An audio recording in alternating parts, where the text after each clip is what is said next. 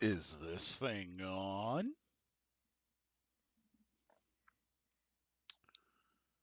All right. Good evening. Good evening. Happy Thanksgiving to all. And welcome to another Carolina Panthers Talk live stream brought to you by Blitzball Champ Gaming here on the YouTube, the Tube, and the Facebook. I'm your host, Blitzball Champ Jason Ingram. Hope everybody's day has been awesome and special and memorable. And I hope that everybody continues to count each of your blessings and keep in mind and embrace all those things that you are thankful for on this Thanksgiving Day. Um, it's been a great day of great time spent with family and friends, as well as some good eating. Of course, got to have good eating. But I wanted to get on here for a little bit while I have the opening because I'm going to be traveling throughout the weekend. Going to be at WrestleCade, so looking forward to that. But wanted to get on here and preview this Sunday's Week 12 matchup as the Carolina Panthers are back on the road to take on the Tennessee Titans.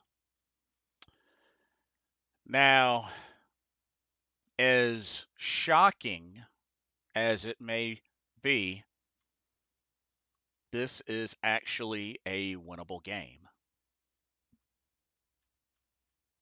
As shocking as it may be to admit that, this is actually a winnable game.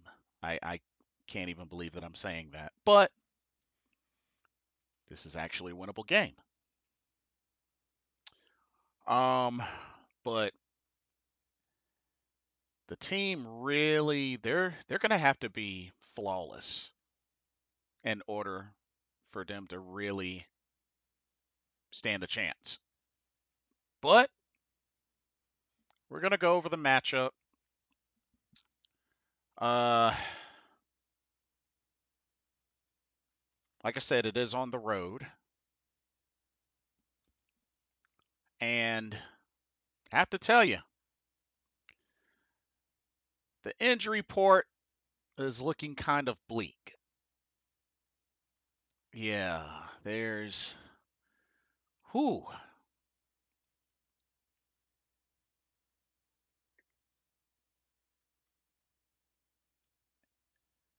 Let's just say that it's going to be tough. It's going to really be tough. But we're going to talk about it. We're definitely going to talk about it. But anyway, Panthers at Titans. Of course, the Carolina Panthers have yet to win a game on the road. ESPN matchup predictor, 61.4% chance the Titans win, 38.3% chance the Panthers win. But like I said, this is a winnable game. As crazy as it may sound, this is actually a winnable game. The injury report, I do have some concerns. Definitely have some concerns. Unfortunately, Austin Corbett is back on IR. Yeah, that's one of the big bummers. One of the really big bummers as Austin Corbett, word is he re-injured that knee.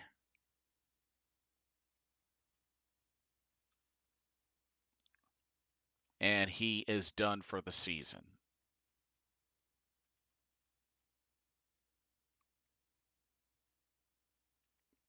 But it's not the same ligament. So it's a medial collateral ligament uh, damage.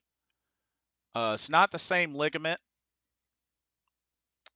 but it is the same knee. So to be honest with you, I really I have no idea what his recovery time is going to be, but he's going to miss the rest of this season. So only played 4 games this season, but yeah, that's going to be a big loss, a big blow to the O line.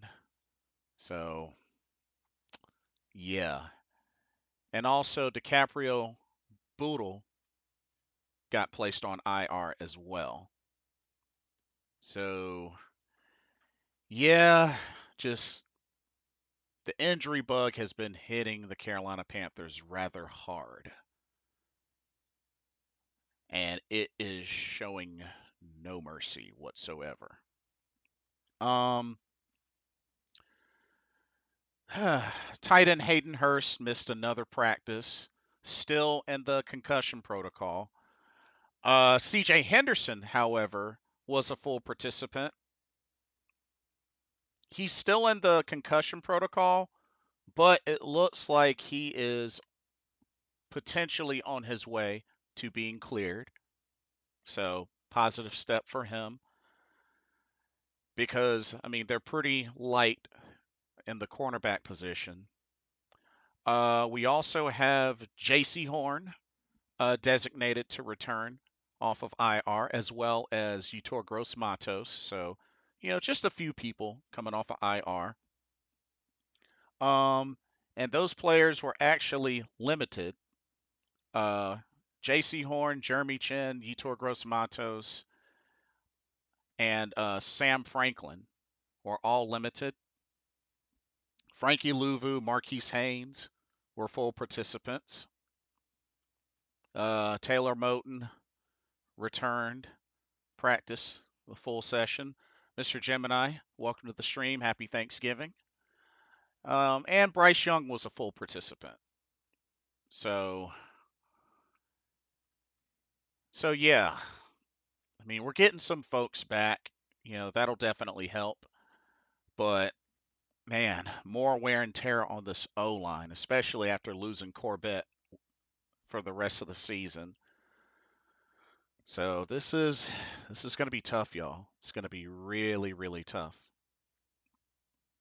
Uh, hey Corey, having tech issues on my end, trying to get the video up. Sorry for the delay. All cool. I just started, so take your time. Take your time. I just started. You're good. Um, Now as far as the Titans, let's take a look at the Tennessee Titans injury report. I don't think they have much on their injury report. Let's see. So I know cornerback Caleb Fairley is still out. Um, Chris Hubbard, offensive tackle, is questionable. Kayvon Wallace, safety, questionable. Safety Terrell Edmonds is questionable as well. Offensive tackle Andre Dillard is questionable. Luke Guilford at linebacker is questionable. And Traylon Burks at wide receiver is questionable, but he was a non-participant today. So not really a whole lot on their injury report. Mr. Gemini said some guy on the sideline just got hurt in the Seahawks 49ers game. Oh, really? Uh, Coaching staff or player wise? Did you catch who it was?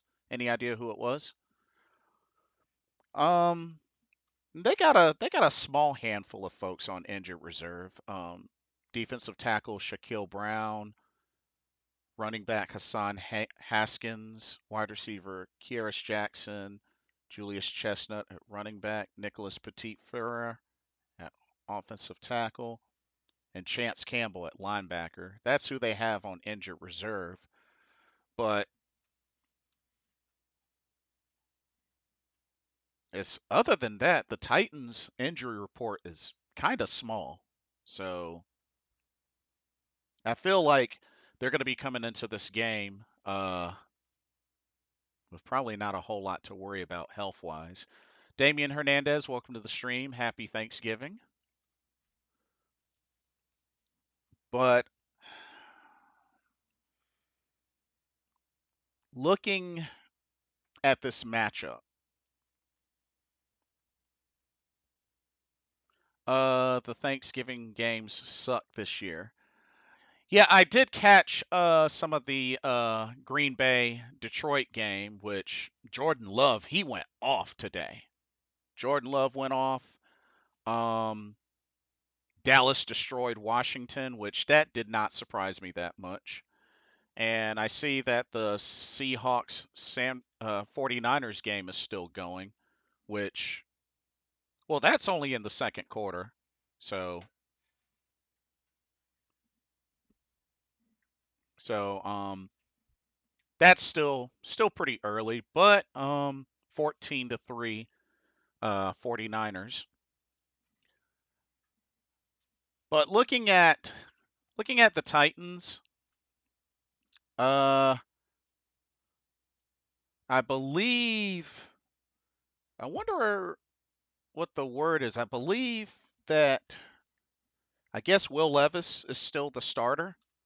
So I'm expecting Will Levis to be the starting quarterback this Sunday. Of course, two notable folks to keep an eye on. Of course, running back Derrick Henry and wide receiver DeAndre Hopkins. Those are pretty much the two main offensive weapons to really the defense got a lockdown on. Derrick Henry, DeAndre Hopkins. So they're definitely threats to our defense. Um, Derrick Henry right now 663 yards rushing, 4 touchdowns. And I wouldn't sleep on Tyjae Spears as well. I wouldn't sleep on him. Could see him in the rotation.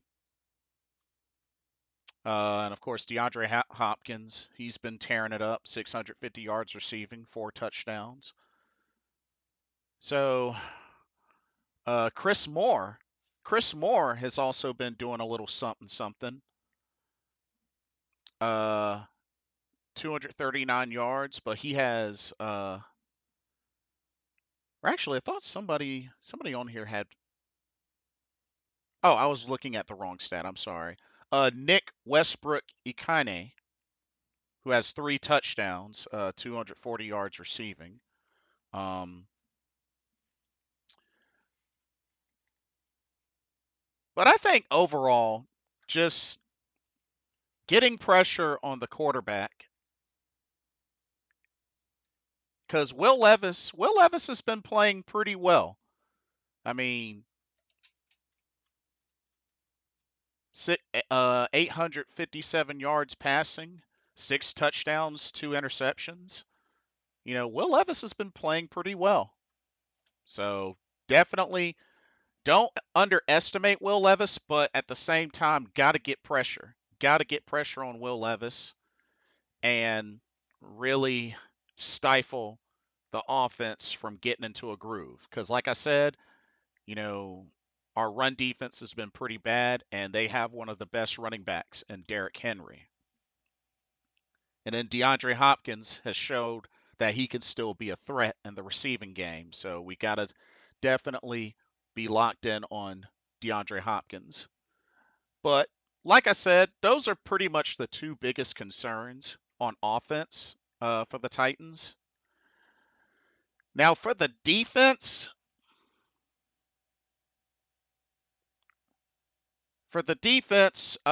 Jeffrey Simmons, definitely a name to look out for. Jeffrey Simmons at defensive tackle, he has 4.5 sacks. Also, Harold Landry III at linebacker, he's got 5 sacks. So those are two names to keep an eye out for. Of course, they got,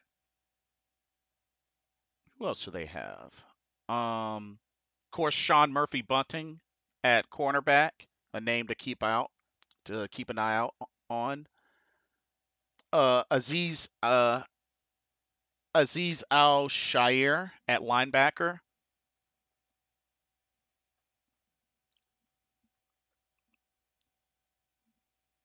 Damien says D Hop hasn't had a good season. I mean, yeah, he's got something here and there, but still not the same D Hop he was when he was in Houston. Ever since he was traded to Arizona, he's had a downfall. Yeah, but he's still a threat. Let's not kid ourselves. He's still a threat. He's still a threat.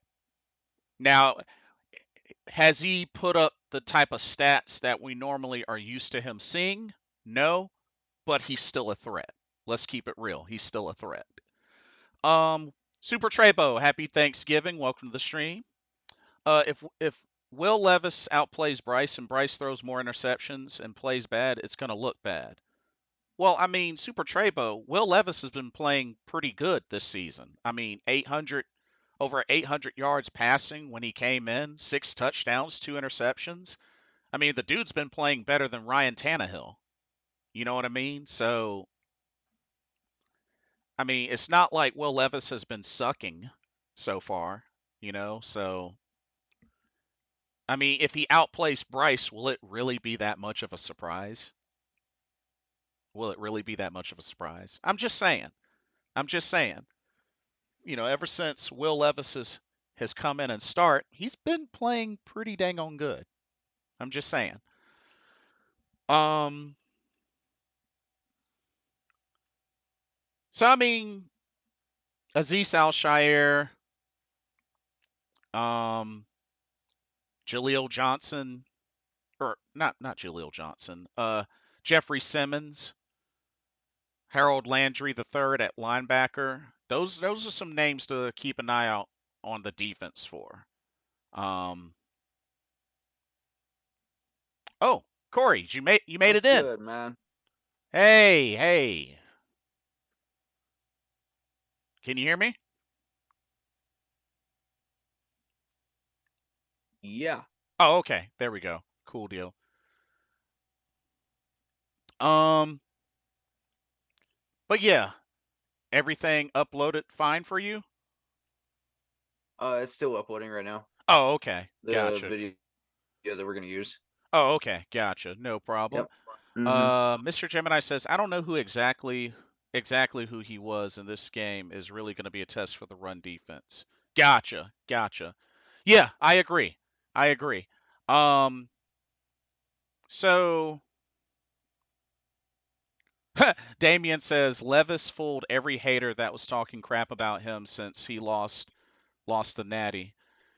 Well, I mean, hey, I'm all for it. I mean, the dude's off to a good start.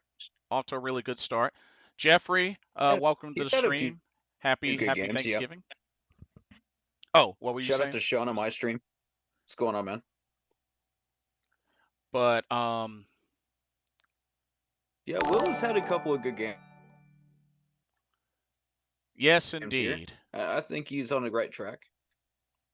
Yeah, agreed. Hey, Pastor Ken, thanks for the like. Much appreciated. Um,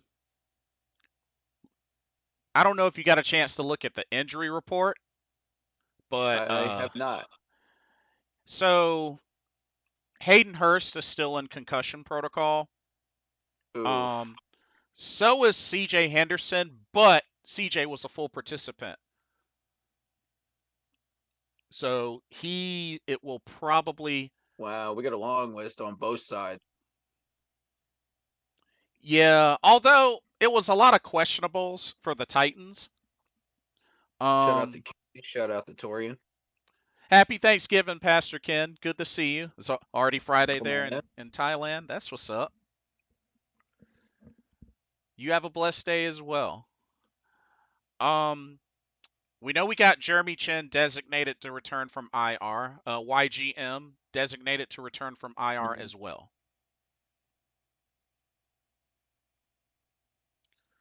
But I don't know if you heard. Most of these look like full practice players on Thursday for the Titans. Yeah, yeah, for the most part. And We only had one limited practice for J.C. Horn and YGM. right. Um, Also, so Austin Corbett is back on IR and he's out for the season. Pretty much he tore a different ligament in that knee, that same knee. Man, Yeah. So, we just can't get any luck with this stuff, man. The injury bug just is doing nobody any favors. And I think somebody told me that Green Bay had a ton of injuries too. I yeah, forget who it was, but yikes, man. yeah.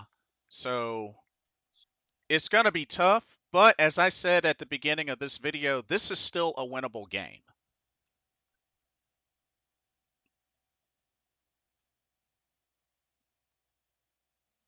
This is still a Yeah, I would winnable agree game. with that. Um And oh, go ahead. it's one of 6 winnable games, possible winnable games that we have. And I mean, I was running the simulation, and I'll show you guys the video on Blitzball's channel later on during the stream. But I think right now our chances are better of taking the division than getting that wild card spot. Uh, um, I could see this division balancing out, but it's going to take some work from the Buccaneers. and and the Bucks against the Saints, I don't know. I can see the Falcons splitting with the Saints. That's possible. That's happened in a number of years. But I don't know about the Buccaneers. Um I got a lot of questions there. I mean, it's going to take a lot of factors and a lot of the other teams losing. That's if we get our act together and we actually find an offense. Yeah, no kidding. Super Trebo says, I'm not gonna lie, Jason, I've totally checked out for the season. Did not watch a single Thanksgiving game today and could care less. Lions lost Thanksgiving again. It's the same crap. Ready for the off season now. You done checked out already, Super Trebo? Come on, dude. What the heck? And here's the thing, the Lions have been playing really well. I actually favored them to win over Green Bay today. And Yeah, but they did. Jordan Love went off though. He went off today. Hmm. Like I was actually really surprised. I did not expect him to go off like he did today. Hmm. Cause I mean, he had Yeah, same. he was 22 of 32, 268 yards and 3 touchdowns. Wow. Yeah. Big boy ballin'. Uh Shout out to Taylor Hales. Jeffrey says, dang, CMC second touchdown. Oh, how is CMC doing? Uh-oh. 12 Really, carries, really well. 12 carries, 74 yards, 2 touchdowns. Not Oh surprised. my goodness. This dude's balling out already. Good luck. Oh, Debo Samuel even got a rushing touchdown. Uh-oh. Ooh, Geno Smith is playing terribly. 2 of 6, 14 yards and an interception. Jeez. That's the old Geno Smith. And if you've been watching Geno Smith over the years, that's the old Geno Smith. Like he is just pure trash in the old days. Yeah. I mean, somebody's been working with him, but I don't know who. And for some reason, recently he's been doing okay, but he's had a couple of good games recently. But I don't know. I'm not buying into Geno. I'm sorry. Hmm. But let's talk a little bit about the surprising Will Levis. Dude has been actually playing pretty good and actually better than Ryan Tannehill right now. Yeah, and all you're gonna hear about is, oh, we should have drafted Will Levis. Oh, we should have drafted C.J. Stroud. Oh, we should have drafted XYZ quarterback. You fill in the blank quarterback, because these are all the Bryce haters. Okay, Will Levis has what, 2 good games, and then everybody's just like, oh, well, why did we draft Will Levis? Sam Howell, same thing in Washington. Oh, why did we draft Sam Howell? It's like, these people just don't stop with the hate on Bryce. Like, let the man breathe. Let him develop. And Well, even Greg Olson said you can't compare this right now. You can't compare it. Let him develop. I know this offseason they're really going to need to make a better effort of building around Bryce. Otherwise, he's not going to have a shot. Even Steve Smith put out a clip about it too. Let the man breathe. I mean, Yeah, he's in a pretty rough situation. people are going to be how they are about this, but I mean,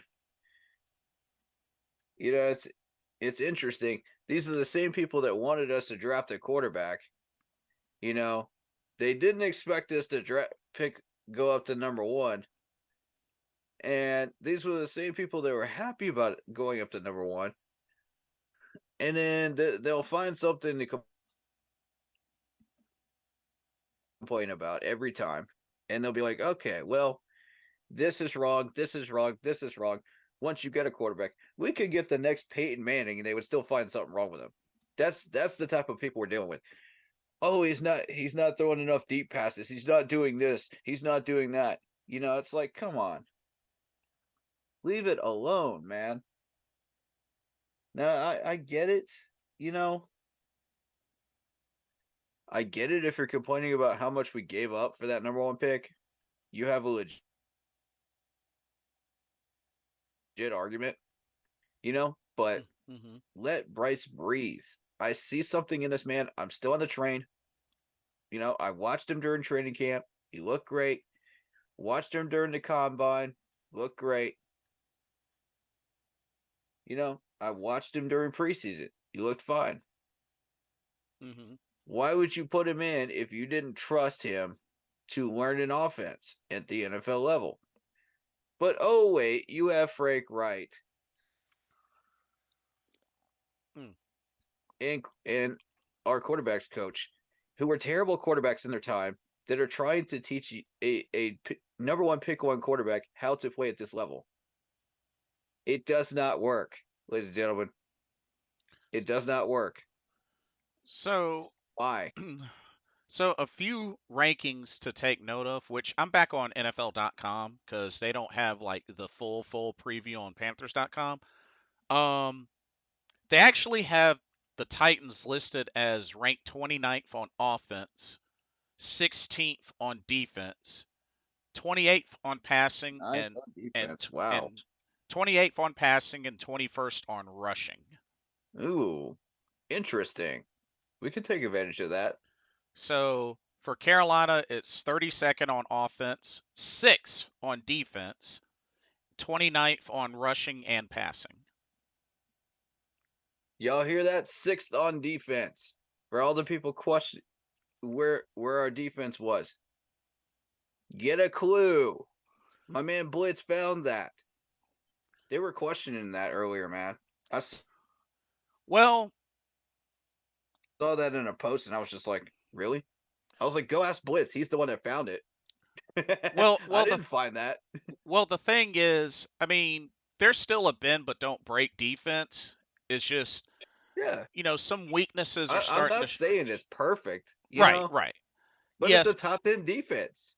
yeah. Some weaknesses are there, especially with the run defense and the pass rush.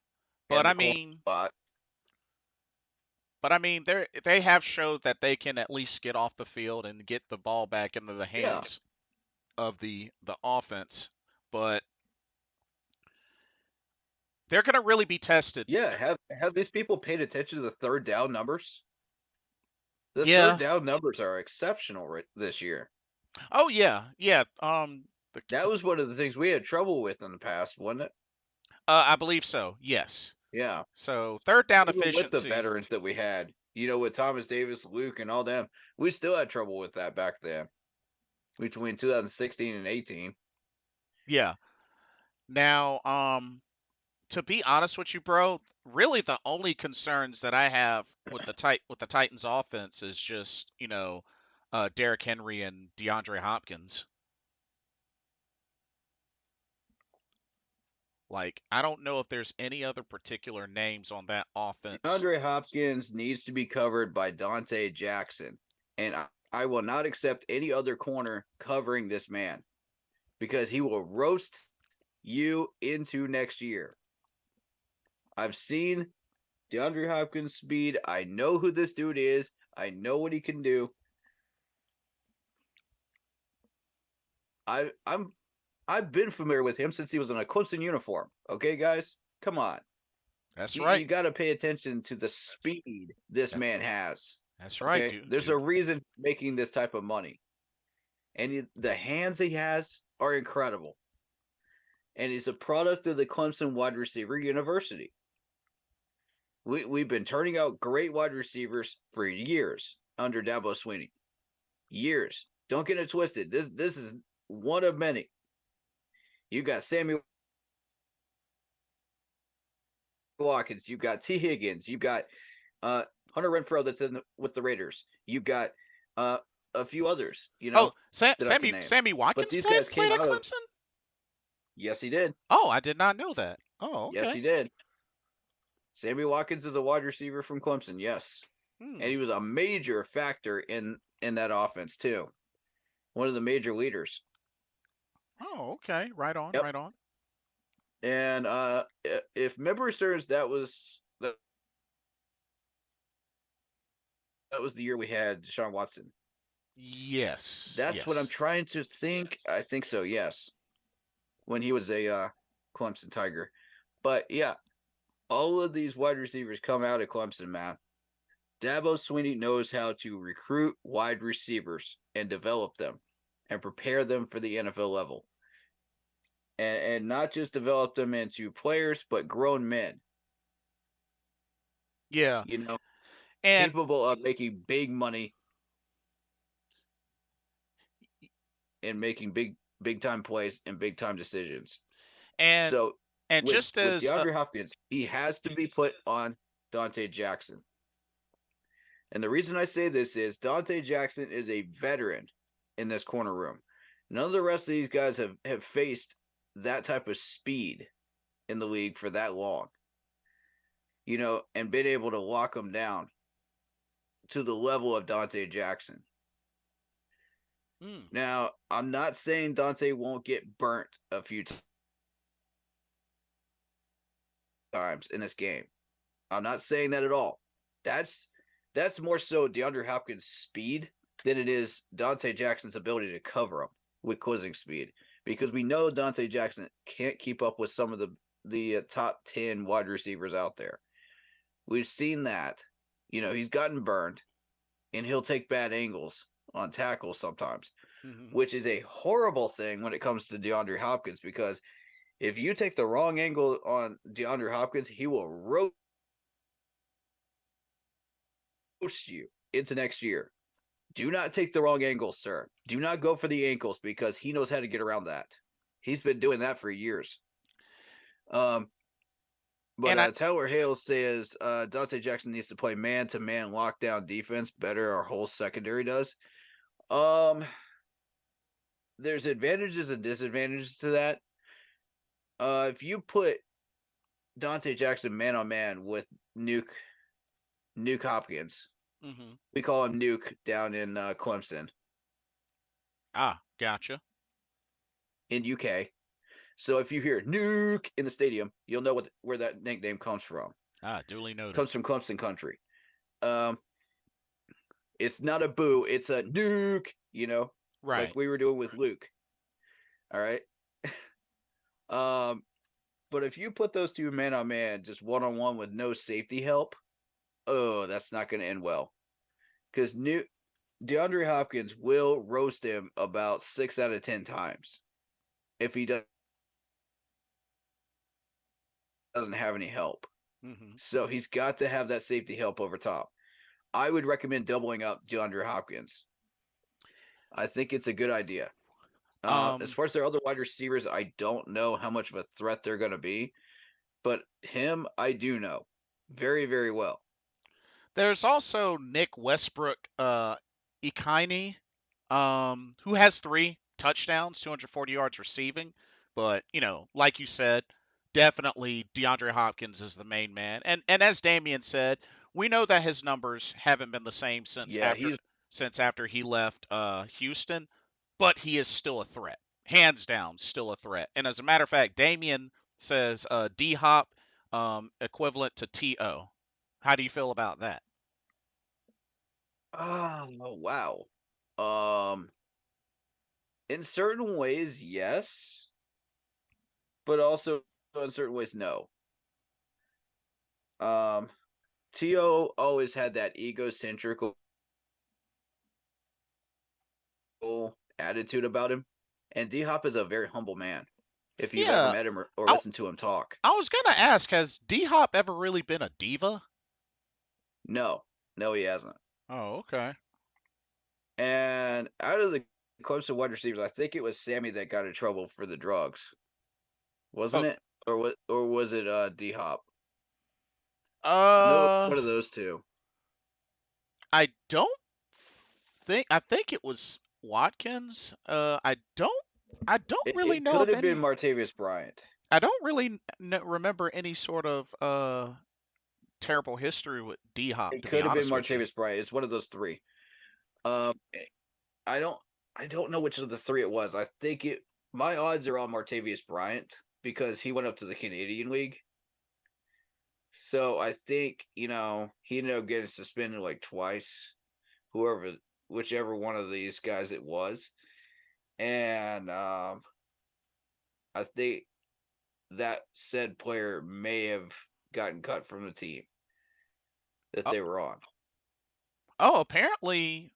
Oh, I didn't know he was a Christian. Apparently, he was a Christian and got baptized one day after practice at Clemson back in 2012. Who was it? DeAndre Hopkins. Oh, nice. Very nice. Jeffrey Um, says the 49ers are killing it right now, and Damien says, "Oh, D Hop had failed a drug test once." yeah, D Okay, Hop. It was D Hop then. It was D Hop. gotcha, I remember that going around the news viral. gotcha. Thank you for confirmation, Damien. Yeah, thank you for that. I knew it was one of those three. Okay, And said player got in trouble for it twice. I see. Yeah. And got in trouble with the league. So my Georgia Bulldogs have good receivers too and running backs. Yes, they do, Tower. They're looking real strong in this new draft class, man. That's coming up. They're going to get a bunch of NFL scouts down there in Georgia for this last game. And I'm suggesting that they should have sent a bunch of NFL scouts to that Clemson North Carolina game because that was a defensive showcase for the Hmm. entire first half. If anybody was watching that, man, these two were just going back and forth defensively. Hmm. Um, And I was just impressed that North Carolina had that much talent coming up the vines. So we'll see where some of these guys end up.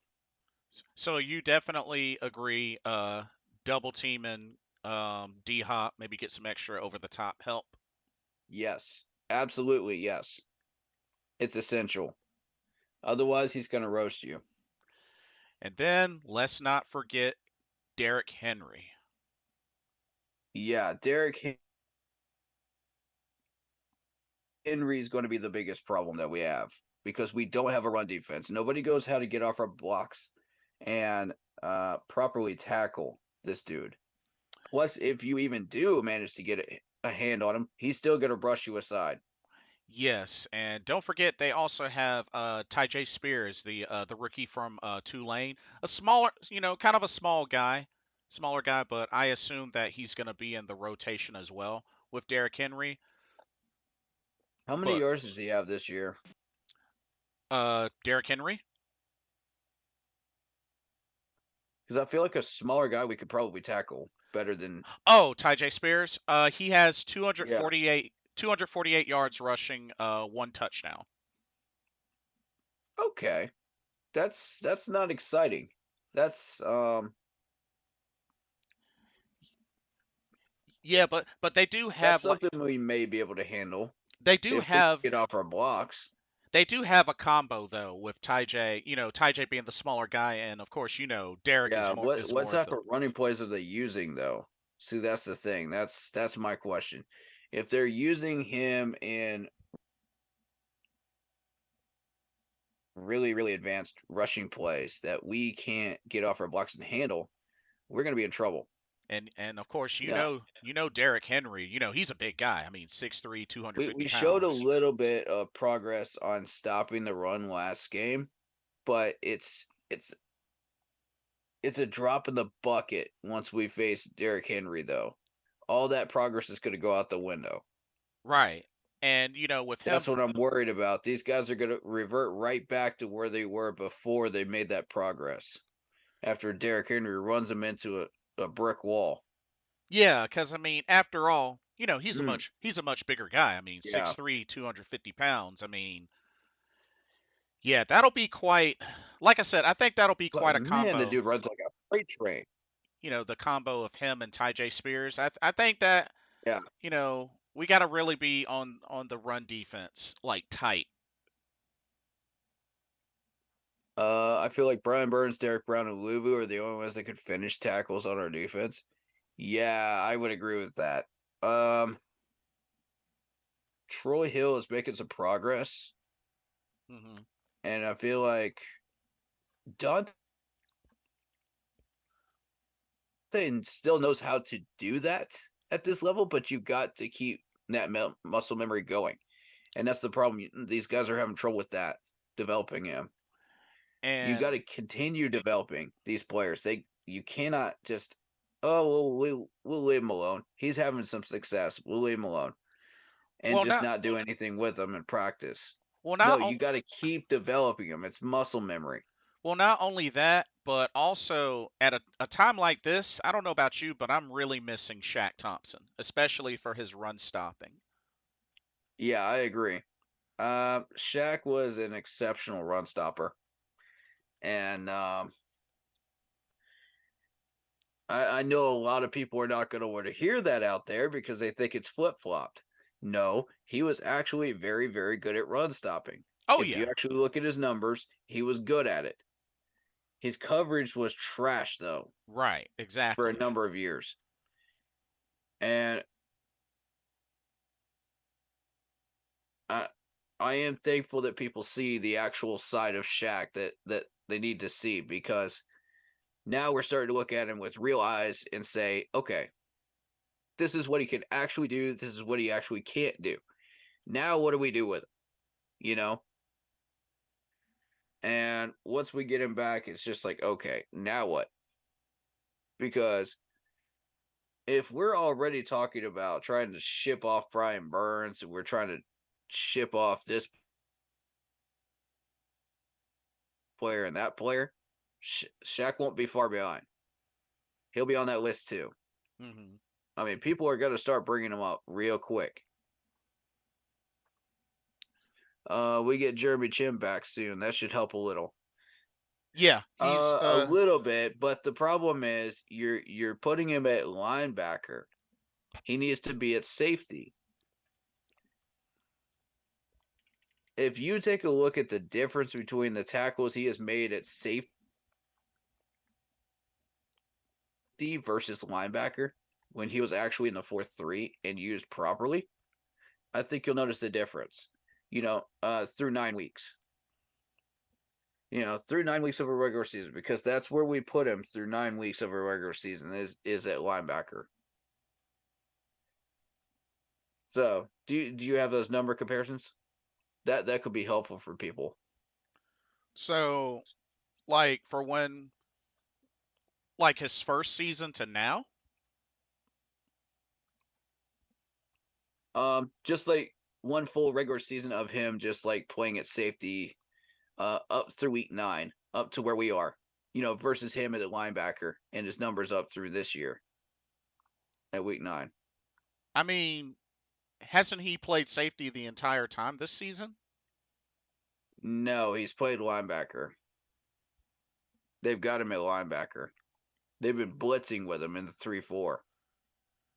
Huh. And people were talking about moving him to linebacker, and I'm just like, no, stop taking this man out of his niche. Here's the thing though. I believe that spot was where he played his rookie year though. Yeah, If I but remember correctly. the coaches decided and realized that's not his niche. So once they figured out that's not his niche, oh, safety is his niche. Let's put him back there. Watch the results that happen after that happened. Nasty results. This dude is a beast back there at safety. And you're taking him out of that niche for what reason? For Uh what reason? To put him at linebacker again, where he wasn't his rookie year, where it's not his comfort zone. You know, you're handcuffing him, and I don't like it. I've been pushing back on that since he actually got here, and I'm still pushing back on that. yeah, I don't I don't approve, I don't see I don't see anywhere and that that's Frank. Frank decided this was a good idea. I don't see Either anywhere where they Frank have it or Jaro. I don't see anywhere that they have it split. Oh, Um, well, just do because I know per game. what's that? Just do it through games. Um, So for this season specifically,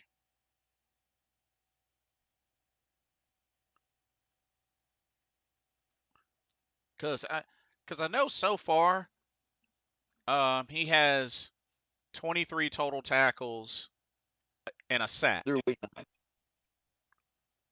Okay, those numbers are through week 9 at linebacker. Now, what do his numbers look like for a full season at safety? So I guess an example of that would be like maybe last season. Mm-hmm. 70 total tackles, a sack, 6 passes deflected. Mm-hmm. And that's in a bad year, ladies and gentlemen. Yeah, a year where he That's in didn't a even bad year with Matt Rule. where he didn't even play a full season because he only played 11 games uh, last year. Mm-hmm. Mm-hmm. Imagine if you have him at safety under a Jaros defense. Even with the 3-4, those numbers are going to look great. I'm trying to tell you, folks, stop taking these players out of their niches. Put them where they belong, and you'll see results. And the interesting thing You're, is, in college he played both safety and cornerback. Thought that was interesting. Yeah, he played safety and yes, he did. cornerback So, I in mean, if college. you need him at corner, he can play corner. I would be okay with that. If you decide to put him at corner, I would be okay with that because we have a corner deficiency right now. We really do need to help over there. But linebacker handicaps him. He's not doing it half the stuff he usually does at safety. He's not able to free roam. He's not able to make those tackles that you need him to make. Therefore, a lot of these players are slipping past him, slipping past him, slipping past him. Why? Because he's in the wrong spot. He is a baller, and you are taking that baller status away from him. Hmm. It's not right. Um, That's one of the major changes I was questioning when Jaro came in. I was just like, what is a Jaro doing? This is not cool. You know?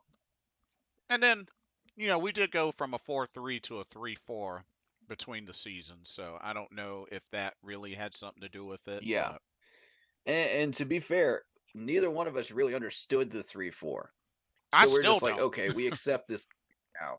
I still We don't. Yeah, I still don't either. We still got a lot of knowledge that we need to get defensively. I'm an offensive minded person. So I know a lot of the offensive plays, the wheel route, all of that, Hmm. you know. So I'm very versed in that stuff. Um, but defensively, I got a lot of learning to do. And if anybody really understands defensive stuff, please do PM me. Please do DM me. I am willing to have a conversation during the week, and we'll sit down and chat. We'll learn, Hmm. and I'll get Blitz involved as well. We'll learn some stuff together. So speaking of defense, Um, gotta take a look at the Titans defense and the names that stand out. Jeffrey right. Simmons, defensive tackle up front, who's a two-time Pro Bowler. Um, Aziz Mm-hmm. Al Shair at linebacker, who has been Yep. racking up tackles like crazy. Yep. Um, and outside linebacker Arden Key. Um, he has 34 quarterback pressures this season. Ooh. Yeah, like, and you know how badly we're hurting on Interesting. offensive line, and this dude has 34 quarterback pressures, leads the Titans in quarterback pressures. Wow. Yeah. So, If I see Zavala put in one more time, so help me, I'm gonna go up to the stadium myself with a picket sign. well, hate to say this, but right now he is, according to the ESPN depth chart, it's Icky, Zavala, Bozeman, Mays, Moten. That's it. I'm going to go get my sign ready. I mean, Are you kidding me? Come on, man. Come on, Frank. Are you really this brain dead? well, here's the thing. Like I don't. with Austin Corbett out, I mean, they probably don't have a choice. Oh my god. Cade Mays is sitting on your bench right now. No, no, no, no, Put no, bro. him in. No, no, no, no, bro. He's in for Austin Corbett. He's in for Austin Corbett. Oh, Yeah. okay. So we got both So what Zavala what and depth do we Mays. have then? We Uh don't have. let's see. We still got Oh Nash my god. Jensen. We still got Nash Jensen. Uh Ugh. I mean, Ricky Lee, but I'll take Ricky him over Zavala right now. I mean, there's Ricky Lee, but he's tackle. I Again, mean, I'll take either one of them over Zavala right now. c- Zavala is awful. like I don't know of another. We need to go out and sign Andrew Norwell right now. Yeah, we Not pass to go. really. Do not collect $200. Sign this man right now. Yeah, we really need some help. I mean, Frank, don't be an idiot. because if That we Austin all know that you because if Austin Corbett is out for the are. season, Go sign this man. we need to bring somebody in, especially with Austin Corbett being out for the season. So, We haven't even given this man a courtesy call to see how he's even doing. Why? For what reason are we still doing this garbage? let me see This is so something. frustrating. Will we fire Frank right after 1 year? Yes, Tyra. Let We me take should. We should be firing him now. let me take a look at Spot Track currently cuz I want to see, I want to get an idea of. Why do we always get receivers that can't really catch? Because they're not being developed correctly. We're getting receivers that can catch. I mean, they've proven that in other cities. Detroit, Minnesota, Chark and Thielen have proven to you they can catch. This is true. They can catch anywhere but Carolina for some reason. Oh, gee, that doesn't sound like a coincidence at all. Now, does it? Every player that we bring through here has been underdeveloped in Carolina while they have been here. Prove me wrong. Even Cam Newton. Even Cam Newton was underdeveloped here. This is Prove this me is true. wrong.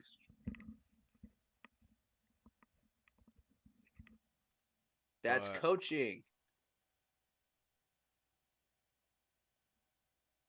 yeah, I mean, let me So yes, we are justified in firing Frank Wright after 1 year. Yes, this man is the problem. Clearly the problem. He's the infection. But here's the thing: the odor keeps cutting. He keeps causing the open wounds. um yeah, still no new status on Andrew Norwell. He's still available.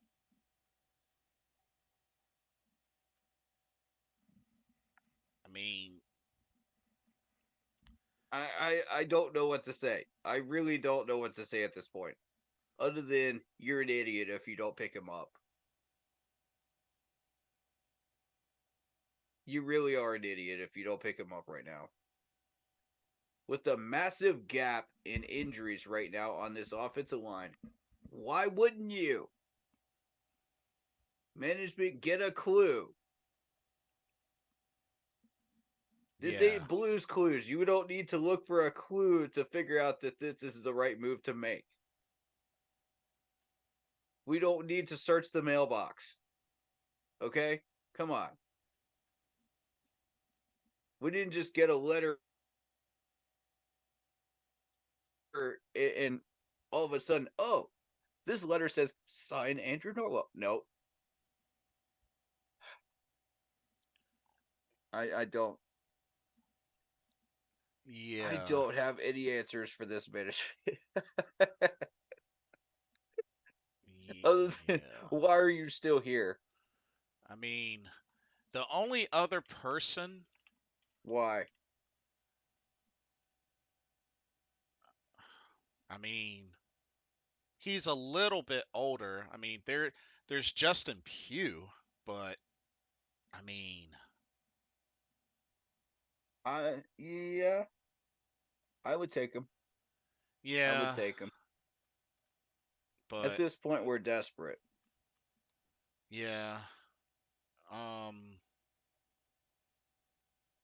And we didn't oh, actually never mind. nobody's going to He's foresee he's on half there. of our offensive He's on line going hold down. on. Never mind. He's on the Giants active roster ever Okay. since October 18th. Never mind. Crap.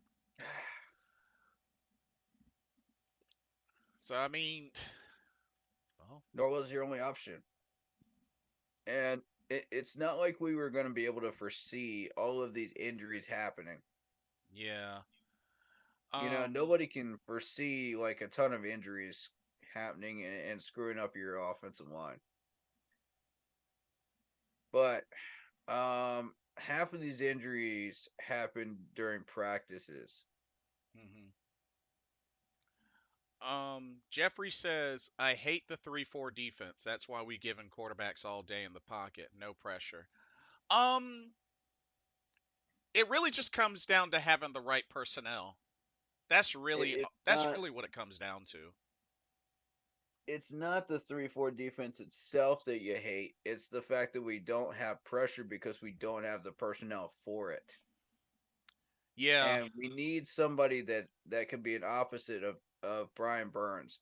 You know, Julius Peppers had Charles Johnson on the other side. You know, that's the type of thing that I'm talking about. If you just have one elite pass rusher, they're gonna center in on that. They're and because they know the other one's not a threat. They can Mhm. one v one him. And he's not gonna do anything. He's just gonna get stalemated at the line Now, because he's an average pass rusher. now don't get me wrong. Julius Peppers did a lot of things that you just can't teach, you just can't coach because he's that type Right. of player. Right. But Mm-hmm. he always had a somebody to complement him on the opposite side, like a Mike Rucker, like a Greg Hardy, Yeah. like a Charles Johnson. And that's why it worked because those two complemented each other. They were both elite pass rushers. Hmm. You need two, not one, two. Yeah, Otherwise, they're going to ignore the other one. and Charles Johnson, he played his whole career with Carolina. So, Yeah. um, interesting post by C3, Cody from C3. Shout out to him. He Mm-hmm. says how the 49ers utilize Brock Purdy is the literal blueprint for how the Panthers should utilize Bryce Young. Put him under center more, utilize a lot of motions and shifts, and run, run, run the football.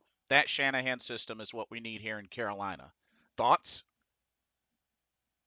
Um, there are certain advantages to the shotgun, considering the types of plays that you can run in shotgun. But again, run, run, run has not done us any good.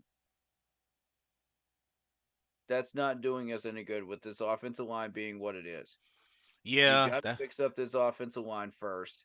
Then you can run, run, run, and then open up the pass.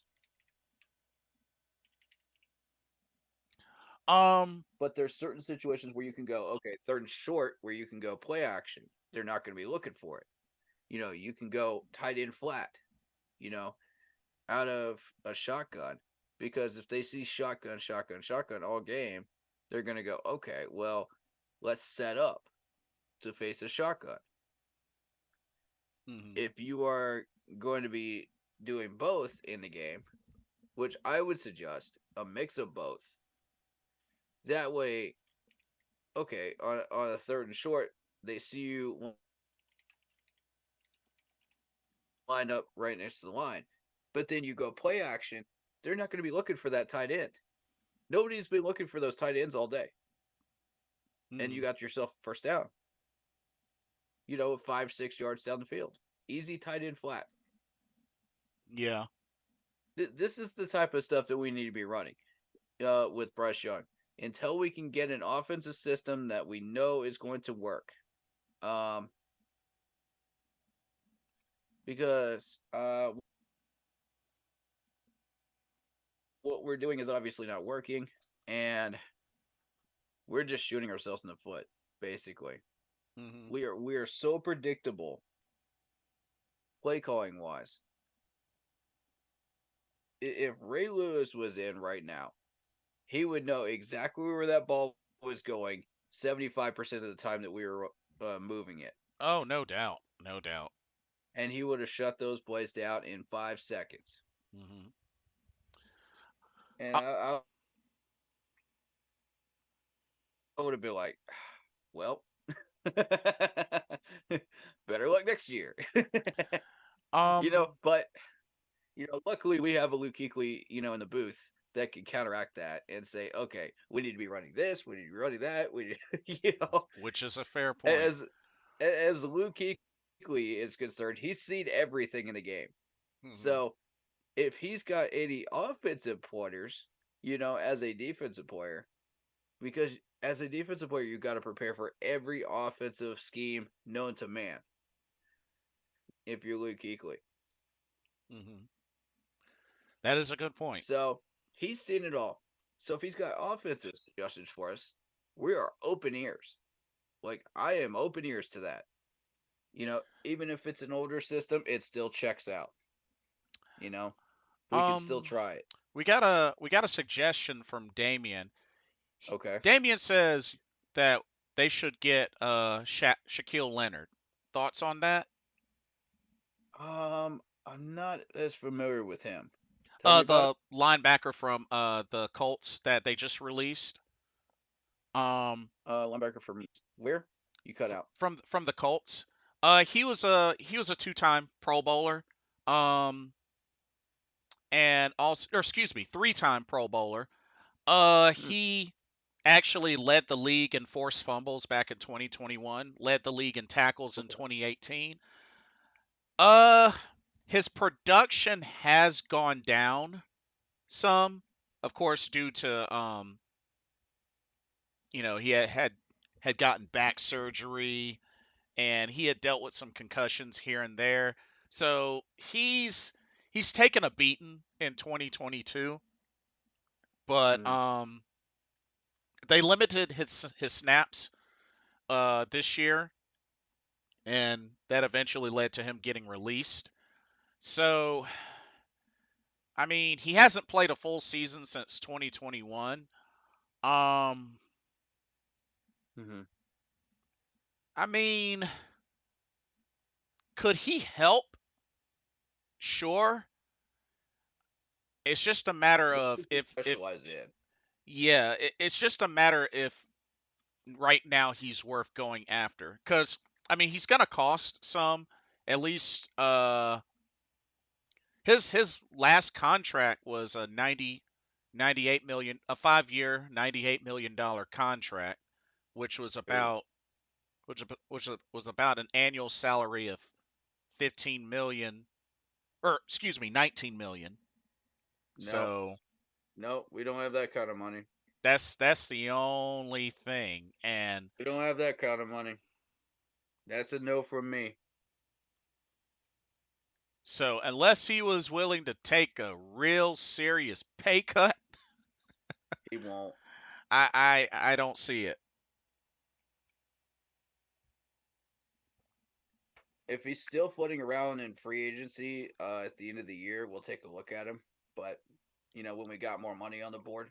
Cuz I know But at the shout same time, we've got a lot of areas that we need to fill as well. So yeah, we can't be spending that kind of money, you know, when we need to fill other spots too. And corner spot, offensive line spot is not going to be cheap. mhm. I'm going to tell you that right now. If anybody thinks that's cheap, go look at the average salaries of these people. Cuz You will not like the results. I know that shout out to Joe Valesco. He had messaged me about it on Twitter. And at Mm, first I was like intrigued, but then once I saw what he was making, I was like, nah.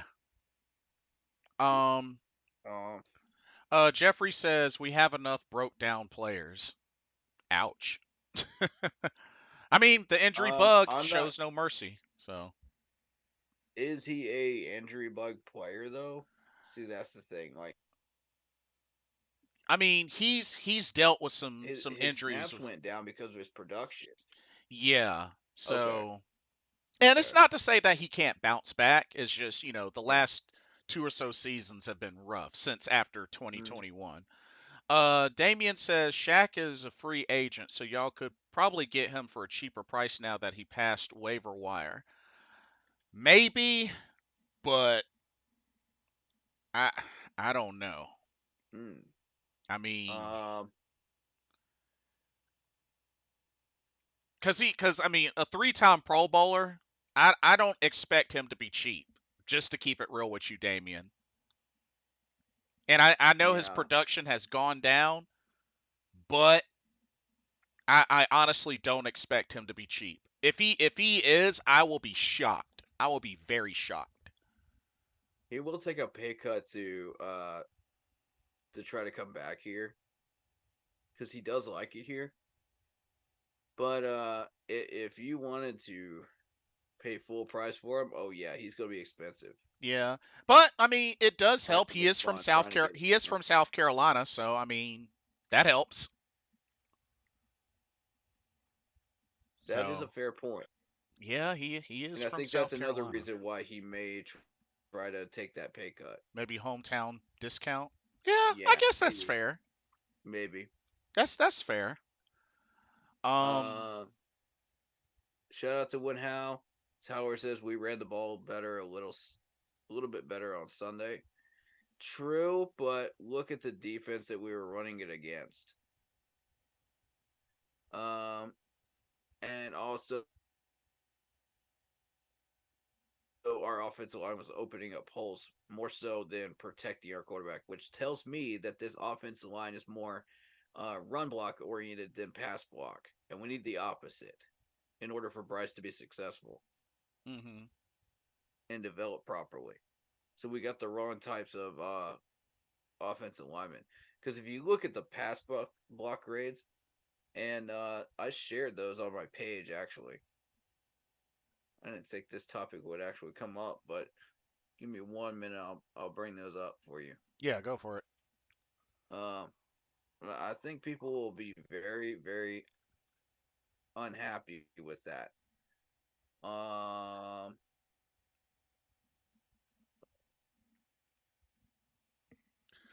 Damien says. Here we go. Damien So said. Hold on. Damien says, to be fair, with his injuries, he played for the Colts. Enough said. LOL. That defense is trash. I mean, that's true. he's got a point. He's got a point. Yeah. Will Icky get better? He's only gotten beat a couple of times. I think Icky did play a couple of good games here recently, but I mean, uh, yeah, going by the eye test, yeah, it's a little bit better. So I'm. let's. I You're think in. Icky. I think Icky started off good, but right now he's going through a sophomore slump. Right. That's my take. All right. Sorry. Um. So let's take a look at some of these grades. We'll start with the run block grades for each one. So for Icky, it's 82.7. For Chandler Zavala, it's 50.2. For Bradley Bozeman, it's 69.3. For Corbett, when he was in, it's 60.3. And for Taylor Moton, it's 81.3. But I mean, that's not a surprise when you talk about Taylor Moton because he was always more so a run blocker than a pass blocker, in my opinion. Hmm. All right, so that passes the eye test for me. Um, Now we're gonna go into the pass block section. This is where it gets ugly. Hmm. And surprisingly, Taylor Moton has a 72.6 pass block grade after week 11 versus the Cowboys. I mean, I think that's really strange considering Mm. the year he's having at pass blocking. That doesn't pass the eye test for me. Sorry, guys. Mm. No, I'm not seeing it. Speaking of Um, speaking of Icky, Icky, Mr. Gemini says Icky is a run blocker and dropping back more than 30 times isn't doing him justice. I agree. Agreed. Yeah, he's always been a run blocker in college, in NC State, and Hmm. now he's still a run blocker. But he's trying to be. They're trying to convert him into a pass blocker, and it's not working. You can't do that. It does not work. If they're naturally a run blocker, they're going to be more successful with the run block. If they're a pass blocker, they're going to be more successful with the pass blocking. It's just how that works. Hmm. If you don't understand that as a head coach, you should not be working with these guys. Period. And James Campen, I got questions for you, buddy. This is your offensive line. What are you just beholden to Frank, or can you actually do some things with this? And go against him. Hmm. Like no one head coach should have this much power to where he overpowers a offensive line coach that has been successful up in Green Bay, a GM who is easily manipulated, and an owner that has hired two bad head coaches so far. No head coach should have that kind of power. That is terrifying. That's like Thanos controlling Marvel. Hmm. You got to stop this. You got to do Uh, something about this. Mr. Gemini says we ran the ball last year and he did great, but So Deontay Foreman was a huge part of that though. We don't have a power running. runner as well. Well, I mean, You also have to open up the holes for these types of running backs too. yeah, you got to be able to create the holes as well. Yeah. Um, I mean, the closest that we have right now to a power back is Chuba Hubbard, but I mean, but our run game has not really been the same, especially compared to last season.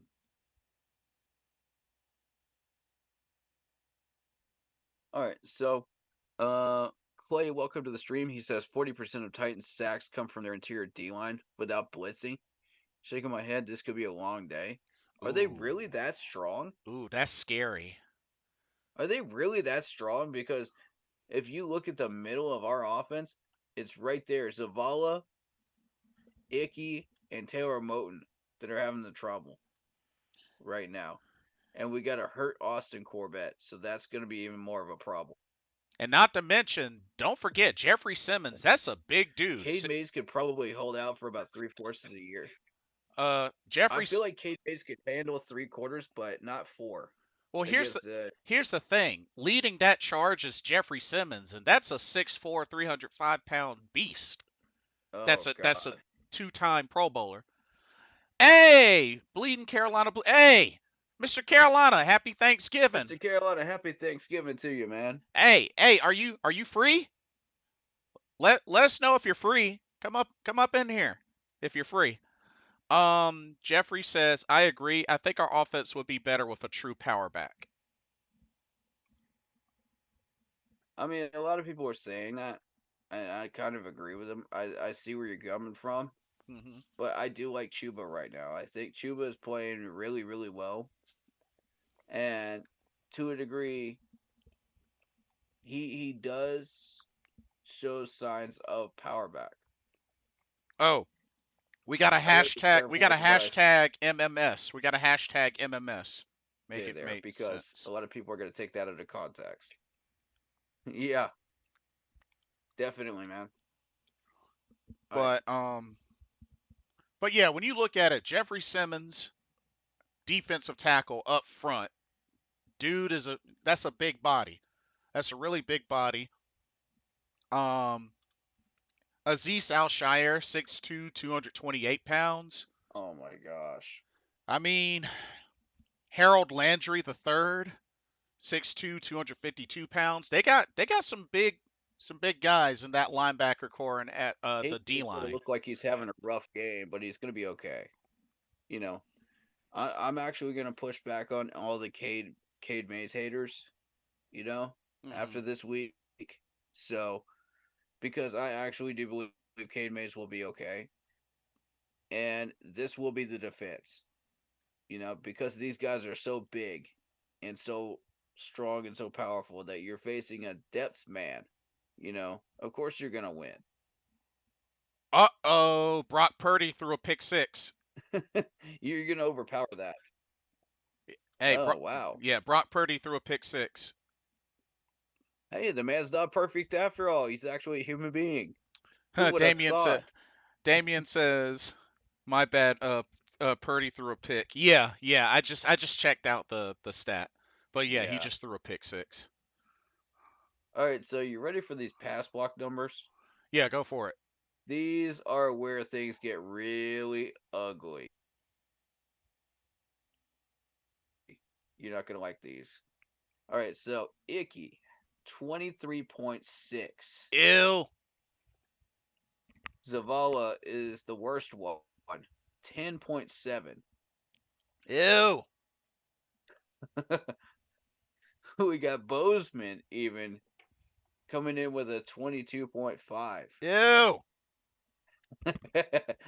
And then you got Corbett, 11.5. ew.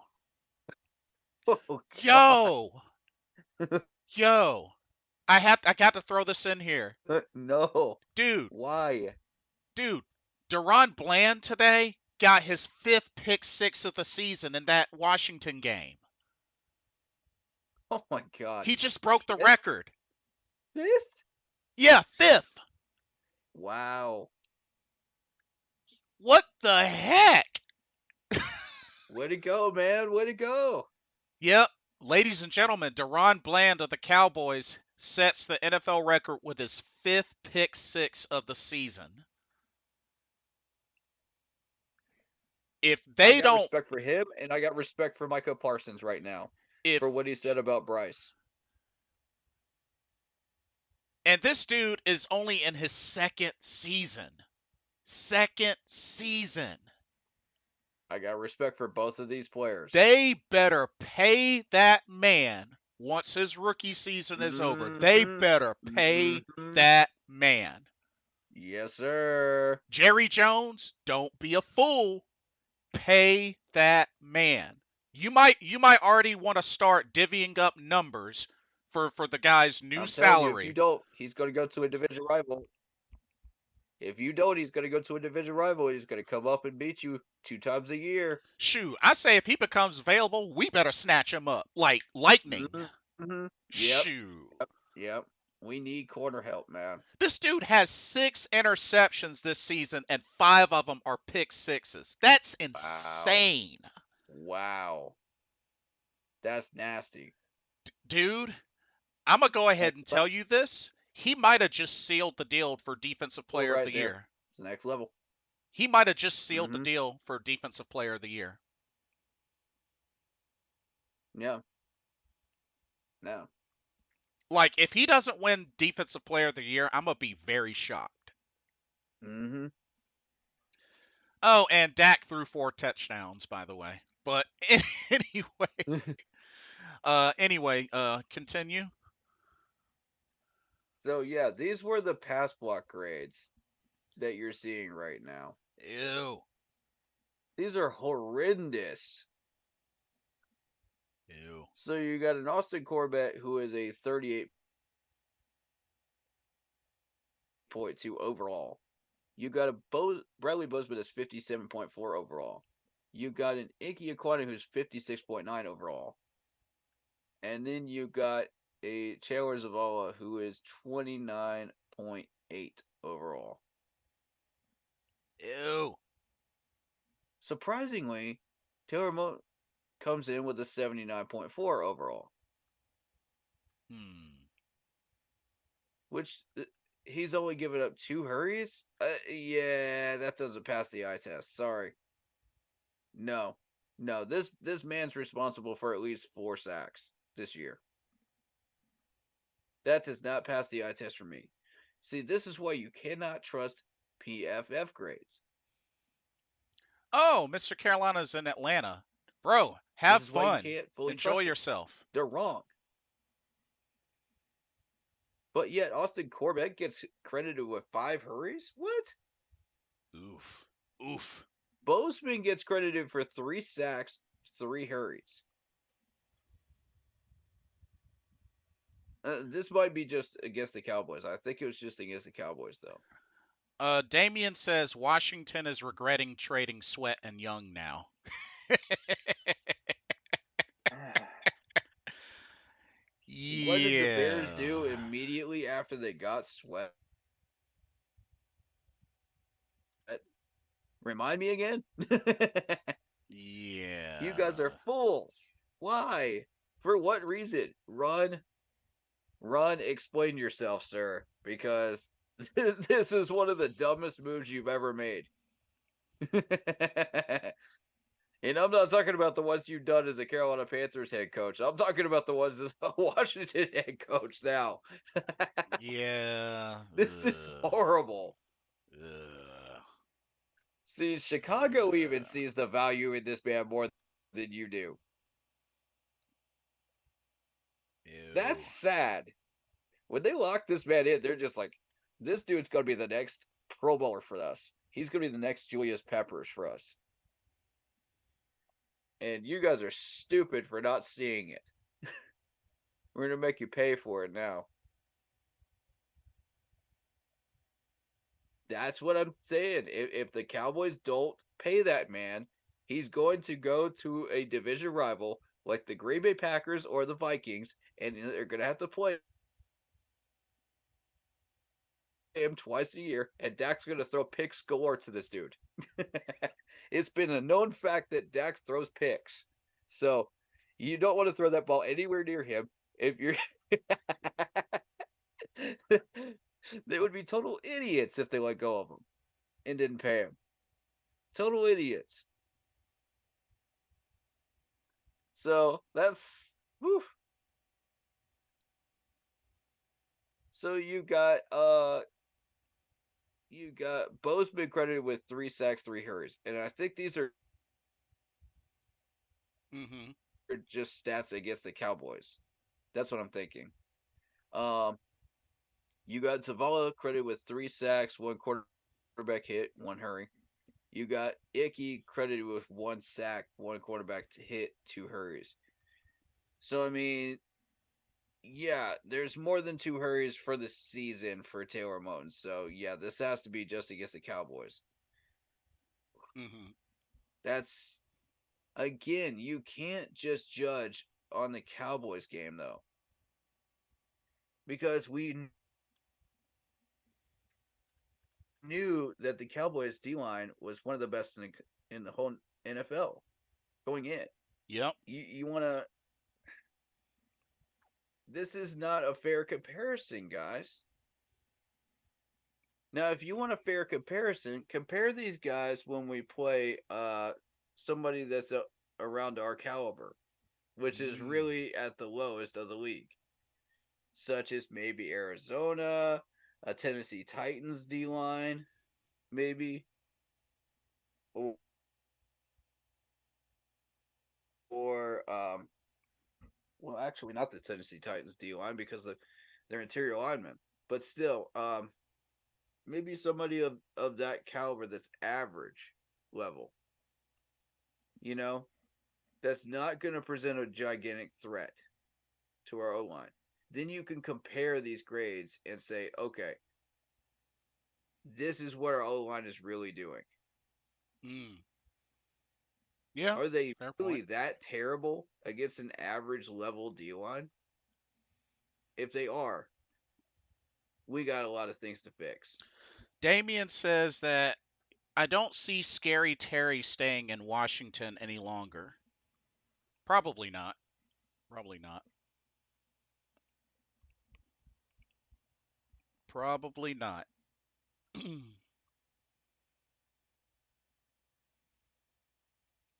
But So we're sitting here on Thanksgiving, and Frank Wright is still here.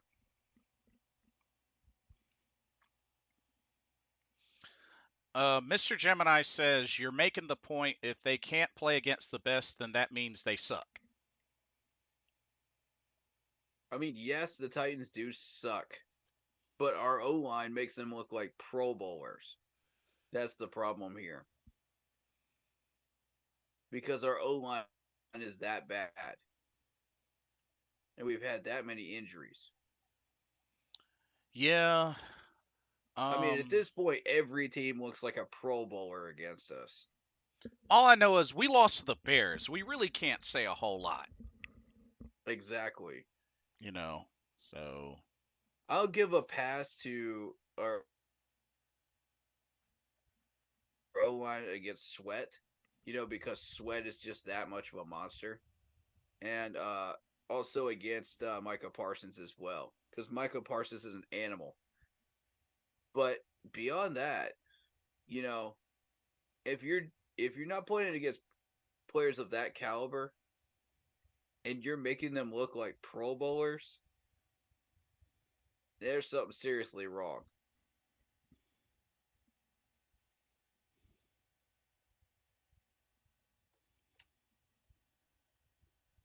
And the Bears haven't had a good D line for the longest. yeah, which is fair, which is a We're fair not even point. talking about Sweat. We're talking about the whole D line before Sweat got there. It was atrocious. Yeah. And they still made mincemeat out of us. That's a problem. Mhm. Oh, I mean, so that's a fair comparison when you talk about the O line versus a terrible D line. That shows us where we sorry about actually that. are. not against a superior Dallas Cowboys team that are pretty much locked up a playoff spot, that are racking up 20 plus point leads on people, not including us. Damien says, yeah, we all daddy, LOL. Okay, no more trolling. No, no, I give it to y'all. Y'all beat us. Y'all did beat us. Y'all Yeah, beat us. I yeah, give it to y'all. I yeah. mean, y'all can have it. I get it. But I mean, 3-8's not I mean, really something to we be beat proud of. ourselves. I mean, 3 and Yeah, 8's not something to be proud of. But I mean, y'all did beat us. Y'all beat us. I give it to y'all. Y'all beat us. A win is a win. yeah, and we beat ourselves in that game.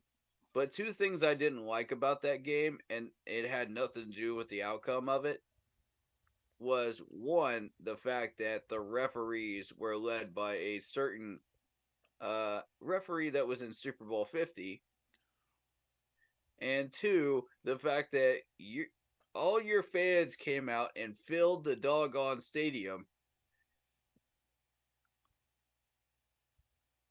Well, when we played you in well, your don't forget. stadium, Well, don't forget which that. tells me that Don't forget this was in Chicago. This was at Soldier Field. that's what I'm saying. Oh. This is cold weather. This is the middle of November. Okay, keep that in mind. Hmm. Now, these fans are not going to come out for a winning Bears team until they start winning. So, if the team is losing, they're not going to come out there. They're like Detroit fans. If they sense a win, they're like feeding hungry sharks. They're going to come out there and they're going to buy tickets in drones to come out there, even if their team is 3-6.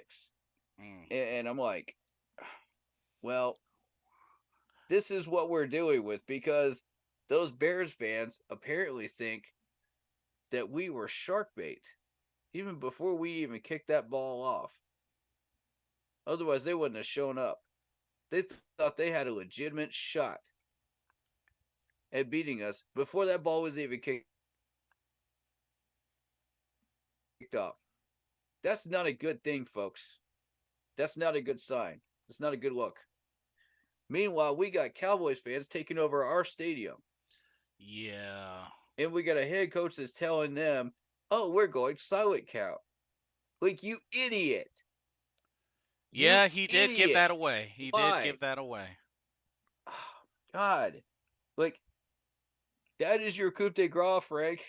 You don't have anything else. That's your ace in the hole, and you just gave that one away to a Cowboys team that's already beating the snot out of you. And the sad thing You is, can't make this stuff up, folks. even with that silent count, Bryce still It ate didn't do a doggone thing. Bryce still ate 7 sacks and still threw a pick six. It didn't do a doggone thing. Half of those sacks were on him, by the Yeah. way, because he held Yeah. on to the ball too long. Yeah, that is But true. the other half were on the O line. Let's be fair. So, You know, there's so many people out there that think, oh, well, we're just giving excuses for Bryce. No, we're not. We're being fair. I will say this. If we go through this Tennessee Titan game and we don't get a single sack, I'm going to really be upset with the defense. I'm going to just go ahead and let you know.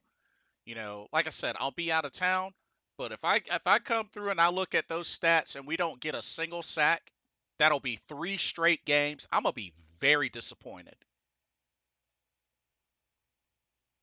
Oof. 3 straight games without a sack. Yeah, Oh that my is God. definitely unacceptable. That is I not agree. Carolina Panthers football. I don't care if we're 1-16. That ain't normal. That's a fact. We used to be known for that. Three straight games without Yeah. a sack? No, that better not happen. That Even better when we not had happen. terrible teams, we were known for that. Yeah. For that specifically. And Shoot. Um. offenses had to prepare for that. Yeah. It's ridiculous. Damien says, "Hey, those ticket prices, including the food, drinks, and gears, are not cheap at all. You have to decide to go to the game or pay the bills. I pick paying the bills." Hey, that's fair. Me too. I choose pay the bills. That's definitely fair. That Chicago game wasn't even worth the free prime that I paid. I got for 30 days. Oh yeah. Oh That's yeah. saying That's something. that's right. You had to use a free trial. Free prime, and it's not even worth that. Oof. like, I can't with this team, man. I can't. What's up, Mason? Shout out to you. But oh my goodness, Oh, that's speaking of which, Damien, Justin Fields is getting his own Funko Pop. cool. Wow.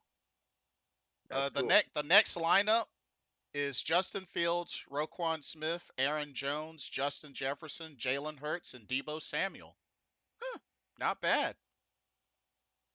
That's Hmm. cool. Yep. Debo definitely deserves his. Yeah. And So does wow, it Hurt. it took this long to give Justin Jefferson his own Funko Pop. What the heck? Yeah, I was wondering about that. It's like what? um, but yeah, dude, like this Titans game, like I said, it's a winnable game. It's definitely a winnable game. Yep. But on offense, Oh, speaking of which, we got to be AMC. firing on all cylinders on offense. Oh, what's that? Oh, is that CMC? Yes, sir. Oh, snap. Very nice. Oh yeah. Oh yeah. Panthers uniform. CMC. Indeed. Love it. It was a gift. Oh, hey, that's a good gift. Yeah. I just figured since we were talking about Funkos. Yeah. Oh, absolutely. Um, if we can get a nice follow up to the run from the last game, because I mean, both Miles and Chuba both got over 50 yards. If we could get a nice follow up to that, that would help. And we gotta spread the ball out. I mean, Yeah. Thielen had 8 Yeah. catches. Everybody else had 2 or less. That's not gonna cut it. Yeah. Yeah. And I I was know, the first one to notice that in the stats, and I was just like, oh my God. yeah. I mean, I know Thielen. That's Bryce's favorite target, and that seems to be what all of the play calling is going to. But they gotta spread it out more.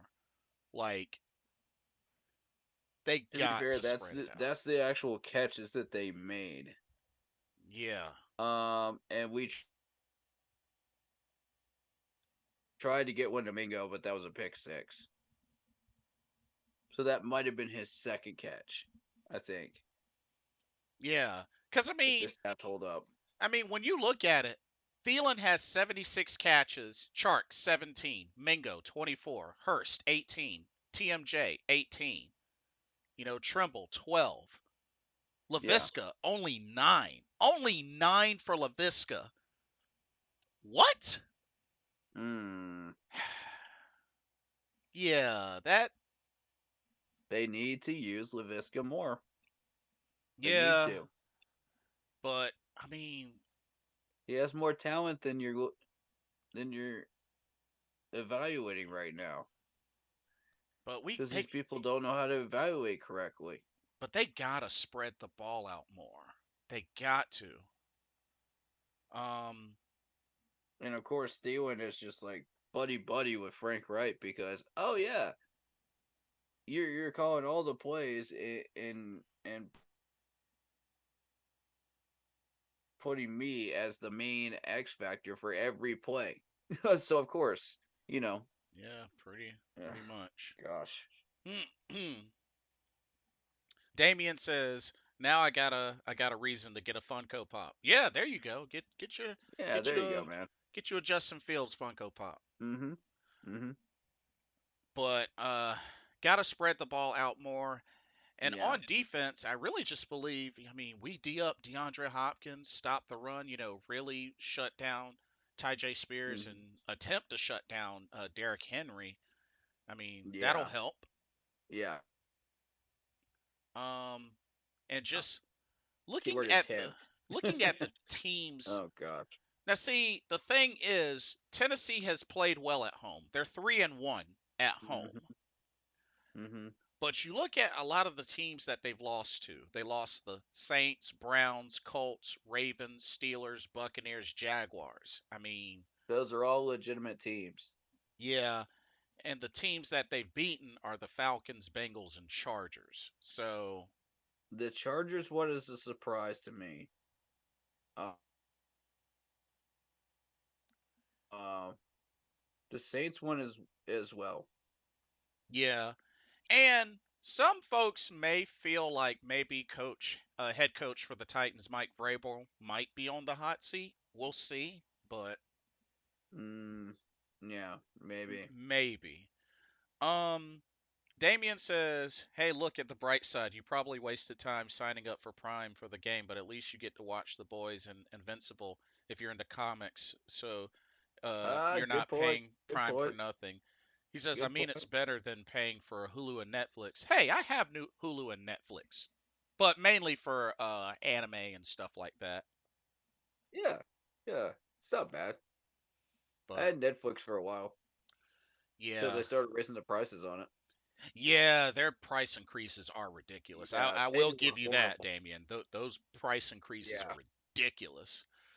Um, but honestly, dude, I mean, I don't really have a whole lot more on this specific matchup. I mean, they gotta get it done. They I'll got keep I'll keep the content going because I got a few things. Um, so this comes from Brian Burns, quoted from him. what you He got. says, "I've been here for 5 years, haven't had a winning season yet. It's tough, but like I said, I'm motivated, and I'm always going to be on my team, and always going to stand by their side. I'm never going to fold or switch." So, what do you make of that? Well, That's loyalty right there. Um, if you ask me, he might feel that way now, but if things don't get any better, I think in due time he'll want out. yeah, I think in due time, if things don't get any better, yeah. he'll want to move on. I mean, two-time Pro Bowler, and he's been with a team hadn't had one single winning season. Yeah, that's nah, nah. Let me see if that video went up. Should have went up by now. The only other thing is they need to get him, and they better not let Frankie Louvu walk. If they let Louvu walk, then I'ma definitely have a bone to pick with Fitterer and Tepper. I'ma have a big old bone to pick with both of There's them. an issue with it. Of course Shoot, there is. I'ma have a What big is old going on? ginormous bone to pick with them. I don't want it in. Why is it in MP4? Because the thought of letting That is Louvu so go, dumb. the thought of Um, letting Louvu go should never even pass through the mind of Fitterer or Tepper or Reich or anybody. Shoot. all right, so I guess I have to keep that open. Okay, that makes sense. Um, so as far as the video, it's gonna be another 20 minutes here. How long is the video? Not long. Oh, okay. Yeah. Um, Uh, speaking to answer the question of do we even have a chance to win the division? We don't. Lost to Saints and Falcons. We we only lost to them once. Here's the thing, and I covered a lot of this in the video that I'm posting up right now. Um, actually, yeah, it should be going up pretty soon here. It's not to tick off. it's not impossible, but it's going to be a big challenge. A big challenge. Mm-hmm. Mm-hmm. Beginning to hate David Tepper. Mason, I mean, I don't hate David Tepper, but I'm just not happy with his decision making, if that makes sense. Yeah. Yeah, Frank's the one I hate, Whoa. and I don't like using that word. Dude, Jackson Smith Jigba just nailed a whopping impressive one-handed grab from Geno Smith. Like, dude literally stretched out like Odell Beckham style and hauled in a nice one-hander. That dude is ridiculous. That dude is straight up ridiculous, though. I've Yo, I've watched him for a while, and he's been impressive. that was impressive. Jackson, yeah. Damien says, "Hey, does Netflix and Hulu give you live concerts like Prime does?" No, so no, no, no. I could care less Mm, about live concerts on yeah, Prime. What? I don't really care about that. I'd rather attend a live concert actually live and in Yeah, person. yeah, me too. Come on, Me what in the too. world?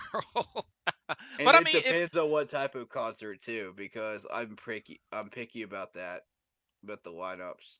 if you like that kind of thing, I mean, more power to you, Yeah, I guess.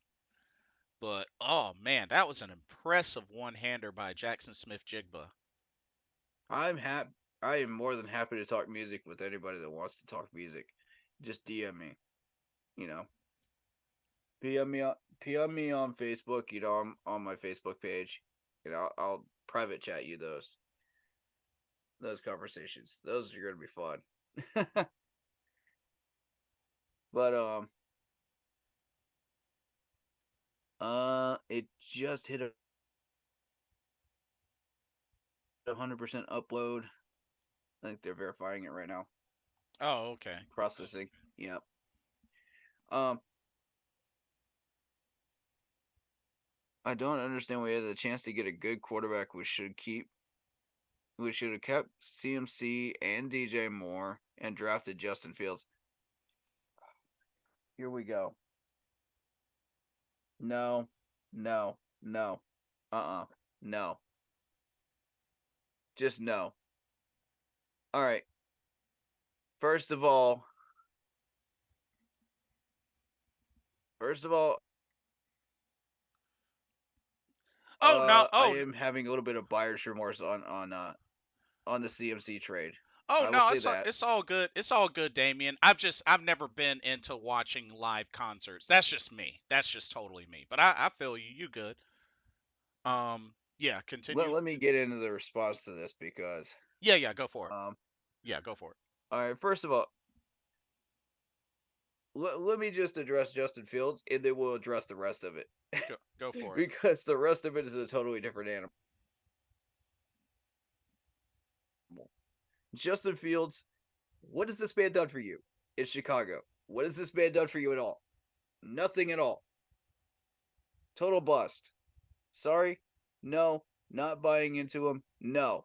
One game does not make you a certifiable good quarterback in the NFL. I mean, we just saw the Division II quarterback just beat us in Chicago. Does that make him an elite quarterback? No, it doesn't. According to some people's logic, it does, but I don't know. Those people, I question whether they actually understand what's going on. You know? But no, Justin Fields has not done anything in Chicago. And having a terrible offensive line in Chicago doesn't help, granted. And a management that really doesn't have a clue as to what's going on to help you fix that team doesn't help. But no, Justin Fields to me is not the answer. Sam Howell, on the other hand,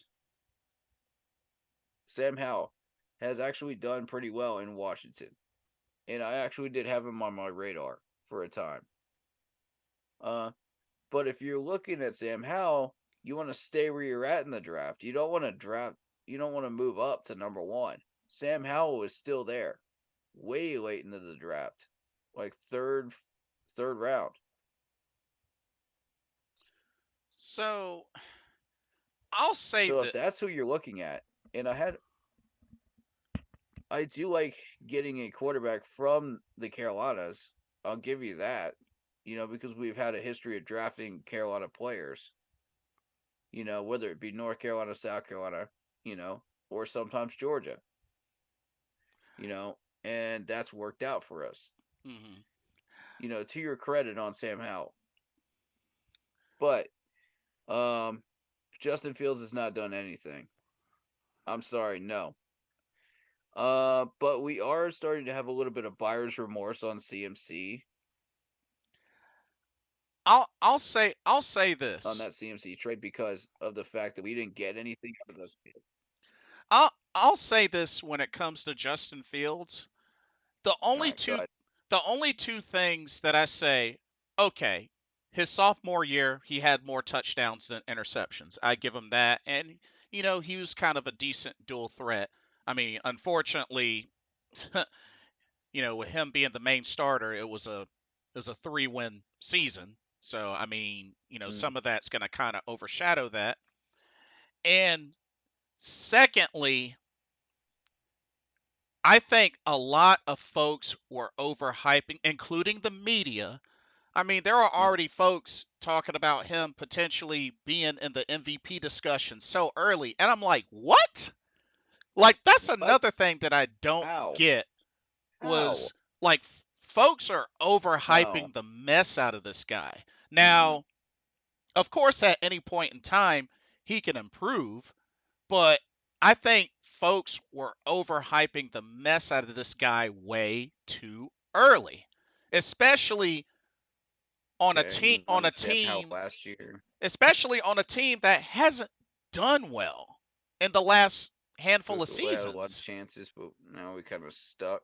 You know, I mean, my whole thing Not is getting that first rounder. like I'm not personally gonna Okay. say I'm not personally gonna say that he's a bust just yet because to be fair, he hasn't really had a whole lot of help. But at the same time, True. Justin Fields hasn't really done anything to warrant him really being at that star level yet. And if you ask me, I'm not even so sure that Chicago is the place where he will be, to be honest with you. I hate to say it, but Mm-hmm. I mean, Yeah.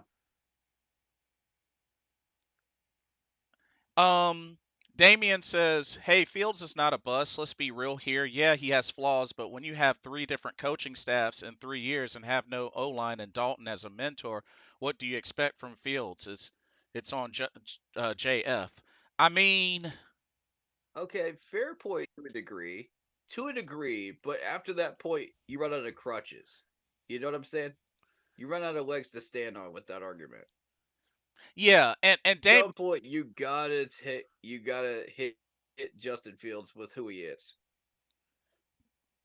yeah, and like I said, Damien, I agree. He hasn't had a lot of weapons, but like I said, the main problem that I have is folks have been overhyping this guy like crazy. They've been overhyping this guy just on pure sheer talent. I'll answer that question in a second, And Mason. and I'm not saying that he doesn't have the talent, but it's like, Mm-hmm. I mean, it can't be a switch that you flip on, just at random times. And I just right now, Justin Fields hasn't really showed me anything to really warrant that kind of hype. Not yet. And to be honest, I'm not sure if it's gonna end up being Chicago for him. To be honest with you, I hate to say it. Now, do I think he has a higher ceiling than say a Zach Wilson? Absolutely, absolutely. Yeah. But that's not really saying much. Mm-hmm. Uh, what were you gonna say? Sorry about the wait, Mason. I'm trying to keep up and get a word in here so I can answer your questions. You're kind of bummed that we didn't get that first rounder, and yeah, there is a little bit of buyer's remorse from that CMC trade because we didn't get what we wanted out of it, picks wise. Um, but you know, again, Scott Fitter is a positional drafter, which is great. That's what we need is a positional drafter instead of just let's just pick up willy nilly whoever's available at some random position. It just happens to be the best available. That was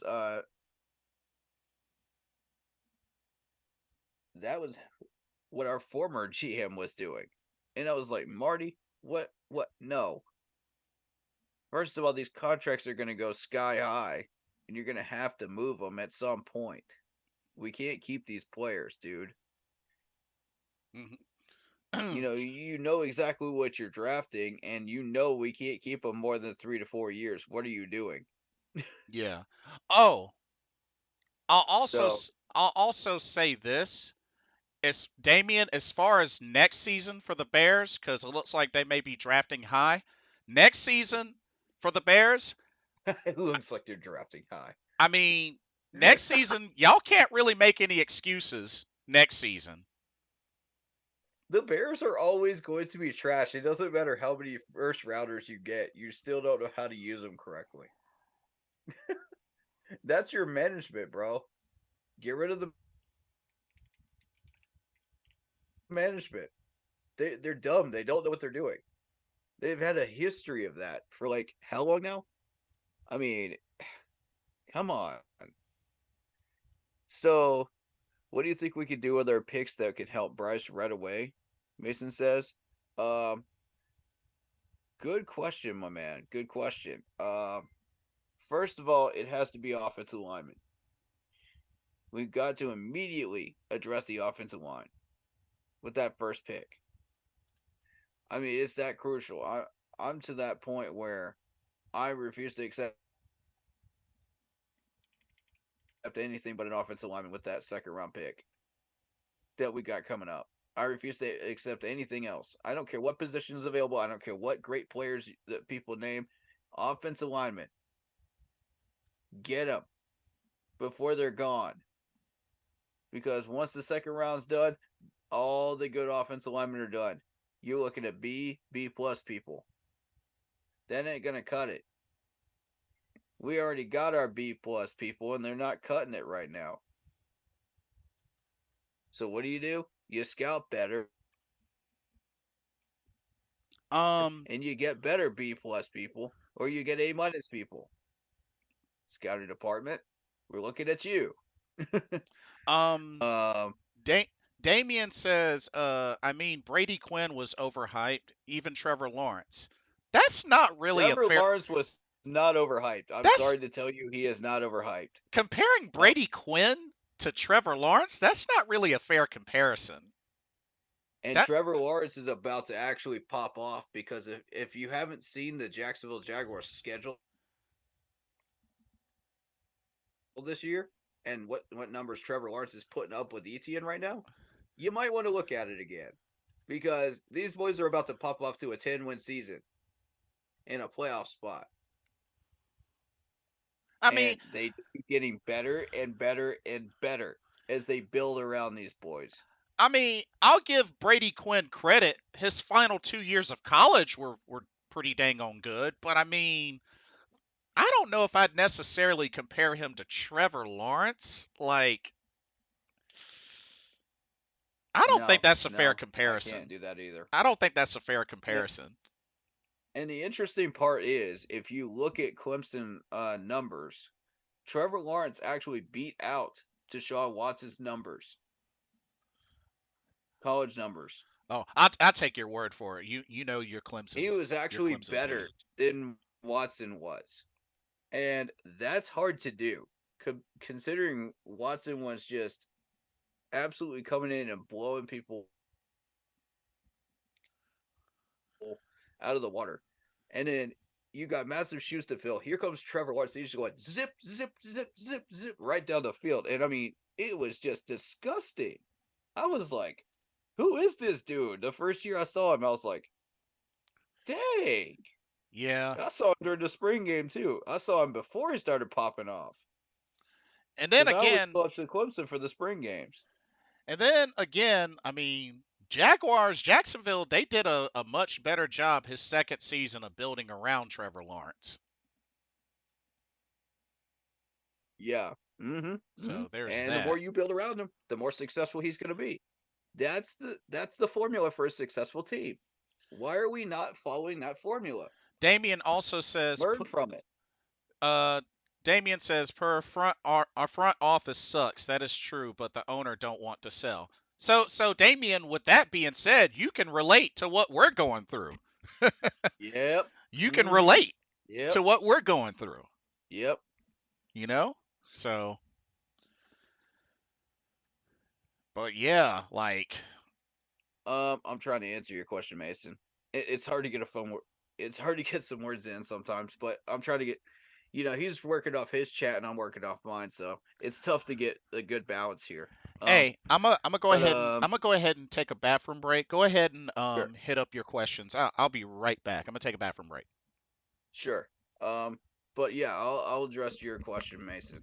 Um, you said, what do you think we could do with our picks right away to help Bryce right away? Um, First is offensive line. It has to be immediately offensive line. Second round pick has to be an offensive lineman. I don't care who's on the board. I don't care what amazing players out there.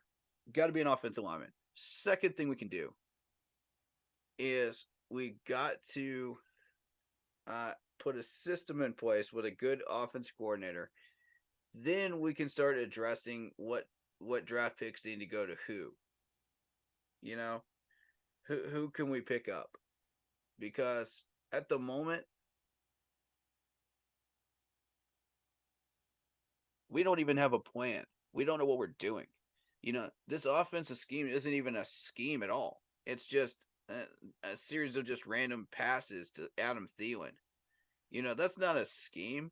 That's a Madden game plan that a 10-year-old puts together. So if we can get some proper scheming in here, then we can start to look at, okay, maybe a power back runner, maybe a wide receiver. But O line has to go first. I want two offensive linemen in this draft. I want two offensive linemen. I will not accept anything less. I don't care what rounds you get them in. I want them. Second round has to be the first one. After that, you can screw around with the other one. I don't care because we need a corner after that. You know, that's the next immediate need that we need Oh, to address. okay, I'm back. So, offensive lineman, second round. I want a corner, third round. Don't screw around. Get these guys. Now, after that, we can start looking at maybe your other offensive lineman. Because I want two in this draft.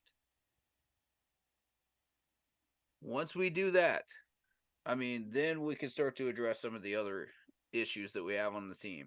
Maybe a defensive tackle, maybe a linebacker, something around those lines. I would vote defensive end after those. I would start there. Mm, After the immediate red zone needs, red area mm, needs. Okay, think of it like a traffic light. You got a red light, you got a yellow light, and you got a green light, right? Now grade our players according to that, you know, and the positionally. We have a red light in corner, offensive line, and at the moment defensive tackle because we don't know what we're doing there. Opposite of Derek Brown, and a red light in defensive end. So those issues have to be addressed before you start adding any more depth to this team or replacing people. They've got to be addressed. One offensive line, second round, corner, third round, offensive lineman, fourth round, defensive end, following that. Then we can address everything else. That's the order. Those have got to get immediate attention. Immediate. That's the Now, you order. may be able to solve some of this in free agency before you hit the draft, Oh, I see. but offensive linemen are going to be tough to find. The Mm, corners are going to be expensive. You may be able to solve defensive end in free agency. I could see that. mm, Maybe a linebacker in free agency. I could see that. yeah. Although I could see a linebacker get, Maybe a power back in free agency. I I could see could see a that. linebacker get drafted as well. I could see them Yeah, yeah. linebacker get drafted as well. Um, I got a quick comment. Damien says, "I'm sorry, but after seeing Lawrence throw 5 picks in that wild card game, I can't trust him. Don't get me wrong; he is good season wise. Postseason is where I need to see more from him." Hold up, hold up, Who? hold up. Which wild card team are we talking about? When they beat the Chargers last season, hold up. I I, Okay, I but got the this. Chargers have a really good defense, I, though, I got this one. I got this one. Damien. First off, it was four going into picks. that game. It was 4 picks. Secondly, did he or did he not also throw 4 touchdowns in that game and came back to win by 1 point? Not to mention the Mm, not to mention the Chargers were 10-7 that season. So they did beat a good team. Not to mention you do not give up until that final whistle. The game is not over Facts. until that final whistle. Facts. So as much as he threw 4 interceptions, he also threw 4 touchdowns to come back and win that game in his second season. And not Facts. only that, it's not like they got obliterated by the Chiefs in the divisional game. They only lost by 7 points. Which And is impressive considering it's Trevor Lawrence, man. That's yeah, who he is. and not only that, he That's always been who he is. He's a competitor. He's a baller. not only that, he threw 5 total touchdowns and 5 interceptions in the postseason in his second year. Not to mention, uh, it should have been on paper should have been over for the Jaguars in that Mm-hmm. Los Angeles Chargers game because if I remember correctly, uh they were down 20 27 to 7. 27 to 7 at Mm-hmm. halftime. Mm-hmm. At halftime. Yep. Yeah, no. You don't take the foot off the gas against Trevor Lawrence. Sure. Yes, he threw 4 He's picks. he's not one of those quarterbacks, man. He will I come I back and he will bite you in the butt if you do that. I could see if he didn't throw a single touchdown or if he threw less, but the dude threw 4 touchdowns, Damien. He threw 4 touchdowns and they came back and won after being down 27 to 7. Come on I now. mean, Like, what? What? Come on now. Alabama learned that lesson the hard way in the national championship. You don't let off the gas against Trevor Lawrence. You That just don't do it. that second season alone He's a proved beast. that Trevor Lawrence is a threat. Oh yeah. Not to mention he even did I well. warned y'all about this, man. Like, I warned y'all. and he's going to be right back in the playoffs this season. You best believe it. What did I say when Trevor Lawrence and Etienne were drafted in the same first round? I said that the Jaguars won that first round by a mile and a half. When you put those two back together, it is just magical. And you're starting to see what they can do together again. D- Trevor and Etienne. And I Damien, warned y'all about these two, man. I warned y'all about the Jags. Damien, Starting to put something hold, together. hold on, hold on. Damien, Dude, they were up 27-7 at halftime. They were up That's who Trevor is, they were man. they were up 27 to 7. And not to mention That's who Trevor is. the Chargers are a 10-17, bro. Like, Yep. I mean, okay, but the fact of the matter is you don't give up until that final whistle, you know? And Like, Trevor's a baller, man. He's a baller. He's a competitor. I mean, you say that's the real reason. What about them How getting many four? teams have had to learn that lesson Hold the on, hold hard on. way? What about them getting four interceptions? There's really no excuse, Damian. They got four interceptions in that game. Four. Right, exactly. That's not normal, bro. Like, there's really no excuse. Cause the same When you thing. throw more than 3 picks in a game, you're not supposed to win that game in the Exactly. NFL. Like But Trevor on Lawrence paper isn't normal. on He's paper not normal. on paper, Damien, you got to realize they weren't supposed to win that game. Four When four Trevor tell people interceptions? this, Come on, bro. they don't want to hear it. Come on, bro. Four interceptions. There's no excuses for that deep. No excuses. They got four interceptions, bro. You say bad defensive play calls, they got four interceptions. Four interceptions. No excuse. I'm sorry, but I got to disagree with you, bro. No excuse. They had four interceptions. No excuse. I Je- have been warning y'all about the Jags, man. Been warning y'all about them for the longest. um, Jeffrey says, name all Scott's good players he drafted. How are they playing? We've got the thing, and then the thing after that. Mac, I want us to get out and Are see we the really world. doing Okay, this? fine. Let's fly. Why are we the only birds Oh, heading one this second. way? Are we really doing this?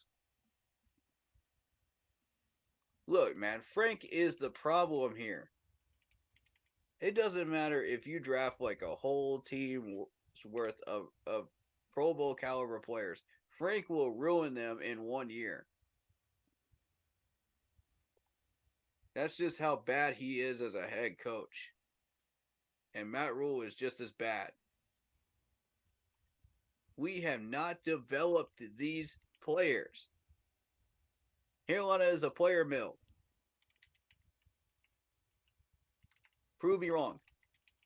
And as soon as these guys pumped out of Carolina, they start playing better. Look at the numbers. Look at the numbers and prove me wrong. It's in the stats. You don't even have to watch the games to know this. I mean, for goodness sakes, man. How obvious is this? I mean, for all we know, Scott did draft the right people, and Frank just didn't know what to do with them. But at the same time, you have to also consider Frank did not have an offensive scheme plan. He had no idea what he was doing. And it's obvious each week that we take an L. I mean, look at the scoreboard and tell me I'm wrong. The only time we actually got above 10 points was when we had Andy Dalton in. Again, prove me wrong. Bryce has only found the end zone twice. Yeah. Damien says we all know Staley sucks as a head coach. All I'm saying. I mean, this is really the only season that he's been struggling in, bro. First year finished 9-8. Second year 10-7 and went to the playoffs. Has a 23-21 head coaching record. He's not that bad, dude. Like Actually, he you is got because he let me explain this you to got to you. look at the whole picture, Damien. You got to look at the whole picture. Can't just base it off of one season. Look at his overall record. 23 and And 21. and look at all the quarterbacks that he piggybacked off of to get those numbers of wins. These were Pro Bowl caliber quarterbacks. We're talking about Matt Ryan. We're talking about, um, well, you know the list. Well, he's only been a head coach with the Chargers. Yeah, he's only been a head coach with the Chargers. And the thing is, going into his third, Oh, we're talking about somebody else. Okay. yeah, coach Brandon Staley, the head coach of the Chargers, like, Damian was saying that he sucks as a head coach. My thing is, yeah, this season, struggling this season, but his first two seasons, 9-8, 10-7, went to the playoffs. Like, he hasn't been that bad. He has an overall record of 23-21. Like, Yeah. I mean, for his first 3 years as a head coach, Yeah. I wouldn't say that he sucks. I'm not going to say that he's been excellent, but I don't think I wouldn't say that he sucks. I mean, playoff appearance in his second year of coaching, that's Yeah, pretty he dang on definitely does good. not suck. I don't know where you're getting that from. Like, that's pretty dang on good. Second year in as a head coach and they make the playoffs. Yeah, we haven't even been able to do that. Uh, you know? Mason says you're right. It has to start with the offensive line. We need a wide receiver, but we can get one later on. And you can also get one in free agency too. Trevor Lawrence is something special for sure. Yeah, yeah, man. That's just who Trevor is. He's a competitor. I mean, Bama learned the hard way during the national championship. You cannot let off the gas with this man. Chargers learned it in wild card round. I mean, so many people have learned that lesson, and now they're starting to understand who he is. Yeah. uh, Everybody was hyping him up for a reason, ladies and gentlemen. That wasn't just a fluke. Number one pick. No, there were some people that was like, no, we don't need Trevor Lawrence. Yeah, you do. If there's any quarterback that we should have moved up to number one for, it was Trevor. I was vouching for that too. And I don't, for the life of me, that would have been worth the picks that we gave up um and DJ Moore to me, in my opinion. But you got to build around him though, and our management doesn't know how to do that. So Yeah. Facts. Uh-oh. you know, I don't understand the decision to hire Frank. He hasn't proven himself. How does Steve Wilkes not get the job? Because our owner doesn't know what he's doing. Our owner doesn't know what he's doing. He doesn't understand football.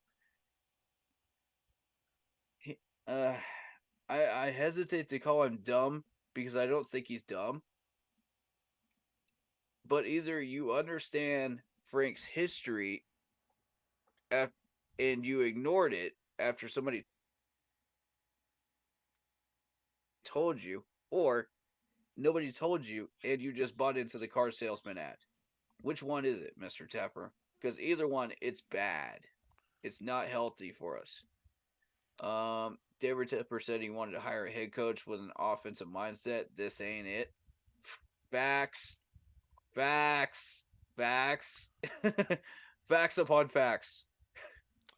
Yeah. Damien says, hey, at least y'all didn't draft Trubisky. You know the funny thing about that, Damien? Mitchell Trubisky is undefeated Oh, against wow. the Good Panthers. comment. I don't Yeah, good comment. I don't Trubisky was awful. he was awful, but he's undefeated against Carolina. Of course he is. Of course he is. Because why not? I'm just saying. I had to throw that in there, but he is undefeated against Carolina. Because why not, right? Sheesh. Because he beat us as a Chicago Bear and he beat us as a Pittsburgh Steeler. How we let this man beat us? I don't know. Uh but to be fair, the defense really was what beat us. But yeah, he just happened to be Yeah. the starting quarterback for both of those games. But Yeah. I had to throw that in there. I just randomly had to throw Give that him a in there. break. He's a Tar Heel. Lol. But I like this chat today. It's entertaining. hey, CMC went over 100 tonight. Y'all are awesome. Yeah, 114 yards rushing, 2 touchdowns. Uh-oh. So that means he'll be at over 900 yards before the end of this game. Ooh. CMC on his way to 1,000 Well, this well, season. well. Uh-oh. Oh, snap. Oh, wow. But I guess we'll go ahead and talk score prediction. I mean, The video is up actually. the video's up. Yep. Mm-hmm. Okay. How do you want to do this? Uh, I'm only streaming on Facebook on my phone, so I can actually play it on my end. You can play it on yours. It would just sync up. Okay. Damien says, wait, so y'all got beat by Trubisky and Matt Canada in one game? Uh, yeah, back when he played for the Bears, one game against us, and back when he played with the Pittsburgh Steelers, he was the starter for both of those games, and yes, he beat us. Mm-hmm. Um, Also, make sure to show it on screen because I was running through the playoff machine for it. So, so I have your permission. yes, you do. Is it? Mm-hmm. It's up on your YouTube as well? Yes. Anything off of my YouTube, you have permission to use. You don't even have to ask. Okay. Let me see. Yep, we're Where in a should I pay s- market, where should I so yep. start the video at? Because it's a 32-minute long video. Um, as soon as you see the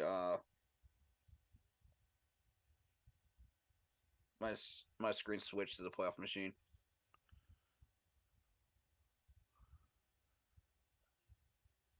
Okay. So right when it shows the playoff machine.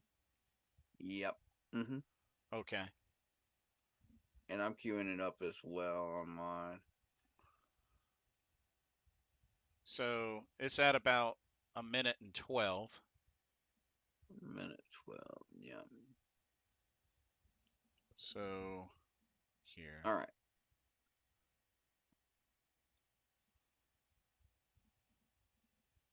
Let's move it on over here.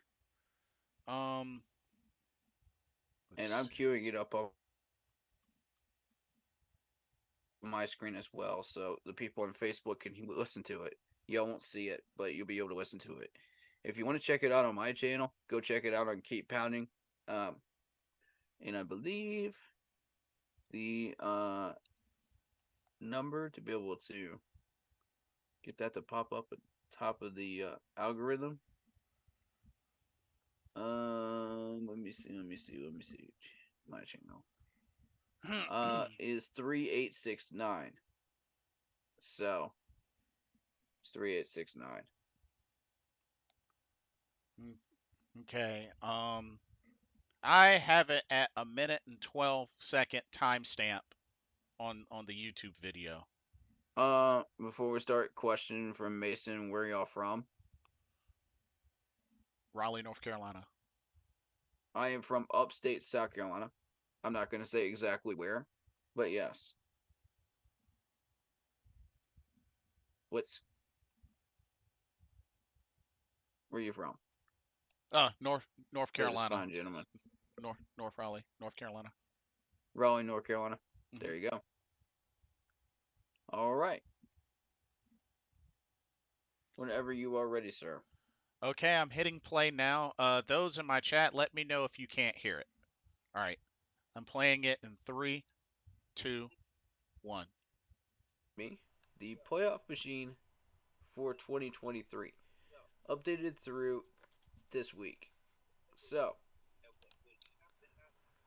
let's take a look at what would have to happen in order for things to go our direction. Um, as you know, the Eagles are pretty much locks. San Francisco is a lock. Detroit is pretty much a lock as well. So is Dallas, and I would say the Saints are as well. So everything you see here is pretty much a lock. The AFC is a little bit wild, so we're not even going to look at that. We're only concerned with certain teams in the NFC. Alright, so let's assume that the Panthers win every game from here on out, except for the Jaguars. Let's go ahead and plug that in. So the Panthers would max out at 7 wins for the rest of the year, which would be a total of 8 if we could beat the Jaguars as well. So let's assume that we do. And I'm going to talk about how that might be possible later. There's your fourth seed. If we went out. It is still possible, folks. But let's see who might be in our way. That's best case scenario if we win all these games. Who is going to stand in our way here? You got wildcard teams of Minnesota, Seattle, Green Bay, and I would venture to say possibly the Vikings as well. So let's see what happens to these teams. So as you've seen today, Green Bay beat Detroit, and the Dallas Cowboys beat Washington. Expected? Not really on the Green Bay game. I thought the Detroit Lions would actually get it done, but ultimately I don't know if it's going to make a difference or not until we start digging through. So, let's assume the Seahawks get beaten by the Niners.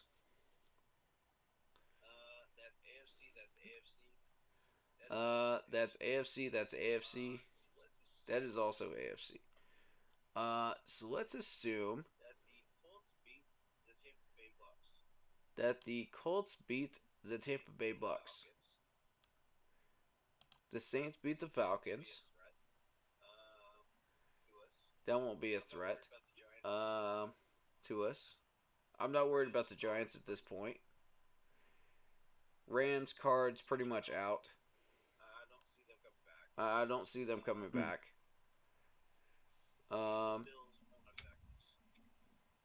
Eagles, Bills won't affect us. This one will.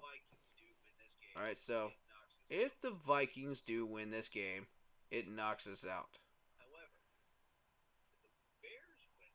However, if the Bears win this game, things start to get a little bit more interesting. Because we're looking at that 7th seed right there. That's where we're targeting. Ladies and gentlemen, if we can get that 7th seed, things can get real interesting very quickly. But, again, considering it's the Bears, I'm going to give the Vikings the benefit of the doubt here. That's fine if the Vikings win that game. Now, moving on to Week 13. You've got the Dallas Cowboys over the Seahawks. You've got Detroit beating the Saints. How about the Jets beating the Falcons? Putting us back in 4th seed. How about that? That's the question. But how long can we stay there? How long can we stay there? Let's assume the Dolphins win that game against Washington and knock them completely out. Let's say, for instance, the Eagles beat the Niners. That's just going to switch those two around. It's not going to make a difference for us. Alright, so Chiefs beat Green Bay. Green Bay pretty much won't be a factor for now. and we beat the Buccaneers. So moving on to week 14. We need the Raiders to beat the Vikings, or will it matter? We shall see. Niners beat the Seahawks. That's 2 losses Seattle is taking there. Notice their record. It goes down to 6-7. Things start to get real interesting from here.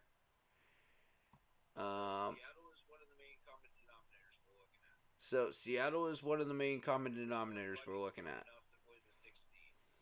At this point, Vikings have won enough to win the 6th seed. So we're not concerned with them. Okay. Eagles beat the Cowboys. Green Bay somehow gets back in the hunt with a win right there over the Giants. Lions beat the Bears. And here's an interesting one. Atlanta beats the Buccaneers. I see that happening, folks. Either way, Falcons will not be a factor for now. So now, as we continue on through here, we have only hit the NFC teams. So, week 15. Let's go. We beat the Falcons at home. Let's assume that happens. Alright? Vikings win. They retain 6th seed. Locking up with 9 wins.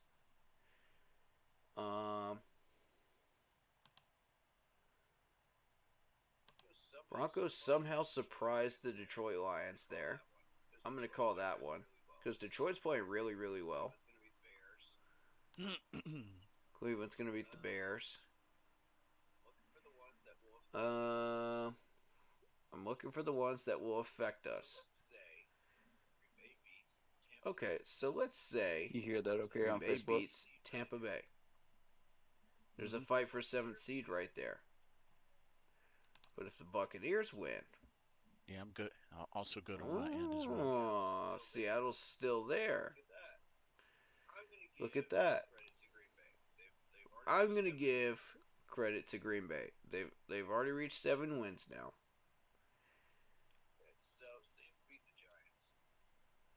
Okay, so Saints beat the Giants. They retain the crown. And we're sitting at 7th seed. Okay. So as we continue on here, San Fran wins against the Cards. Obviously, Washington beats the Rams. Dallas wins against Buffalo. Because I believe Dallas actually does have enough firepower to beat Buffalo at this point. We shall see. Eagles knock out Seattle out of the race with their win over them. Therefore, that is all of the games that affect us in week 15. Moving on to 16. Starting from the top, Saints win again. Soft schedule against the Rams. Saints have the softest schedule in the NFC South right now. And let's assume we get past the Green Bay Packers here. But what happens if we don't?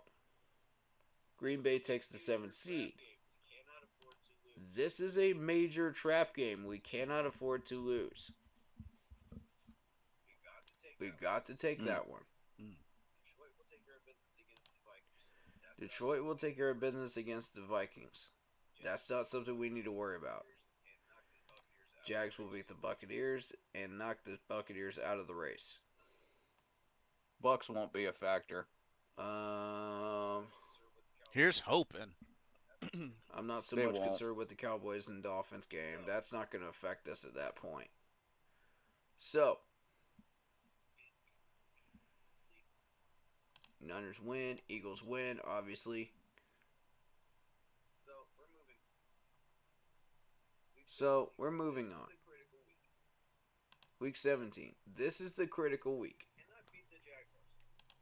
Now, if we cannot beat the Jaguars, that puts Green Bay in the 7th seed. There is a shot where we can catch the Jacksonville Jaguars unaware and unprepared. There's a chance. Also, there's also a chance that Minnesota beats the Green Bay Packers on that Monday night. But it's not enough.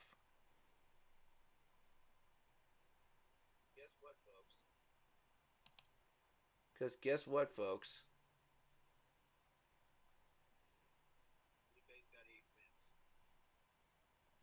Green Bay's got 8 wins.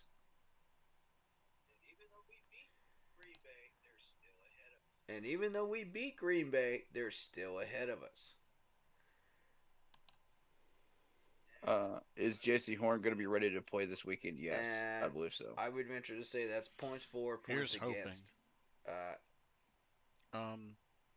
David Screws, When you're welcome to the talking stream. about Says why playoff the Green Bay machine 1 and Packers beat 9 us if we out got, right there. and that would Even be a though we pipe beat dream. them out. Happy Thanksgiving, And we had Panther the same Nation. record. Happy Thanksgiving to the mods and But one and only there's a- Corey and Blitz. there's a We little are family hiccup here. forever. Keep pounding.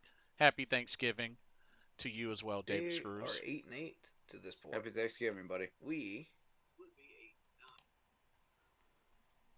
would be 8-9. And see, this is why that 1-9 starts to derail us. Right. So if we beat the Jags and the Vikings beat Green Bay, we got 7th. For now. Saints win, obviously. Detroit and Dallas is going to be a fun one. So, you got San Fran. You got Seattle.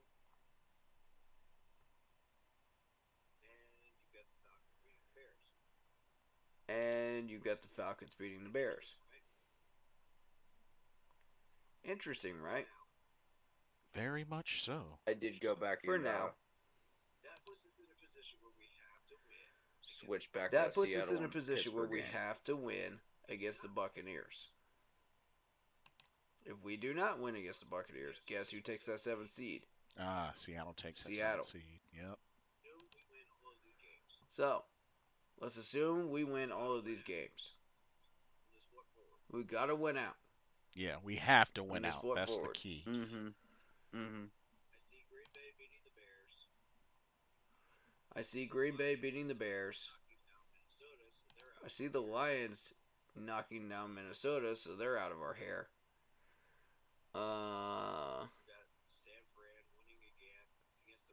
You got San Fran winning again against the Rams.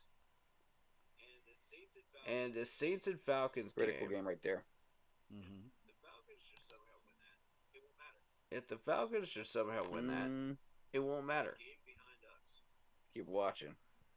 They're a game will. behind us. Saints win, Falcons are out of our hair. Which I think will happen. Eagles will beat the Giants. Seattle will beat the Cards. And that is all she All wrote. right, pause it right here. Okay. So Done. Because this is the road to the wild card, and it's a tough one. It's a very, very tough one. Like I said, I later went back for that and switched around that Seattle and Pittsburgh one. But I'm looking at it, now through the eyes of trying to get that 4th seed, which is the division win. And I think the path is a little easier.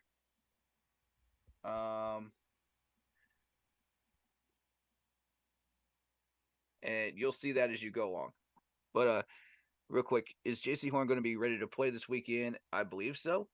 Last I heard, is Chin coming back? Coming back? Yeah, I believe so too. Yeah, he was designated off to come off of IR. Yeah. If you got any chat to catch up on real quick, go for it. Um, Damien says you got love beating us again. What the heck, man? I mean, with the remaining schedule The for Bears are trash right the now. Bears, With all due respect, like y'all I could got a lot of work to do. I could see Chicago beating the Cardinals and the Falcons.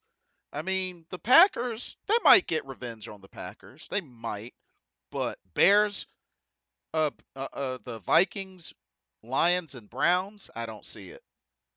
I don't see it. Which ones are you talking about?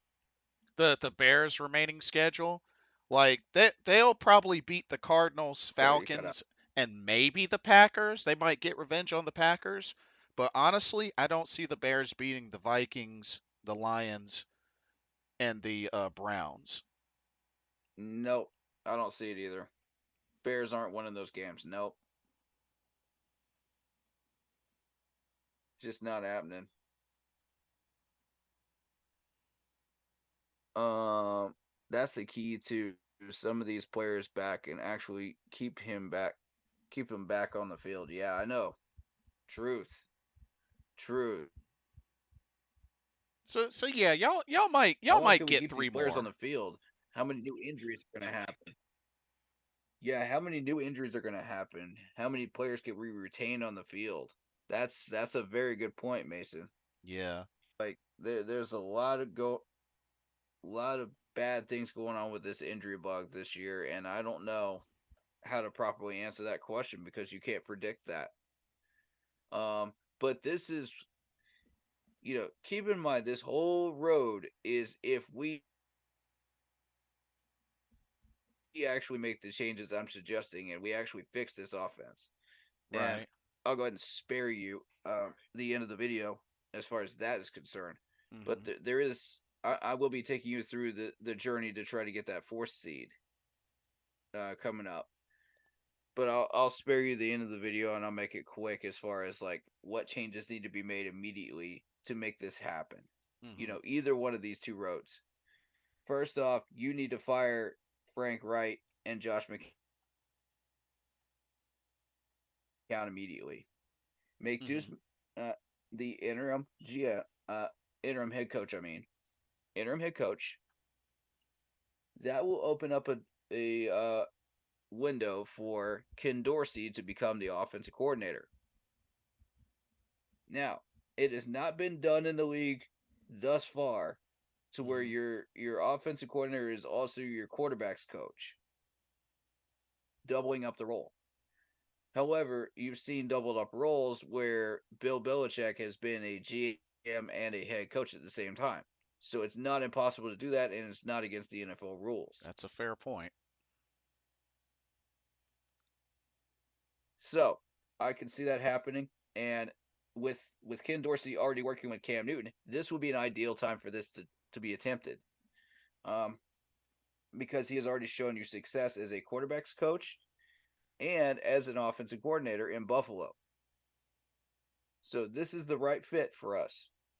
He will immediately start putting together a game plan and a system that we can run offensively for Mhm. Bryce. And he will frame it around Bryce, just like he did with Cam Newton. That being said, that's an immediate fix.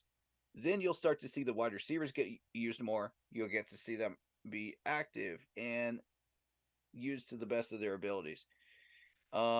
We will then know whether we have the right types of wide receivers to fit the right system that we're trying to run or not. After that point, you know, we'll know what we need to go after in free agency Mm. and let go of at the end of the season. Uh, um, That being said, then the depth chart needs to be changed around. You need to, first of all, sign Andrew Norwell. Secondly, elevate Jake Lutz to the third quarterback spot. I mean, it's just time. Elevate him. Get rid of a tight end that we're not using. Um, Hmm. put him down in the practice squad. Toss somebody off the practice squad we're not using. That has no practical use whatsoever. That's not a depth man at all.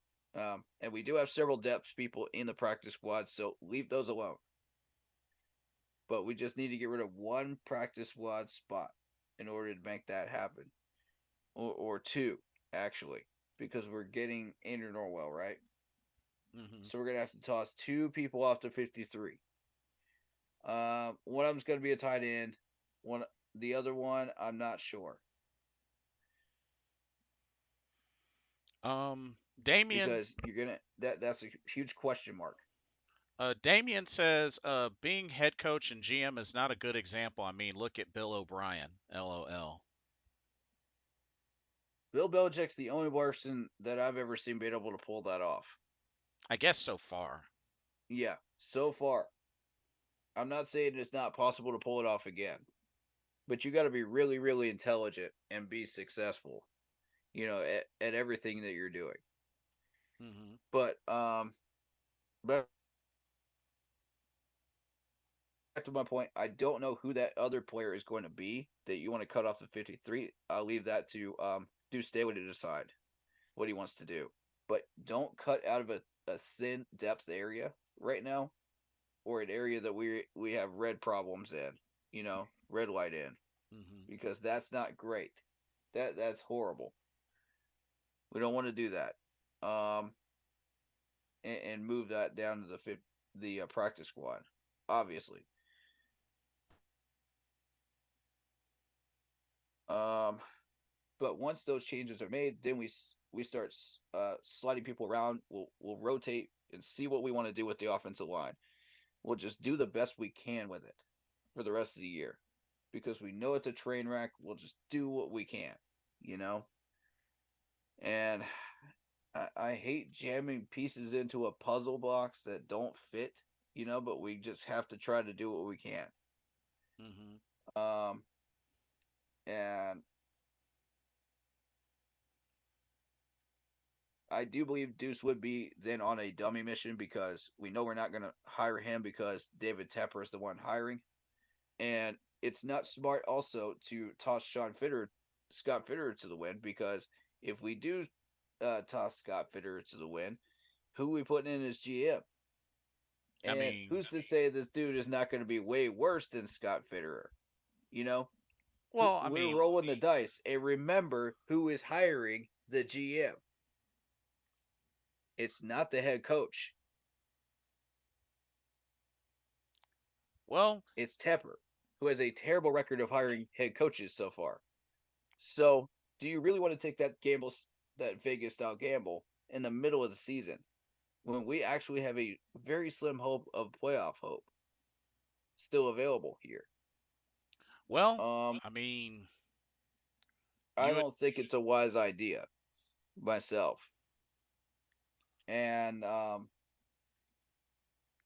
well, so either way though, it's gonna be a risk. I mean, even with a new GM, I mean, that's gonna be a risk, and hopefully we would hit on we would yeah, hit on point with that.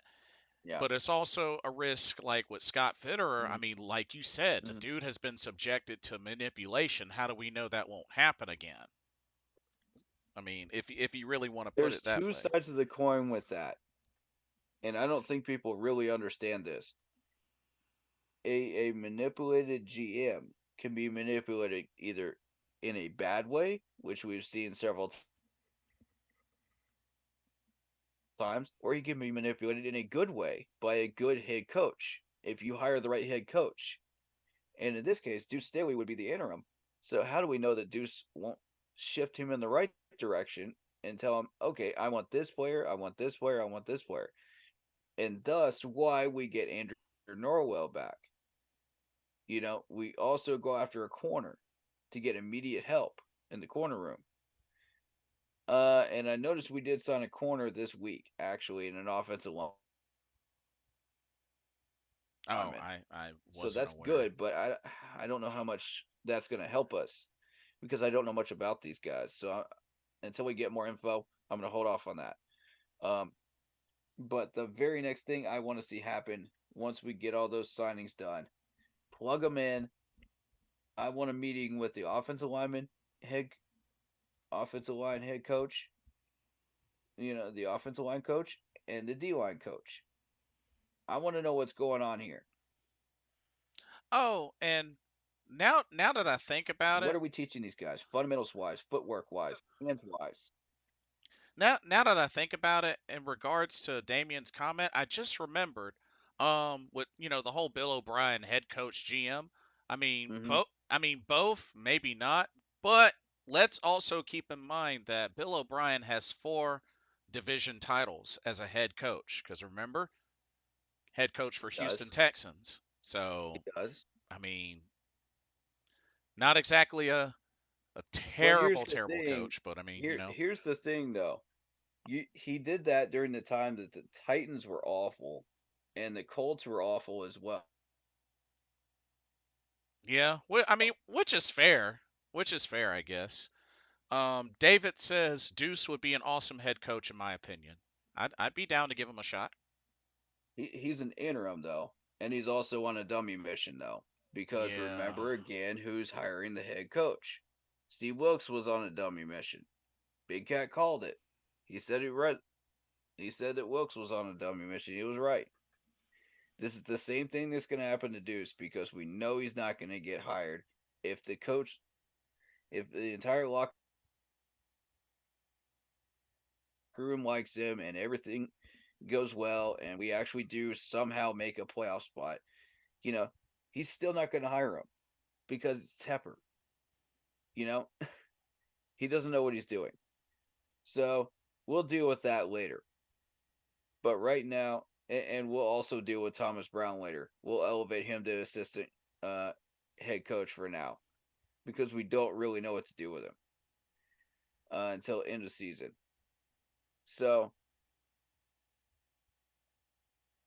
we'll deal with that Chinese puzzle box later. Right now, we're more focused on trying to get to the playoffs if we can. And with those immediate changes, I want those meetings with the line coaches, both of them. I want to know what you're teaching these boys: fundamentals, footwork, technique, all of it. I want to know exactly what you're teaching these guys. What are you showing these guys on film? What are you putting them through drills wise? I want to know the whole 9 yards if I'm Deuce Staley. This has got to be addressed immediately because we have no bull rush. Not at all. We have no pass rush at all. We have nobody getting off their blocks on the run defense. Nobody taking good angles on tackling. That's got to stop. We got to fix that. On offensive line, we need somebody that will discipline these guys. Make sure that they are not making stupid mistakes like holding calls, stupid stuff that can be cut out of the game. You know, um, footwork, hands. Make sure these guys aren't being bull rushed into next century. That's stuff that needs to be addressed immediately. If a couple of these players, I believe, can be fixed on that. Taylor Moton's one of them. If you address it early enough and you start working with these guys. Now, the newer guys, yeah, it's going to take a little bit more time. It's going to take a few games to get that installed, but once we get that installed, I think we'll be okay. Um, these guys aren't going to look the best ever out there. We'll still be sitting probably 20s range offensive line wise. It's not going to be pretty looking. But if you give Bryce enough time under Ken Dorsey's system to find some of these receivers, have Ken Dorsey help him with reads, film study, all of this stuff, Mm. develop him properly, he could be a lot more successful than he is right now. You'll start to see immediate changes with this team. This is all stuff you can do in house, Um, when I get except for the people that were signing. um, couple of quick comments. David says, we have Caldwell, Jim Caldwell. What could we do with him? Jim Caldwell. I mean, To what capacity? What is he? What is he right now? I believe he was, if I remember correctly, D-line coach? no, let me see. Caldwell is, I think he's a overall senior assistant. Senior assistant to who? Just that's what he's listed on the team roster's senior What? assistant. But I think it's for both sides of the ball. I think it's both sides of the ball. But it might be offensive. It might be offensive. Why do we have somebody that is that experienced as a senior assistant? Like what? That's Frank, actually why? What that's is this? that's a fair point. What is this? How are you running this management? It's a joke. We have this much talent in this management, and we're not even using it correctly. He doesn't even know what he wants. He doesn't have a clue. This is Um just car salesman garbage. yeah. Damien says, what about Hugh Jackson? I mean, yeah, he had that tough time with the Browns, but come on, it's the Browns, and some of the problem wasn't on Hugh Yeah, coaching. Plus Hugh exactly. wasn't a bad head coach. Yes he is. Uh, It was a bad GM. It's a bad head coach. It's bad players that he were has an 11 signed and drafted by he, a bad GM. he has an 11 and 44 and 1 record as a head coach in the NFL, and he wasn't even a good head coach in college. 8 and 13 record. Hugh Yeah. Jackson is not a good head coach, Damien. No, he's not. He's not. Good coaches don't have 11 and 44 and 1 records, and Exactly. he wasn't that good in college. Exactly. Now maybe in other positions he's better at, but he has never been a good head coach. How is this dude still a head coach in the NFL? Like I his asked the same thing of Frank Wright. like How are his these two still head coaches in the NFL? his best season was with the Raiders, when he finished 8-8. That was his best season in his head coaching career in the NFL. But Hugh Jackson has never been That's has not it. he has And never been a Raiders good have head had coach. better head coaches than that with the 8-8 record. Yeah, And my thing is like, how are these guys still in the league with records like that? People wanted to complain about Steve Wilkes' record, you know, and they beat that drum to death, man, last year during those 13 weeks. Yet we're looking at a head coach that's got a worse record than him. and he's been in the league I mean, come longer. on. He's been in the league longer. Why? Yeah. Let's have that conversation, shall we? Yeah, Yet you hired this dude instead of Steve Wilkes. yeah. Hugh Jackson is not a good head coach. Like, You hired this. You hired Frank Wright instead of Steve Wilkes. You were considering. I don't know. I don't even want to get into that. What a joke. not What not an to absolute. not to mention, okay, Steve Wilkes, he had the one season with Arizona that was bad. Hugh But had it's Arizona though. Hugh, You have a terrible GM in Arizona. You have an owner that doesn't care. but here's the thing: Hugh Jackson had 3 seasons in Cleveland, three, and Exactly, and only he had couldn't get it three, done. and only had three total wins. Not to mention one of them being a Yeah, 0 and so I don't want 6. to hear anything about Steve Wilkes' record anymore. Not to mention one of those seasons being the 2017 0 and 16 record. No, Hugh Jackson is not a good head coach. Um, Yeah, so I don't want to hear about Steve Wilkes' lack of a good record after all of this. You know, like this is ridiculous. This is circus stuff. Um, David says, I hope Tepper is not that dumb for two dummy missions in a row if Deuce makes this team fire and lets and let him go, I'm Oh going to be wow. highly pissed as a fan. I'm already pissed, but I'll be on another level of pissed. Yeah, I feel you, David. I feel you. You and the rest of us, buddy. No, But no. I mean, Hold on, it's hold on, man. hold on. No, Damien, I don't care if it's the Browns. I don't care. 3 seasons, 11, 44, and 1. No, it is your responsibility as a head coach. 3 seasons. I don't care what team it is. You've had 3 wins total. 3 wins between 3 seasons. Three. Not to mention, you don't even have a winning record as a college coach. Stop it, bro. He's not a good head I am gonna coach. Stop it. I am gonna have to give him one crutch though, because the GM was absolutely terrible in Cleveland and had no clue what he was doing. I mean, but They have three a history of terrible draft picks. but 3 wins in 3 seasons though, bro. Three. Ye- I could understand if it was 1 season, but three wins in three Okay, but seasons? what are you gonna do with the talent that GM actually gave you? That's pure trash talent for I mean, those 3 years. I mean Like it. you gotta make lemonade out of crap, and it's not an easy thing to do. I mean, So I mean, two is that's the only crutch I'm gonna give him. but Otherwise, I'm not giving him anything else. You gotta at least turn it into something, you know. not to mention, And those 3 wins is what it turned into. So no, he still is not a good head coach. No, I agree. But I just wanted to give him that crutch though. he's not even a great college head coach. He has an 8-13 record. Yeah, yeah. That's 100% on him though, because okay, if you consider college football scheduling, at least half your schedule are cupcake games. Okay, so those are garbage time.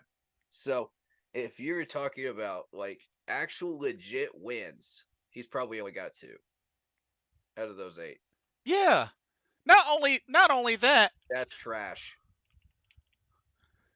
not to I'd have to look mention, at the schedule that he was running with to be able to tell you. let's see, Grambling. I wonder is he still the head coach? Rambling's a trash team. I mean, is he still the head coach there? Next. Yeah. And right Which now, college did he come from? First of all, what now? which college did he come from? Just for reference. First of all, That he originally came from? yeah. That University he of the had. University of the Pacific. I Okay. mean, Uh, and right I don't know much about that area. and right now Grambling is, I mean, Is five that and five. Division They're Two? they're 5-5. I mean, so that's a little bit better, but like I Is that said, Division Two or is it barely Division One? they're in the SWAC, so that is That's Division Division 1. Two. Division 1. That's barely Division One. Okay, so now we have some type of reference point. Okay, so for the rest of those games that he did not win, those were probably bigger teams that were just beating up on him and just destroying him. All I just I just don't right, so let's I keep don't that in see. mind. I mean, Because if look, you're Division One, you're gonna and you're if it's Division One and it's that far down the totem pole, you're a garbage time team, and you're going to be facing teams like the SEC, the ACC, you know, bigger teams, bigger recruited teams, you know, that everybody goes to. So you're going to get destroyed in those games. So let's just throw those losses out, okay? Right out of the gate. Those don't matter. It's the ones that you face during that are on the same level as you know, in the SW, whatever it was. conference. SWAC. That's what we're looking at. Yeah, SWAC. Those are the ones we're looking at. Those, if you get legit wins in there, then we can talk. And you start going up the ladder a little bit, then we can talk. From your level. But that's bottom tier of Division 1. Just for reference point, people. Yeah, I just like I said, like I'll give folks the benefit of the doubt on the Steve Wilkes Arizona season. It was one season and whatnot, but like I said, when you have an overall record like that, that's not attractive. I mean, That's 9-19 from Steve trash. Wilkes is one thing, but 11, Trash. 44, and 1? Come on now. Come on now. Like 11, 44, and 1. In 4 years as a head coach in the NFL, that's your record? No. No. I wish this topic had come up when we were discussing Steve Wilkes. I No. wish it had come up last year. I wish it had. That would have shut down every single one of these conversations about Steve Wilkes having a terrible record. Here's the thing. Damien says, I'm not saying he's great. All I'm saying is being in Cleveland wasn't all his fault. The roster was doo-doo. GM had no experience and the whole organization's a crap hole. Now the other teams, yeah, it's on Hugh. Here's the thing. You just said he wasn't bad as head coach. Where's the proof? Yeah, and I gave you that Even as in the midst of a that, where's the crutch. proof? That's all I'm doing. Like, that's all I'm saying, Damien. Where's the Yeah. proof that he's not a bad head coach? Exactly. I gave you the GM as a crutch. I didn't give you that as a reason. I gave it to mean, you as a crutch. like, it's just like a simple job resume. Do with that what you will, but it was a crutch. It's like a simple job resume.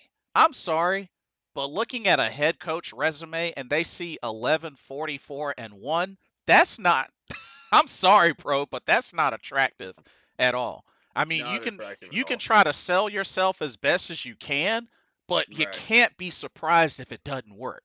You can't be Right. surprised. Right. So Mhm. like I mean, I'm sure he's great position coach. I mean, I'll probably give him that. But I mean, I'm just keeping it real with you, Damien. Like 11, I beat this 44, dead and horse 1. enough, to be honest. And that's 4 seasons as a head coach, 3 with the Browns, 1 of them with the Raiders. Now, did he do better with the Raiders? Sure. And that was his first season as a But I head mean, coach. anybody could do that with the Raiders, though. I mean, there's been like 3 or 4 coaches that have reached 8-8 with the Raiders, and they've been fired. Yeah. So I For mean, less than that. did it suck for him That level of talent, you're expected to at least get 8-8. Yeah. I Bare minimum. mean, did it suck for him with the Browns? Sure. But 3 seasons? Like I'm not taking away the fact that they're a bad franchise, but 3 straight seasons and you could only get 3 total wins? Not to mention And one how many season. of those wins did he get with the Raiders that were legitimate? You know what? Let's see. That's another Um thing. This isn't even a Panthers related topic at this point. uh And I feel like we've just been kicking a dead horse here. see, I can't Just pull my it take up. on it. But yeah. Y'all want to keep bringing them up. I'm not even sure. Can I even go back that far? Let me see if I can go back that far. I don't know. I'm It's not gonna even try worth to it, go. I'm gonna to be try to go honest. back that far. Oh, I can go back that far. Okay, cool. So All right. let's see. 2011, 8-8. They beat the Broncos, Jets, Texans, Browns, Chargers, Vikings, Bears, and the Chiefs. Okay. Run this back one more time. So that Chloe? that 8-8 record, coached by Hugh Jackson with the Raiders, they defeated the Broncos, Trash. Jets, Trash. Texans, Trash. Browns, Chargers, Vikings, Bears, and Chiefs. Chargers, maybe. Um, as far as a legitimate team, because those two go back and forth. You know, that whole division is just going back and forth Now to between be now to Chargers, Raiders, and Chiefs. now to be now to be fair, they did beat they did beat the Jets, who were 8-8 that year, and they beat the Broncos, who won the division. They also beat the Chargers. I mean, they were Okay. in a three-way tie, but the Broncos won the division. And let's see. All right, we'll give them the Broncos as well. We'll give them the Broncos Let's see. because that division was just like so heavily competitive and just going back and forth, back and forth, back and forth. And they did beat the Texans, who won their division. That's also true. Okay, Um, legit. so I mean, he's got a few notable Legit. wins that season. He's got Yeah. a couple of notable wins that season. Yeah, but the Raiders fired him. Yeah, I mean, he probably deserved another shot with the Raiders instead of like going to the Browns. David, Yeah. thank you so much for the super chat. He says Hugh Jackman as Wolverine is better. Yes. Yes. Right. Right. We good? Yeah, yeah. But We caught up? yeah, I'm all caught up. Go for it. All right. So these are all changes that need to be happening right now, that I just mentioned. And, once you make these changes, we'll see what happens, as far as the two paths that are available. I have now shown you the path of the wild card, which is the seventh seed. So now let's talk about that fourth seed. Let's see if we can get that division, which seems to be a lot easier. So continue on with the video. Let's go. 3, 2, 1. Oh, hold on. Okay, I'm going. Seattle then becomes the problem. So let's go back and let's take a look at Seattle's games. Seattle So again, is we're playing still the trying to figure out Pittsburgh wild Steelers card. here. Mm. What if the Steelers win this game? Which is highly possible, considering the Steelers' defense is playing exceptionally well right now and shuts There down are Seattle's openings offense. here. Okay.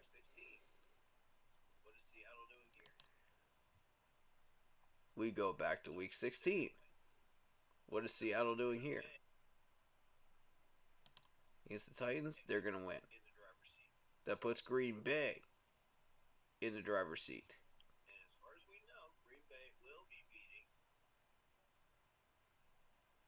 And as far as we know, Green Bay will be beating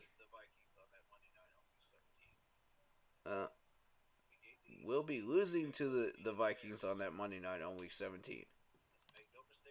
In week 18, Green Bay will be beating the Bears. Let's make no mistake about that.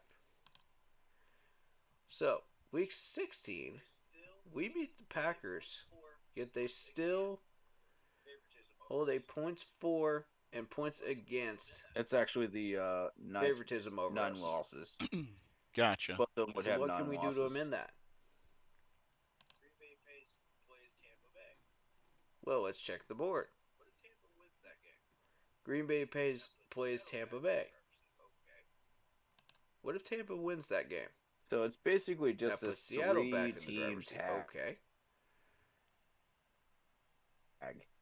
So you got Seattle losing to the Eagles. So there's nothing more we could do there. Of just Green Bay, Seattle, and us. So we'll go back to week 14. Okay. Seattle's already losing to San Francisco. What is Green Bay doing? They've got the week off. With an easy Giants team. Well, what if the Giants somehow surprise them? Not gonna happen, right? Let's be realistic. So let's go back to the 13th week. Green Bay loses to KC. Okay. Seattle loses to Dallas. Nothing more we can do here. So then, we come back to week 12. We got our win against the Titans. Green Bay has already now defeated Detroit. So there's nothing more we can do there. But what about Seattle? Seattle's losing to the Niners. So, realistically, our chances are very, very slim.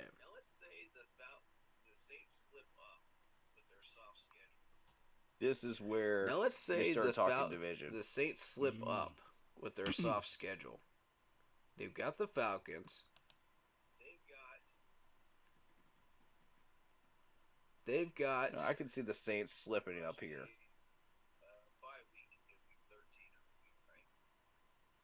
pretty much a bye week in week 13, I believe, right? No, they are losing to the Detroit Lions in week 13. So, week 14, what are the Saints doing? Let's take a look. Saints lose to us. We retain that. Week 15, what are the Saints doing? Saints will be beating the New York Giants. That's going to happen.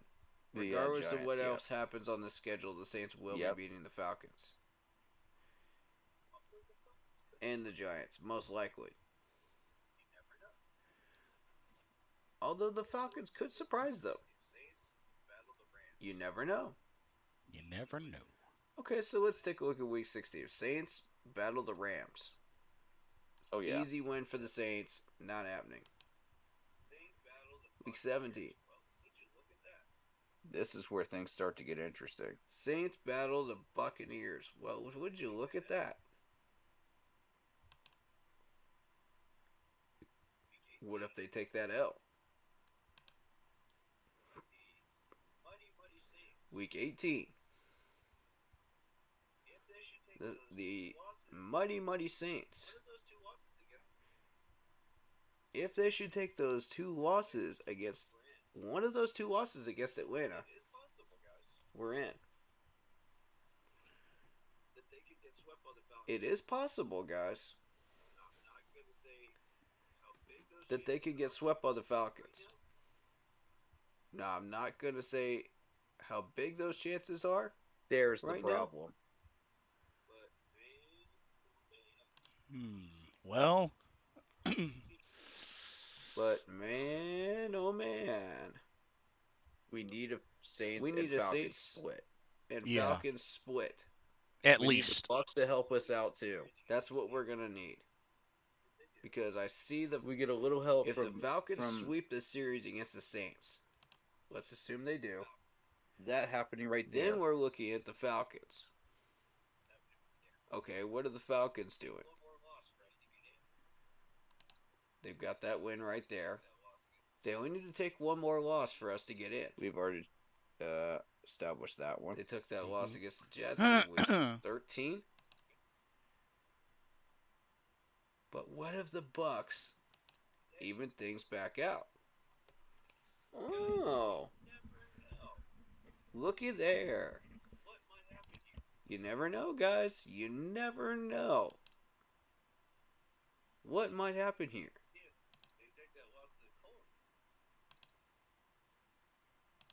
If they take that loss to the Colts,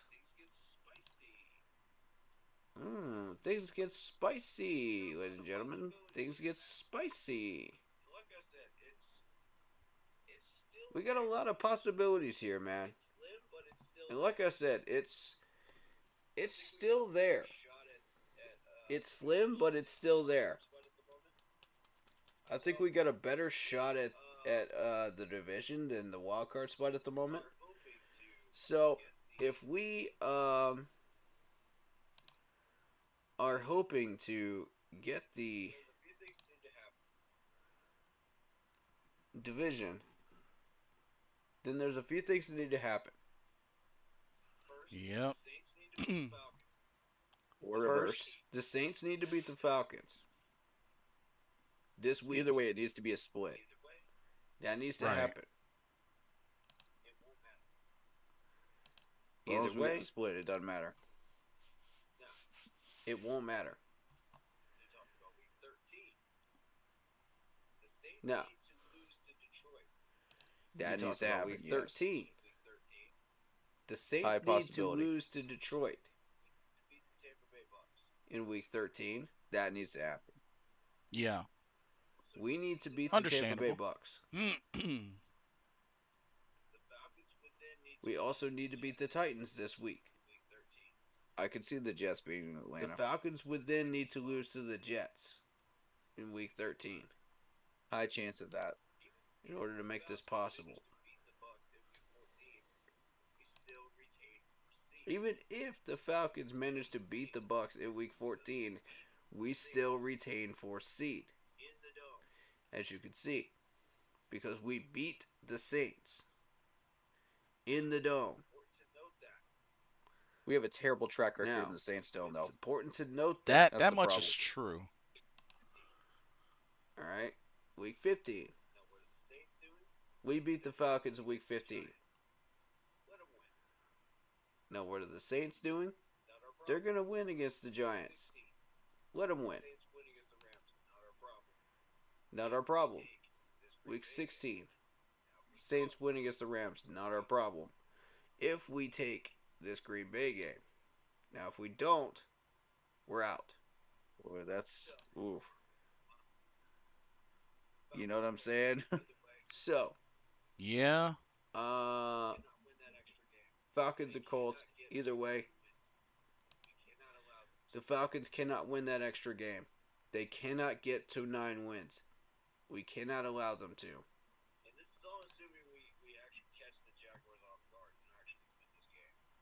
That's a big if. And this is all assuming we actually catch the Jaguars off guard and actually win this game.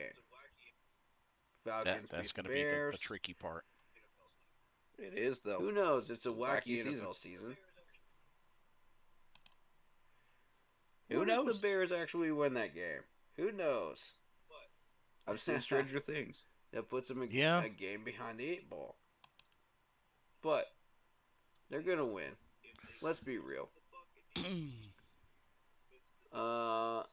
Saints, if they lose to the Buccaneers, that opens the door for us.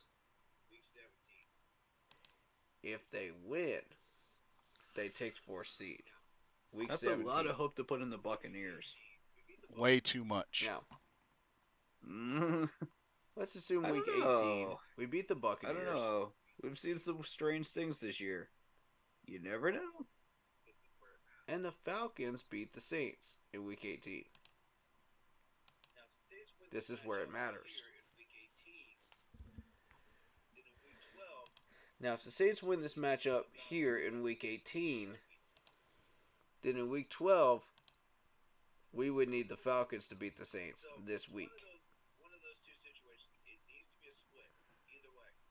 So, one of those Has to one of be. those two situations, In it order to needs open be a any split. door whatsoever. Either way, it needs to be a split. I don't care how that split happens, it Yep. cannot be a sweep by either team. Otherwise, we're out. So there you have it. There's our playoff opportunities. Interesting breakdown. Now I'm going to tell you how this could be possible.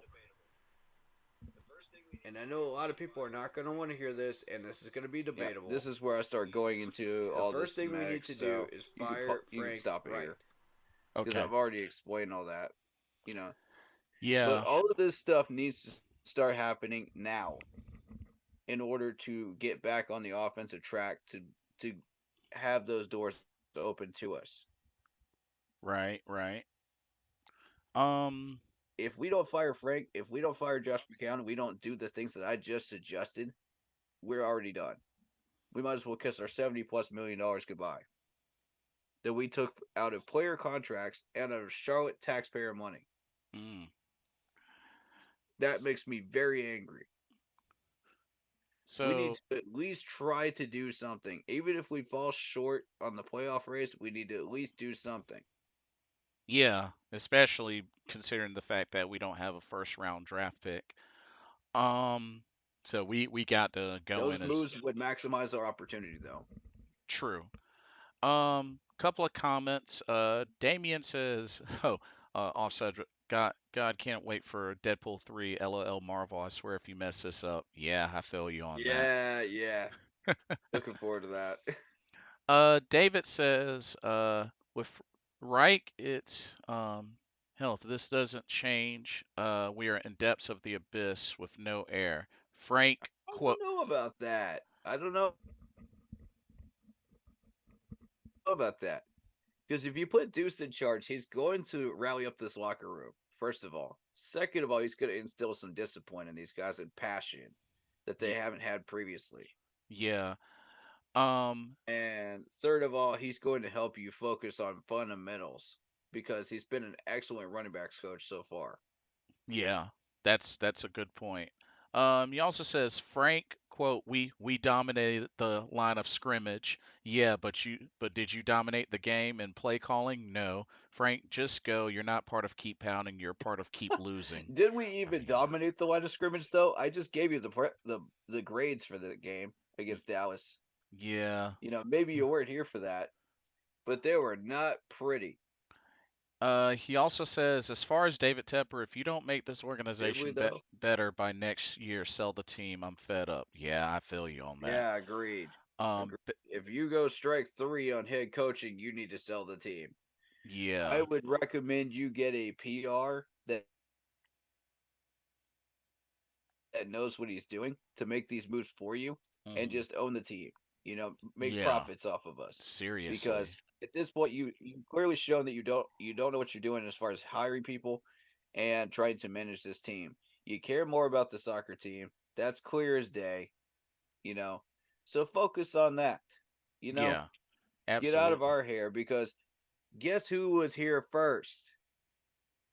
It wasn't the soccer team. It was this football team. Right.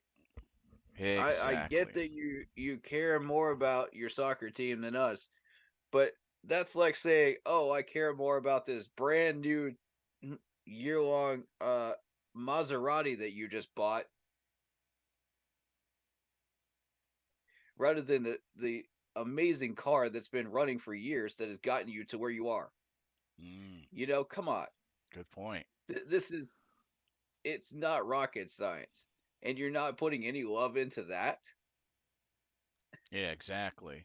That's Um, why we're pissed at you, bro. We're not pissed at you because you're putting in a soccer team of all things. Yeah, that's awesome for the city and all. That's cool for the soccer fans. But what about us? David also says basically Tepper's the shark in What about the Jaws. football fans? We don't care. If we don't stop him and make him change, this team is dead meat. And also he said, shout out to you for the awesome breakdown. You're very welcome. Thank you. But Thank you yeah. for the love. Yeah. Uh it was it was a bit of a challenge to get through all of that and really dig through it. But a lot of things have to go our direction in order for this to happen. But we've got to make those moves first. Otherwise, I don't see there's zero chance if we don't make those moves. But the things I'm suggesting max out our opportunities to actually have those paths open to us and Right. fix our offense. But Yeah, no it's kidding. up to Tepper ultimately. He has to start that of events. If he doesn't start that chain of events, we're not going anywhere. We can kiss that 70 million goodbye. Each week that we take an L and we continue the path that we're on, playoffs chance 0. You hear me, Tepper? 0. Just the You're FY, doing this to yourself. just the FYI, after the San Francisco win, George Kittle took a big plate of turkey and started tossing out turkey legs to the crowd. He I love it. he's a man of the people. He's a character. I love him. David says, "Can we get that pen like Men in Black and make this better?" Oh, use the Oh little memory yeah, fader. yeah. Oh man. You will make this team better, Tepper. You will make these moves. You will live a happy life with your wife. Click. Or more like, Flash, you are not the owner of the Carolina Panthers. You actually sold the team to, so and so that has the aspirations to make this team what it needs to be. That's amazing. Yeah, that's Great hilarious. comment, Go dude. I Kittle. love that one. Yeah, yeah, I'm a George. huge Men in Black fan, by the way. David says that's hilarious. LOL, go Kittle. Hey, he's he's a Yeah, he's a man of the fans and yeah. is willing I to, love it. turkey legs for everybody. Yeah. I would do that if I was a player. Absolutely. Um, Everybody got to eat, man. but yeah. So I guess with that point, I mean, we still got to do score prediction. So, Yeah. what are you thinking for And this team prediction. this Titans game? This Titans game. Oh, tough to say. Tough to say. How many points have they been putting up this year? That's a good question. Uh, Oh, well, the highest that they've put up has been let's 28. let me take a look They've through only put this. up 28 points once. Okay, let me see. They put up 15 against the Saints, 3 Mhm. against the Browns, 27 against the Bengals. That's not hard to do. 27 against Chargers, which is actually impressive, Mhm. and won that game. Huh. Yeah. 16 against the Colts. Colts, Ravens, and 16 Steelers. against the Ravens. At home, by the way, in Tennessee.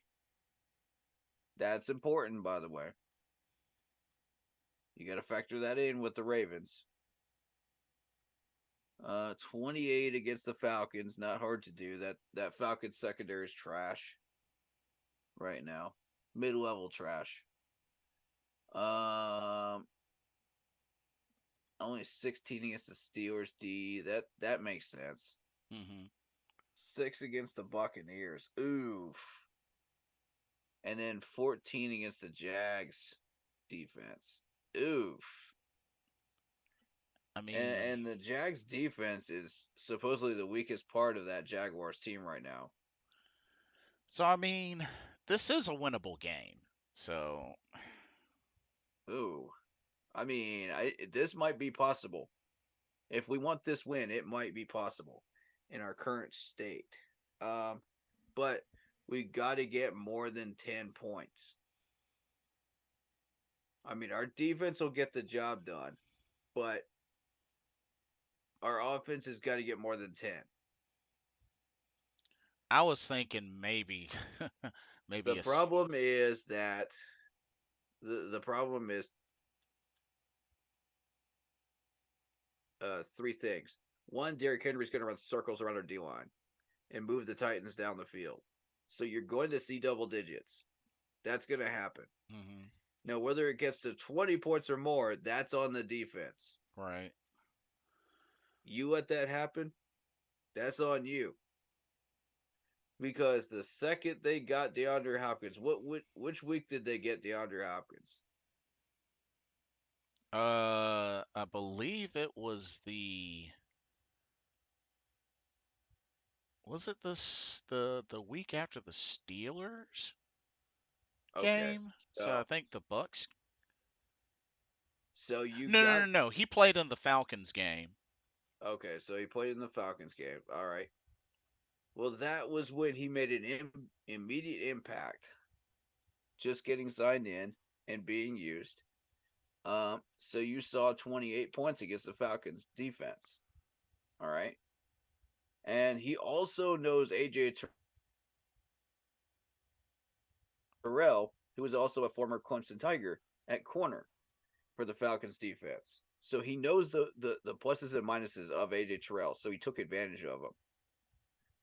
Being from that they played against each other in Clemson I'm in sorry. practice. He debuted in the Ravens game. So 1 week before that, the Ravens Oh, game. okay. Yeah. All right. So again, immediate impact building up 16 in that game. Hmm. Um, but he was similar to the system during the Ravens game. So that's why you only saw 16. You might have seen one touchdown from him there. Um, but you go into the Falcons game and he and AJ Terrell know each other pretty well. So that's why you saw the 28 right there. If he gets more than 2 touchdowns in that game, let me double check. But I believe, let me see, 3 touchdowns. Yep, there it is. He took advantage of AJ Terrell, and he took advantage of one other corner, and probably an injured corner as well. Mm. So there you go. That makes sense to me. Then you got the Steelers defense, which has been really, really solid. Limited them to 16. Makes sense. Buccaneers. The fact that you only got 2 field goals against the Buccaneers, or 1 touchdown and a missed extra point. That's pretty sad because the Bucks defense is Yeah. not great at all. It's not great at all. What in the world happened there? Um. Uh, Makes you think. So you go into the Jags game.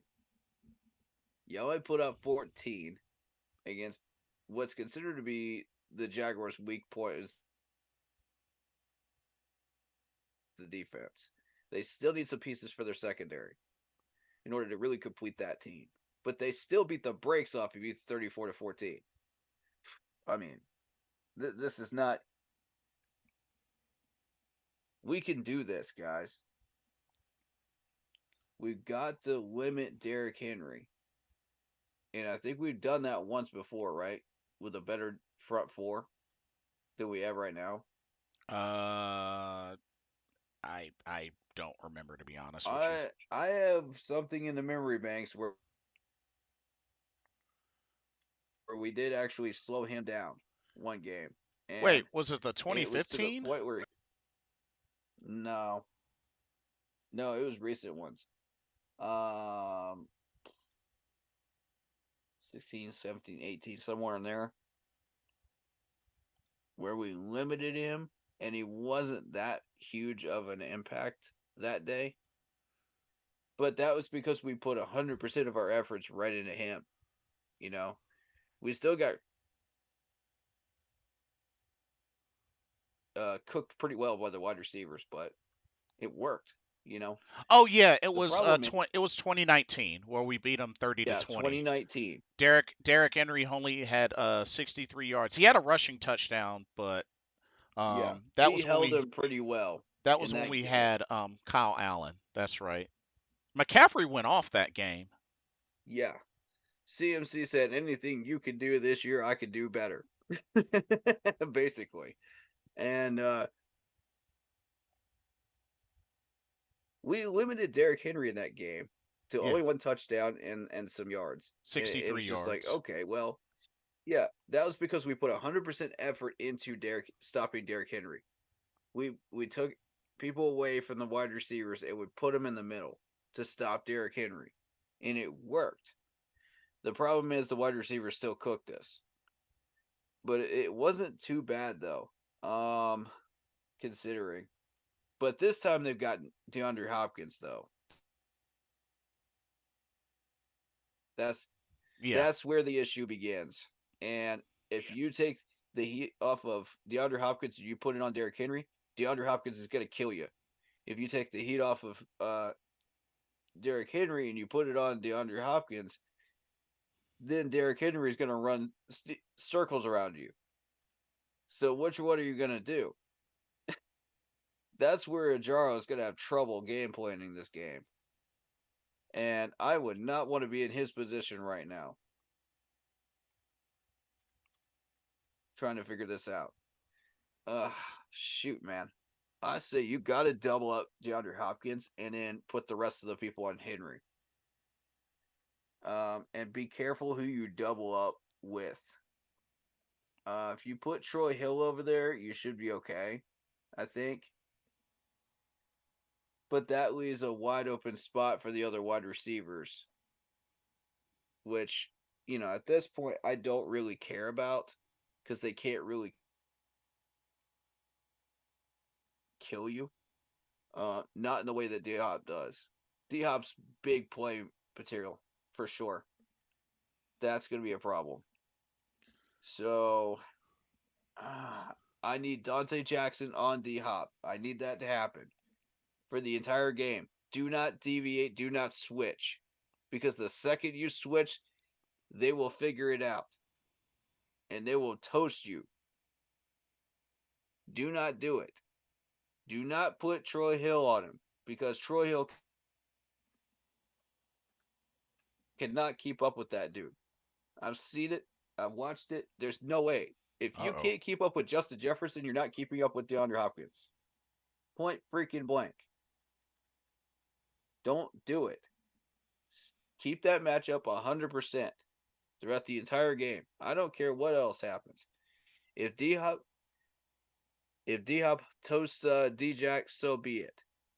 But at least we put our best corner on him the whole game. Mm-hmm. If D Jack goes down with an injury, you have no choice but to put Troy Hill over there for the remainder of the game. That's what I need to see happen. Anybody else does not have the experience or the skill to handle D Hop and that speed right now and that big playability. And he will find ways to catch that ball on you that you will not expect on that sideline. So watch the sideline carefully. You may not get many opportunities to pass deflect on him. Mm-hmm. Uh, so stopping him from yards after the catch is the key to slowing him down. He's still going to roast you at some point, but at least it won't be in that area. And it won't be in big play situations. So I think if we're able to do that on defense, we may have a shot. But that bull rush has got to get home on that quarterback that's struggling right now. Yeah, as a matter of fact. And that's where we have a problem because the bull rush is not getting home. We're not getting past these guys. And Damien actually mentioned We're it. not winning the trenches with the front four. Damien mentioned it. Y'all got to get pressure on Levis. Don't sleep on him because he can run too. Yeah. Yeah, Levis, you got to contain the outside too. With a quarterback that can run, you got to contain the outside. And that's another problem we've got. We don't get off blocks, so we can't contain the outside. So you need that extra guy, a quarterback spy. That takes one person away from Derrick Henry, which is bad. That takes one person away from DeAndre Hopkins. That's bad. I don't like this. I don't like it. Because, oh boy. If we're not careful, they could hang 24 on us. As a They matter could. as a matter of fact, David's prediction is 24-12 Titans. wow. Um, I'm gonna go ahead and agree with that because with Frank Wright calling the plays, and he refuses to put Andy Dalton in, we refuse to fire Frank Wright, and make the changes that I've suggested. We're not getting past 15 points. It's not happening. So our defense has to get the job done to knock them down to like 10 or 14 or something that's manageable. Personally, Then we can start dealing with turnover possibilities, positive turnover creation. I am hopeful, like best case scenario for something like a 17-14 Carolina, but Yeah, honestly, it that would be respectable at this point, yeah, considering where we're at.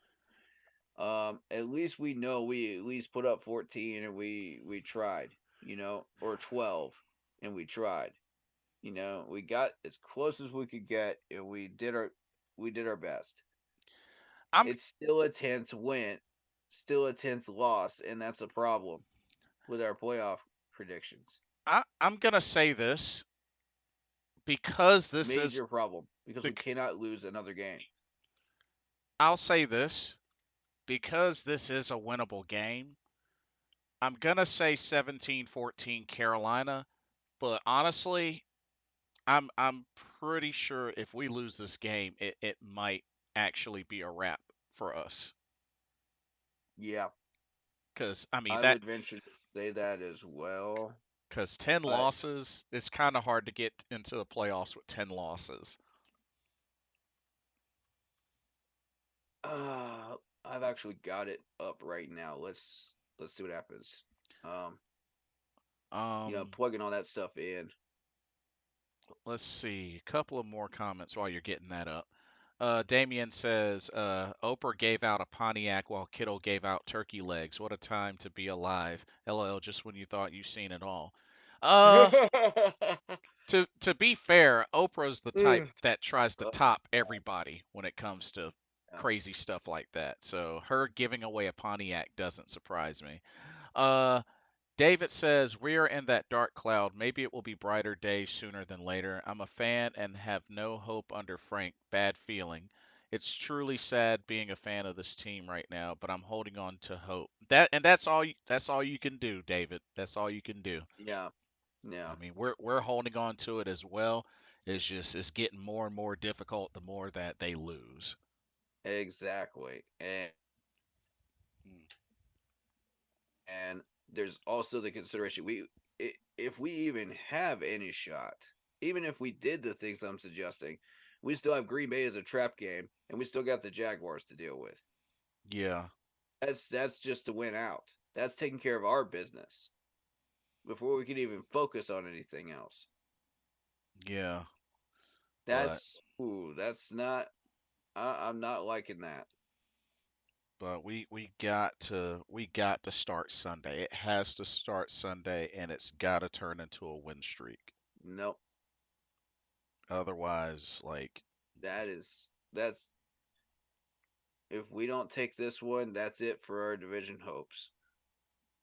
yeah, They're gone. I'm gonna have to agree. I'm gonna have to agree. That's Like, it. I mean, So the best we would hope for is that seventh seed at that point, and we would have to really get lucky yeah, and I to understand finish the out NF with wins. and I understand the NFC South is, a weak division, but, at some point you give one of these teams enough opportunities, one of these teams is going to break away with it. Now, we hope it's Hmm. us, but it's going to be tough. But you give them enough opportunities, one of these teams is going to break away.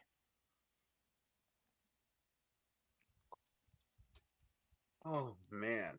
But, Um. So let's see what other teams we got going on here this week. well, Um. we, As far as the games that were played, I'll give you the predictions that I had uh, prior to those teams playing today. Um. So for the for the Green Bay game, I actually expected the Detroit Lions to win that thing. Same. I did not expect that kind of a game from Mr. Love there. Credit to him. Great game. Yep. The Dallas game I did expect. Hmm. 45-10. Yeah, Washington's struggling right now. Ron Rivera doesn't know what to do. He doesn't have Montez Sweat anymore, which would have knocked that score down to probably 30-35, to be fair, Hmm. because of Montez Sweat's ability to get to the quarterback But the and crazy to thing screw up that. is, the Cowboys are still undefeated at home. Yeah. Um. So the San Francisco 49ers over the Seahawks. That's a helpful one for us because the Seattle Seahawks were deep into that playoff uh, circus there, Hmm. and it was just a humongous, uh, cat in the hat type thing, just magical hats just moving around. You know, we had no idea what was going to happen. Yeah. So we were just following Seattle for a minute. We were following Green Bay for a minute. It was wild. So, Yeah. I mean, this has been a strange year. A lot of strange upsets have happened, that we weren't expecting to happen. And a few of them from Green Bay, a few of them came from Seattle. So, I mean, that's why they're in the mix right now because you don't know. Mm. And I mean, I would venture to say the Vikings have that sixth seed pretty much wrapped up at this point. I would have a tough time believing that they would get knocked out of it. So, But s- so yeah, those three games are in the books. And actually, there's a game Friday, Dolphins Jets, yeah, Dolphins Jets. Let's 3 p.m. on Amazon Prime. I got Dolphins. Dolphins winning it. Jets are Yeah. struggling. Yeah.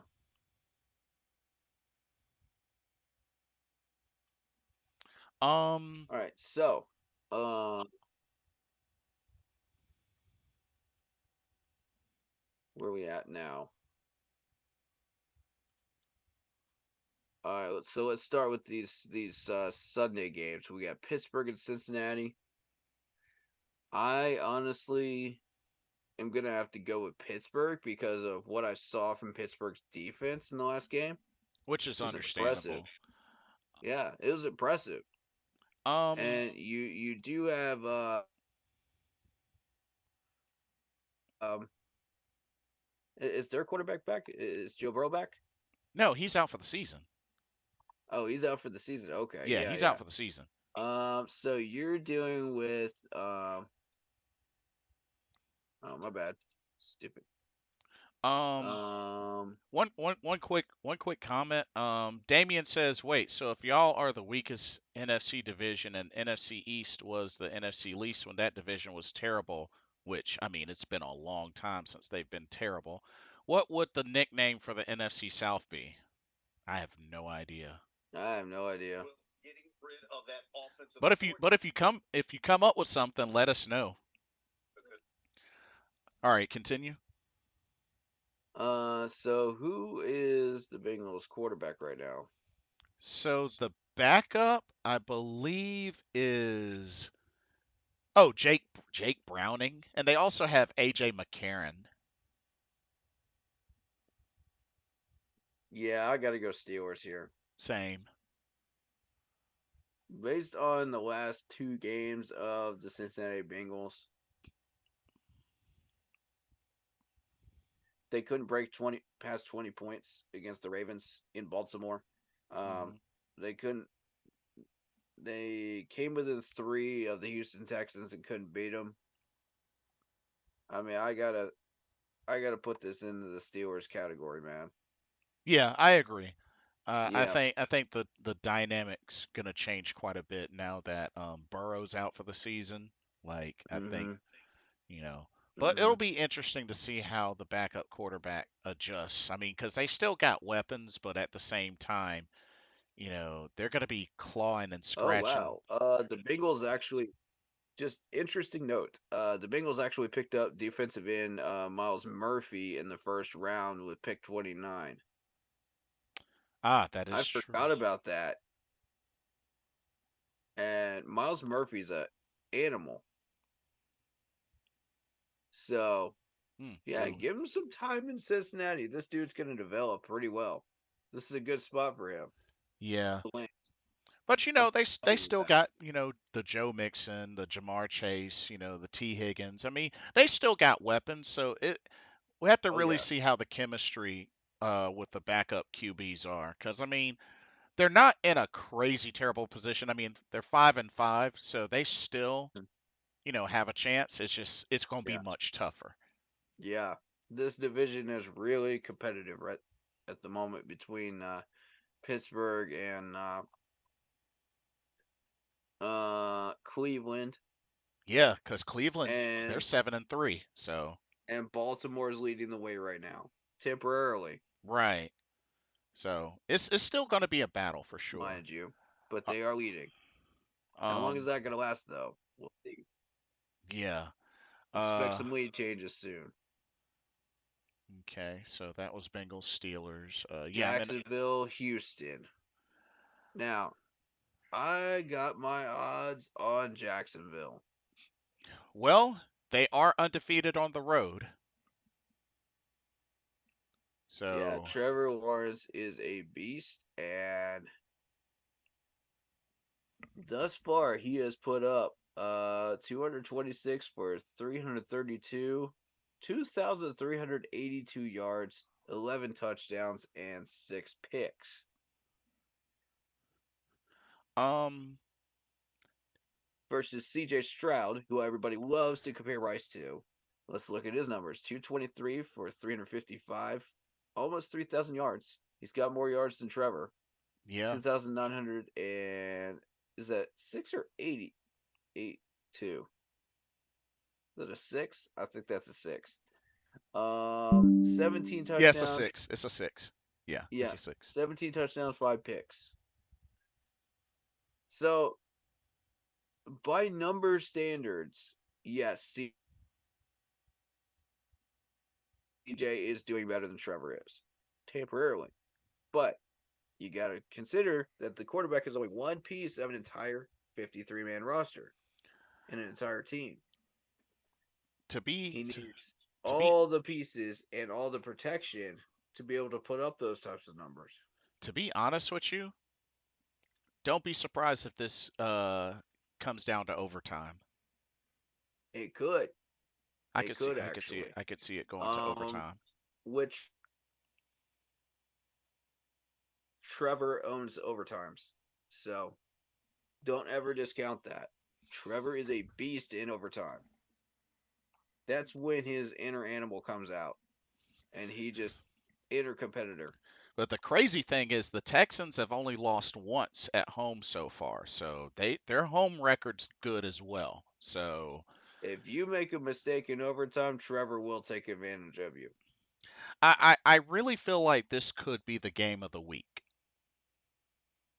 It could be really interesting. ETN is definitely better than Singletary. Hmm. Definitely. You got 174 yards. 174 carries for 670 yards, 7 touchdowns for ETN. Yeah. I warned y'all about ETN. I warned y'all. Nobody wanted to listen to me about ETN. This dude's beasting and feasting with Trevor. When you put the dynamic duo together, look at the numbers, man. When you build around an offensive line around these two and some wide receiver weapons, like say for instance Kirk, who's got 3 touchdowns so far. There you go. You'd like to see a few more weapons come out to Jacksonville, but with the success they're having right now, that will draw interest from wide receivers. They're going to come out there. They're going to want to play with these guys if they're a good fit. Yeah. whereas Singletary has 114 carries, 471 yards, and 2 touchdowns, Now it'll be quite the which I do have on my fantasy team, and he's picking up some speed. So it'll points definitely wise, be so quite the QB battle. yeah. I gotta go with Jacksonville. This is a 1 o'clock p.m. game in Houston Hmm. in the dome, Yeah. but I love Jacksonville's chances You know what? I'm gonna here. take a gamble and say Texans win in overtime. I'm gonna take a Ooh, gamble. ooh, okay. You are going against the grain here, man. Yeah, I'm gonna take a gamble. Be careful Texans with this one. Texans win in overtime. Be careful with this one. Trevor is a beast in overtime. I'm aware. I'm a Okay, okay, okay. All right. So we got Tampa Bay and Indy. Yeah, I mean both teams are struggling mightily. Now, here's the interesting part. This game is not going to affect us at all in our hmm playoff race. Tampa is going to get knocked out. It's just there's no other way around it. Their schedule is too tough. They're gone from this point forward. They may get squeak out a win against Indy, but after that, it gets ugh. Because let me tell you I'm what Houston has, what Tampa Bay's got going on here. I see them getting knocked out because you've got the Colts, our Panthers, Falcons, Packers, Jags, Saints, and our Packers again, our Panthers again. hmm There's no way the Bucks survive. No way. They're done. With all of that on their schedule, they're done. So are you saying that they may pick up this win, but that's about it? Most likely, yes. Now they could surprise uh a Falcons team that's not looking for it, or maybe a Saints team in just before us. You know, the game just before us because the Saints think they've got the division locked up at that point. So maybe they may slack off, hmm but I don't see it. I don't see the Bucks surprising anybody else. I think that this is a winnable game for us as well. Right, right. We could take the Buccaneers because Oh, we better. We better. yeah, if you look at it, uh, Losing to the Bears was bad enough. We better not lose to the Bucks twice. they did get off to a hot start. They beat the Saints once already, Right. so you're looking at, and they actually beat the brakes off the Saints, by the way, with Baker Mayfield. Yeah. So you're looking at a 20-17 win of the Vikes, a 27-17 win over the Bears, and then they took a big loss to the Eagles, expected. So they're thinking, okay, we're a healthy leader.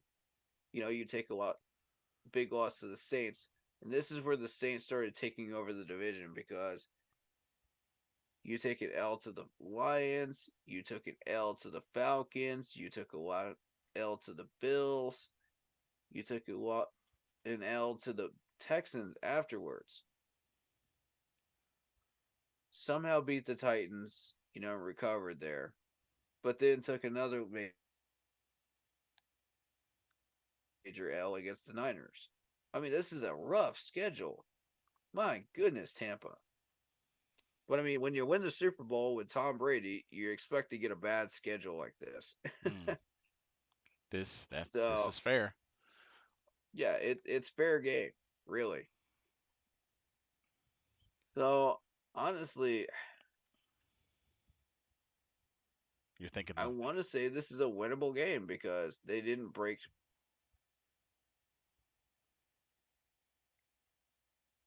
they didn't break past 20 points up until the Texans game So during so that 3 game straight s- series there. so are you thinking the Colts?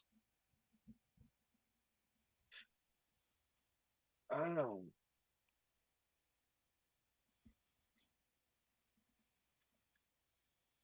I think there's a few redeemable players with the Buccaneers. Let me see the injury list real quick. I just want to see who's on it. Levante David's on there. Chris Godwin's on there. Me personally, Devin I'm a White. I'm I'm thinking the Bucks are probably gonna pull it off, but I mean, Man.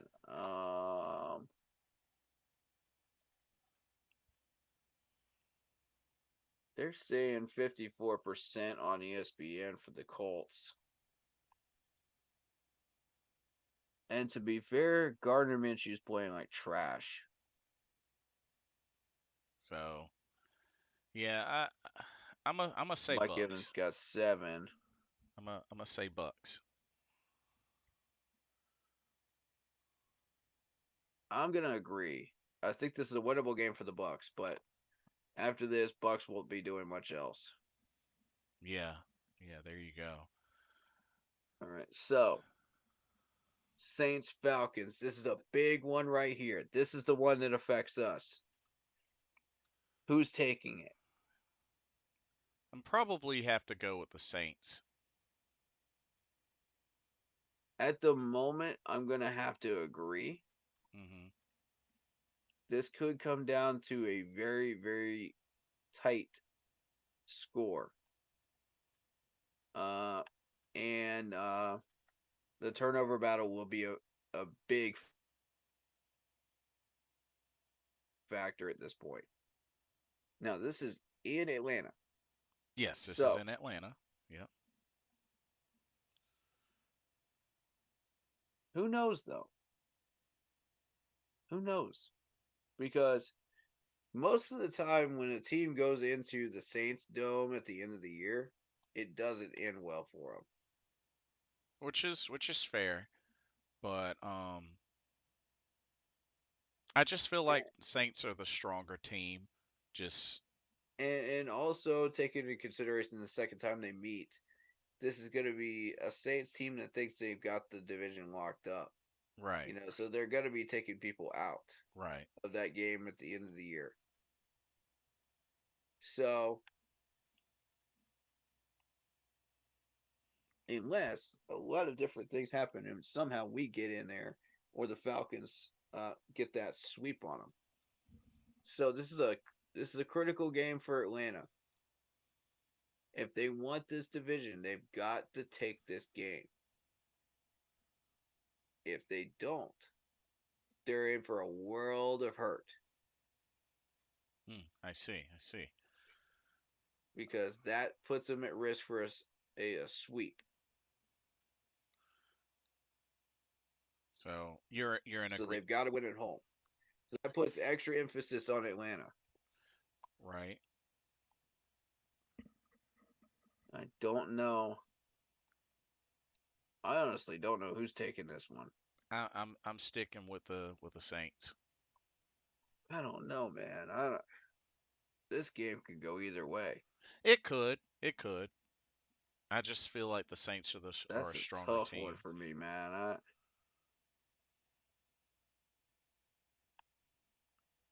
The Saints look just a tiny bit better. Yeah. It's I can't say that it's night and day, but And it it's shows on the definitely record, close. on the division. Right. Oh, absolutely. So, The last thing we want is a sweep. So, oh man, I want to put favoritism on the Saints, but I also want an upset here. I want an upset bad by the Falcons. so you'll pretty much be rooting for the Falcons. Oh, absolutely, yes. Okay, In that's fair. Dome, yes. That's fair. This Okay. is the time when I would like to see the Falcons get their split. Um, But yeah, picking wise, yes, I'm going Saints. Gotcha. Um, let's see. How many games do we have left? One, two, three, four, five, six, seven. Uh, Bills and Eagles. Eagles. Yeah, they're undefeated at Clearly home. playing better right now. Yeah, Yes. and they're undefeated at home, so think That's they've an been easy on a one for roll. me. 10 wins. Hmm. Uh, ooh, now if you want to talk about a difficult one, Patriots at Giants.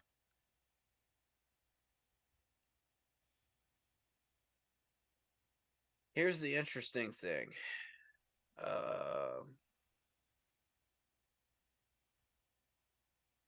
Remember who's head coach of New England? Yeah, Now, but yes, and also, Brian they Daboll are struggling, is coming off a Coach of the Year as well, so it'll but be Daniel Jones. Here's the determining factor. Daniel Jones has 2 touchdowns and 6 picks, whereas your guy from New England here, Mr. Jones, 10 and 10 10. touchdowns, 10 picks. Yep, 10 and 10. Now, if I'm a betting man, these numbers look a little bit better from the rushing game and receiving game as far as the leaders. Hmm. I'm going New England. That's fair actually. That's fair. Um, yeah, New England as well. Yeah. We'll Okay. see what Belichick chooses to do because the last time they were this bad of a record, guess who they got? So remember again, it's Belichick leading this charge. This is true. But for how much longer? Yeah. Um, this one's intriguing as well. Browns at Broncos. Now, this is going to be a fascinating one because the Broncos just started hot, 4-game win streak. but Cleveland just played a really, really good defensive game against Hmm. Pittsburgh. Ah, man. I'm going to say this game's going to be a little tighter than people think it is. And it's going to be a low scoring game, which favors the Browns because they won that encounter with the Steelers. That they did. This is where the hot streak ends for Denver. And with a good defense, you can shut down Russell Wilson. It is possible. Here's the thing. I'm not quite sold on Dorian Thompson Robinson. And the Mm. dude has yet to throw a touchdown pass. Now, he probably will throw a touchdown pass in this game, but I gotta go with the Broncos. Um, you know what? Sean Payton's leading the charge for the Broncos. This is going to be a great, great coaching matchup here. It's going to be a great chess match. Hmm. Um, and Sean Payton does know how to read defense. So, Hmm. Broncos with the surprise upset. All right. Rams at Cardinals. Cards. The Rams are Mm, trash. I think the Rams will get back on track. I gotta go Rams. I think they'll get back on track. No, I mean, Stafford will get back on track, but what about the rest of them? because they did come off of a win over the Seattle Seahawks after dropping Wait, three did they? straight. Yeah, they won by 1 point. Ooh, that changes my vote. Yeah, because that was You know what? that I'm was going after Rams. they had a 3 game losing streak. Ooh, I'm going Rams then. You going I Rams? like their odds. Rams and Rams.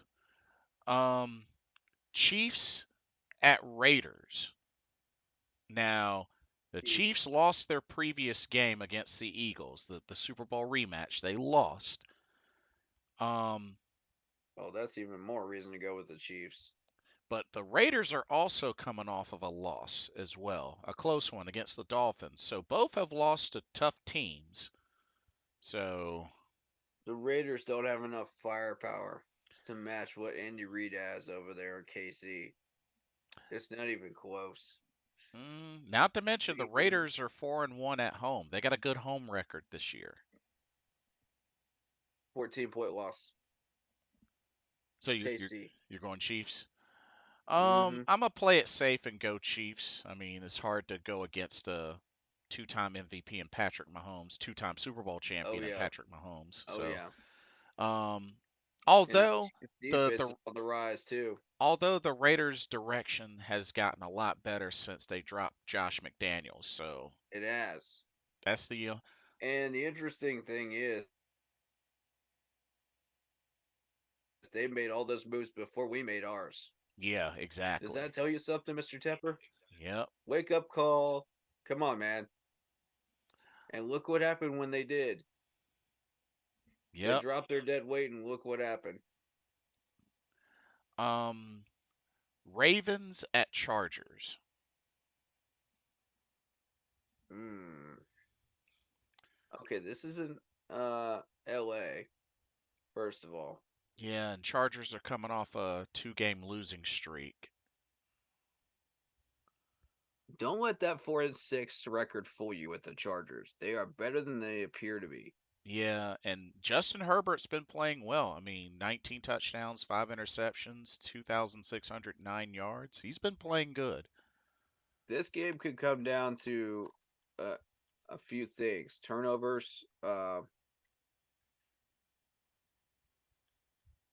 well the Baltimore Ravens prepared for this game. You know, are Yeah, they going to walk in there thinking, well, it's the Chargers. They're not ready for this. You know, they're sitting down there with 4-6. And not so fast, my friends. Not so fast. You come in there unprepared. LA's going to hit you in the mouth. right. I would not do that. So, yeah, don't get too comfortable with that lead up there, Baltimore, with this game coming up. You got to come in there and you got to keep swinging, man. Otherwise, the Chargers will surprise you. I'm gonna And say that the Ravens pull it off. Just they've played well on the road. I think it'll be close, but I think the Ravens escape with the victory. this could be a potential trap game for Baltimore, Oh, very much, very much. and a very big one, considering the fact that they've got a pretty good schedule coming up, and the Ravens might think, okay, well, this is a soft schedule. Maybe I don't have to worry as much. Wrong.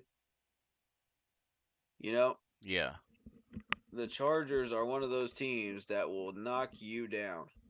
this is But true. oh wait, Baltimore is playing the Rams after this game.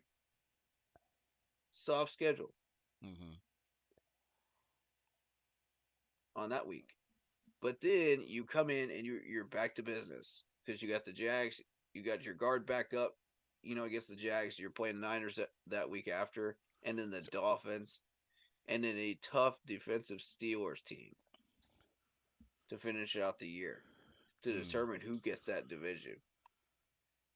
So do not let your guard down, Baltimore, right, agreed. So, or it could go south very, very quickly. Because if one of these teams exposes you, you're in trouble.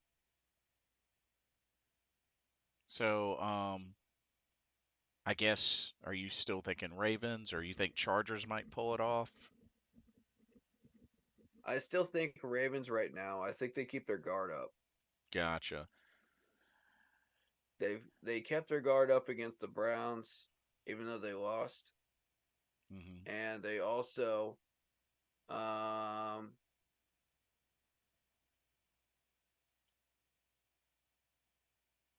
played the Steelers earlier that year to a 17-10 loss. But it was a really interesting game. They split with the Browns. Ah. So this is a fascinating team right here. I don't know what to make of them just yet. Hmm. You go on a four game winning streak after losing to the Steelers in a tight one, losing a tight one to the Browns, and then you come back and beat the Bengals 34-20. So that tells me you still have some work to do, This is true. and you still got some things you need to fix. So you are susceptible to a Jaguars team. That even if you win that game on the 17th coming up, that Jags team can surprise you in the first round of the playoffs and knock you out. Hmm. I would not.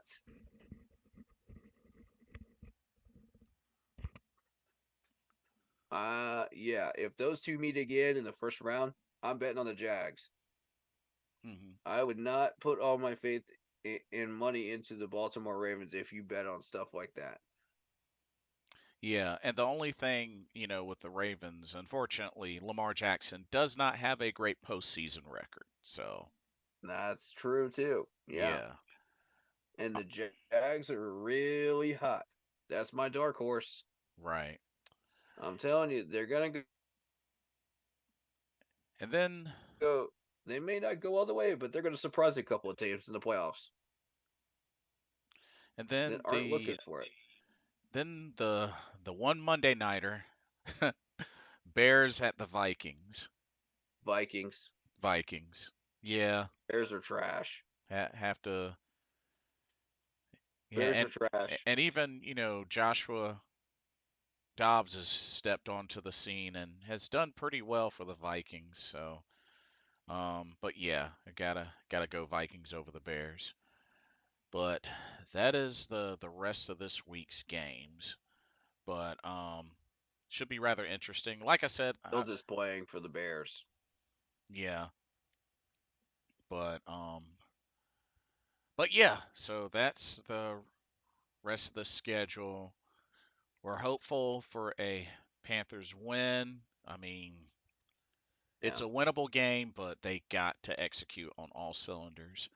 But this has to be a dub yeah, if you want to continue the playoff journey it needs to be. in in either capacity. But You on have to do it.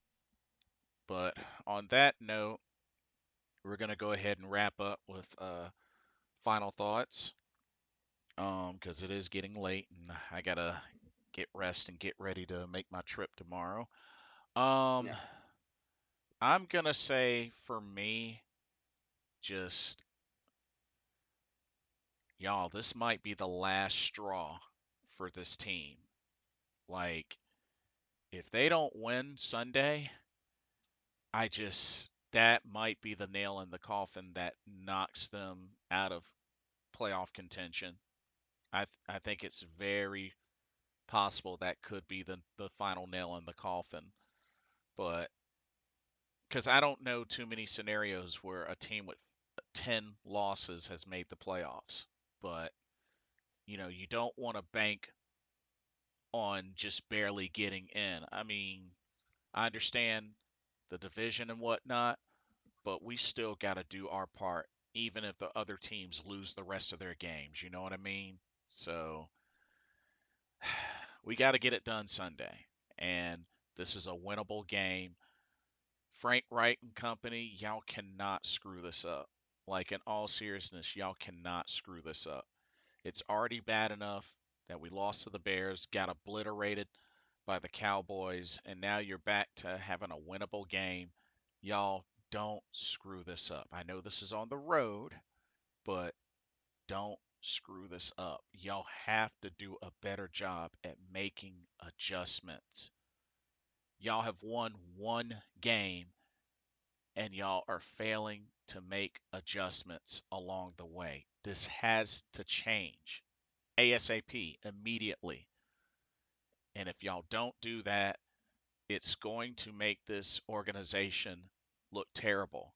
Let me remind everybody this coaching staff has a combined not one, not two, not five, but 11 Super Bowl championships. And this team is 1-9. That is unacceptable. There should be no reason why this team is 1-9 with a coaching staff that has 11 total Super Bowls between them. So, Frank Wright and company, y'all need to get it together this Sunday ASAP, and y'all need to start looking at a win streak, winning the rest of these games. If not, then you might as well kiss your chances of staying in Carolina goodbye, and this thing might get blown up like early or whatnot. But I just had to point that out because it's one of the most embarrassing factors with this organization. Having an all-star coaching staff with that many Super Bowls and we're 1-9. Y'all need to fix it and fix it immediately. Do it. Start it this Sunday. Let's get a win streak. And I'm done. You're up, Corey. Before I start, breaking news: the Cowboys are bringing in former Colts Shaquille Leonard for a workout. Dang, that was quick. That's yet another Cowboys player Dude, if they that's about to get signed. with Micah Parsons and they add Shaquille Leonard, oh man, that's gonna be That's deadly. another player that we let slip to the Dallas Cowboys, ladies and gentlemen. And Jerry Jones is just laughing his way to the bank. and you know what? It makes sense that they would get him since they lost Leighton Vander Esch for the season. Dude, We missed. they We also with him added, so that's Micah Parsons, and they remember they drafted DeMarvion Overshawn, and if they add Shaquille Leonard,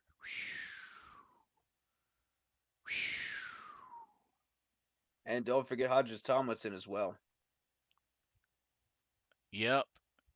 And don't forget, on top of Demarcus Lawrence, I mean, that's And just. didn't we allow one of our players to end up in Dallas this year too? Oh, and they got Stephon Gilmore. Oh man. Yep. Mm-hmm. Ooh, ooh, yeah. And don't forget, Stop giving the Cowboys extra bones. Stop giving it to them. and don't forget, y'all. This is an 8-3 team, so Stop giving these guys extra bones. They don't need them, man. That pisses me off because I can't stand Dallas. yep. But Idiots. but other than that, your final thought. Oh, that just riled me up. This is about to be interesting. And that ties into what I'm about to read to you. Trey Boston, and I'm gonna start my soliloquy with this.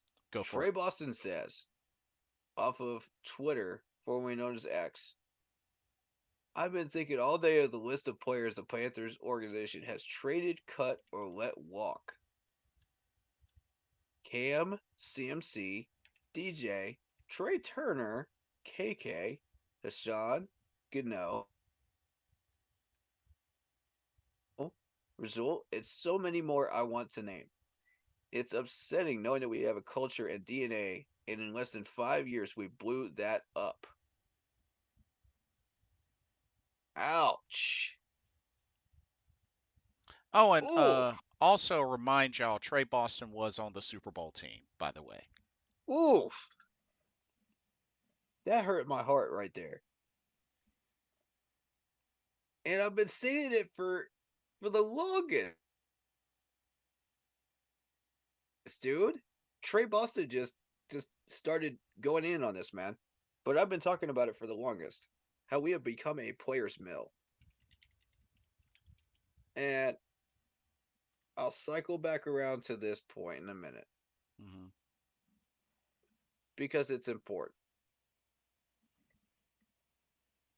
We need to make the changes I have suggested in order to continue this playoff journey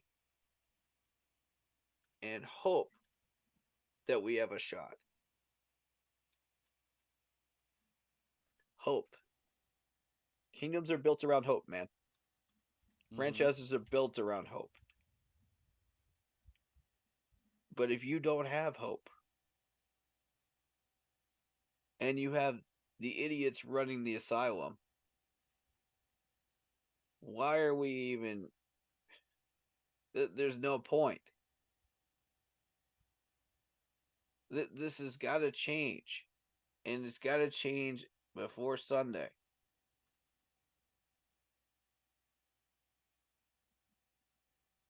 We've already pointed out the discrepancies of Frank. We've already shown you what this man is doing to this organization. And when you have a head coach that has more power than a general manager and an owner,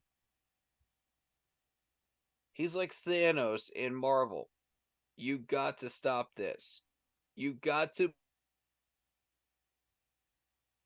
put an end to it.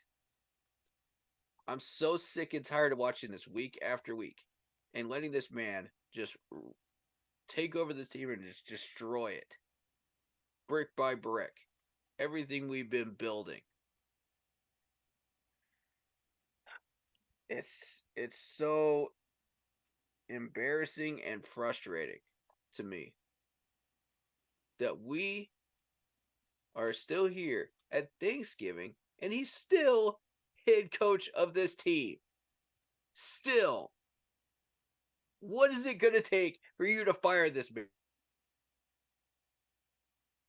man? Do we actually need to march on the stadium to make this happen? Do we? Oof. Is that what it's going to take? Because you don't seem to care about the fact that we're not paying you. You know? Oh no. You found a creative solution to that by cutting everybody's contracts and making this team into a $70 million roster plus $1 million roster that still can't win. But don't blame us when we're the ones that have to deal with the repercussions of it.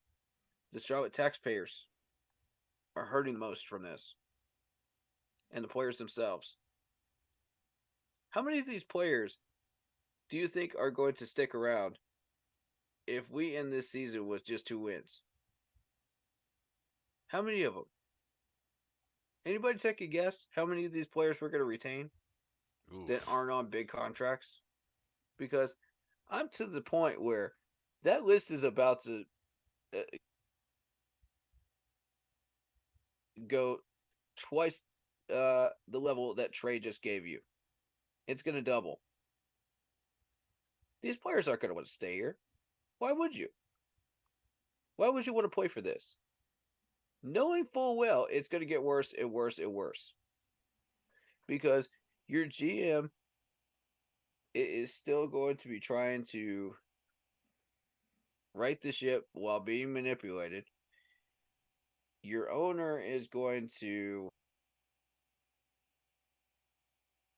continue to hire bad coaches.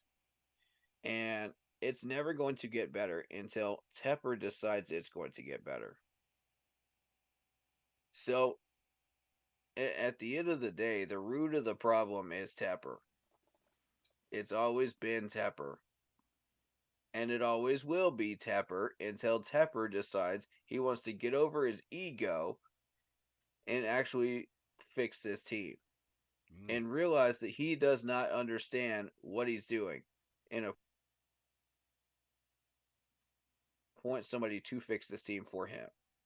Because you're over 2 on coaching suggestions so far. You hired a GM that's being manipulated left and Mhm. right. And yeah, all these foundations and stuff, yeah, it looks pretty and it looks nice, on social media. You feed the homeless and all that stuff. That's awesome. But nobody cares if your football team can't get wins. No one's even going to pay any attention to that. That's just all glam and glitz. This team was here before you were, sir. And yet, the only time I've seen you come down there and actually take care of learning about this team was during the practice on Wednesday and during training camps. I've seen him out there during training camps. That's it. Otherwise you stay in your little lofty box and you just watch the team play, and it's just like, oh yeah, count my money, count my money. Prove everybody wrong. If you really care about this team, you really care about what you invested in, stop treating it like it's your old school car that you're fixing up in your back of your garage, and treat it like a Maserati, like it actually is. Mhm. Because this team is worth billions of dollars, sir. This is a business. Stop treating it like a side project that you do on the weekends. We actually do care about this, okay? We're trying to win. Right, right. Meanwhile, you're sitting over there in your box just counting money, just like, well, as long as I'm making money, I don't care. I'm investing that money into the soccer team since this team can't win. That's the mentality everybody thinks you have, sir. You want to try to prove them wrong? Show up to some of these practices. Show up to some of these games and stand on the sidelines like Arthur Blank is doing. Oof. And that's even something I have to address, because Arthur Blank has no clue what he's doing with the Falcons, but at least he's on the sidelines. I give him that much credit. You never see Jerry Jones come out of his box. Oh yeah, He's that's sitting a up good there counting point. his money, even though the Cowboys have not won anything in the playoffs in years. Mhm. But okay, yeah, let's not come down to the sidelines. Let's not learn about this team. Let's just count our money. Because why not, right? Let's keep in a head coach that has no clue what he's doing. That has almost sabotaged the only win that we have had this year by being an idiot. On the football field. I'm not talking about in real life. I'm talking about on the football field. He's an idiot. So you're going to keep this dude in. He's going to continue to rotate in people on this depth chart that have no business being there. Zavala, Michael Jordan, Cameron Irving, for starters. Oh, I hear you. And you're going to continue to allow this team to sink like the Titanic when there's a shot at actually making the playoffs. You're not getting another chance at this, sir. People are about to protest the stadium because of you. And you wonder why. oh yeah, let's just play in a little children's thing event, during the bye week when we were actually planning on marching on the stadium.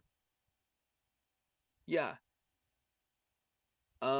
because that'll stop us. Oof. Come on, man. Because that'll stop our fan base from being pissed off and tired of your crap, Mr. Tepper. But, you know, yeah, let's keep this let's keep this train on the bottom of the league. Oh yeah. It's so nice here. We're still earning money though. So who cares, right? But here's the thing. Who pays all these bills? The Charlotte taxpayers. The people that come to the games. But oh wait, that's filled with Cowboys fans, Saints fans, Falcons fans. But oh yeah, I'm just laughing my way to the bank. Doesn't matter, butts and seats, right? You don't seem to care that it's not Panther fans in those seats. And people are selling the PSLs like crazy. You, Mr. Tepper, please, man. Please, I am begging you. If you care about this team at all, prove it. Because at this point, nobody's buying it. Nobody's buying the fact that, oh yeah, I just happened to show up on Wednesday. Nobody's buying it, bro. I was the only person that partially bought it because I wanted to believe that you cared about this team and you cared enough to actually learn about it, enough to make a change. But you chose not to. So here we are again. We're sitting here at Thanksgiving. You haven't made a change at all. No staff changes. Nobody's been fired. We're sitting here at 1-9 because you decided not to do anything. Fix the problem, Mr. Tepper. It's not hard. It's not rocket science. It's not brain surgery, sir. You know where the problem is. Fix it. God. So if we don't fix the problem at the end of the year, guess who walks? Brian Burns, among many others, that you have been trying so hard to keep in Carolina, by the way. That man's not going to stay here forever. Mm-hmm. We've got offensive linemen that are getting fed up. You might have kept Thielen, but what about the rest of these guys? You are still selling a charade, sir.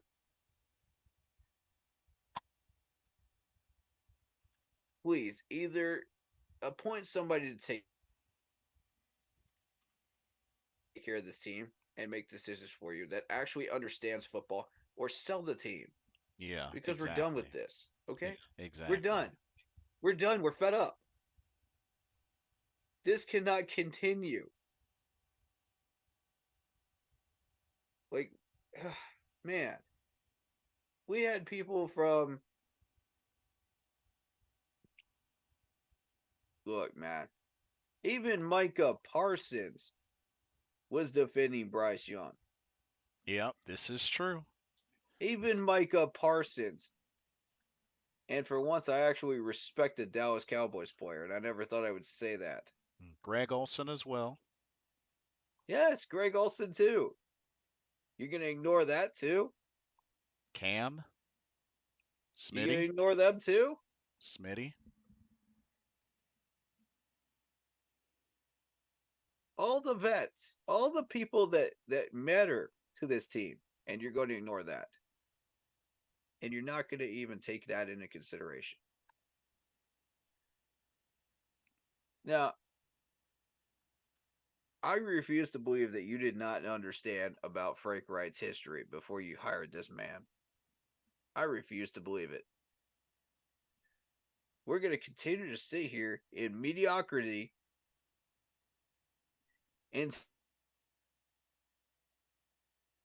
you make it right, Mr. Tepper, which was my phrase, by the way, that you stole and then chose to go the other way with.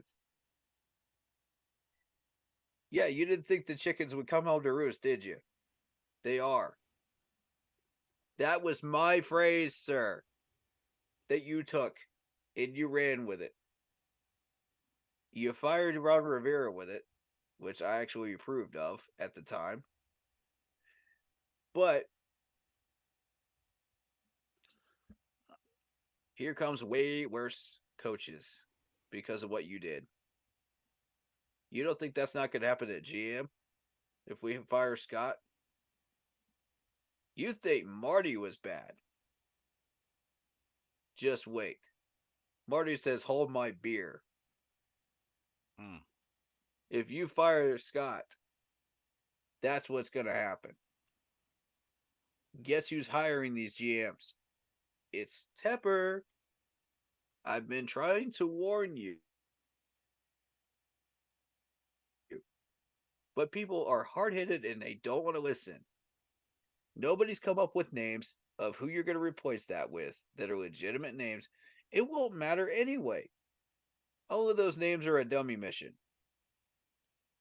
All of those names are a dummy mission because remember when we hired Matt Rule? That was a dummy mission. We had all these names piped out. We thought, okay, we're going to hire Eric Bellamy. We're going to hire this person. We're going to hire that person. And then here comes Frank Wright and Matt Rule. And you go, huh? Every Panther fan out there just went, huh? Collectively. Yeah. Head scratcher. Head scratcher, ladies and gentlemen. Does it make sense?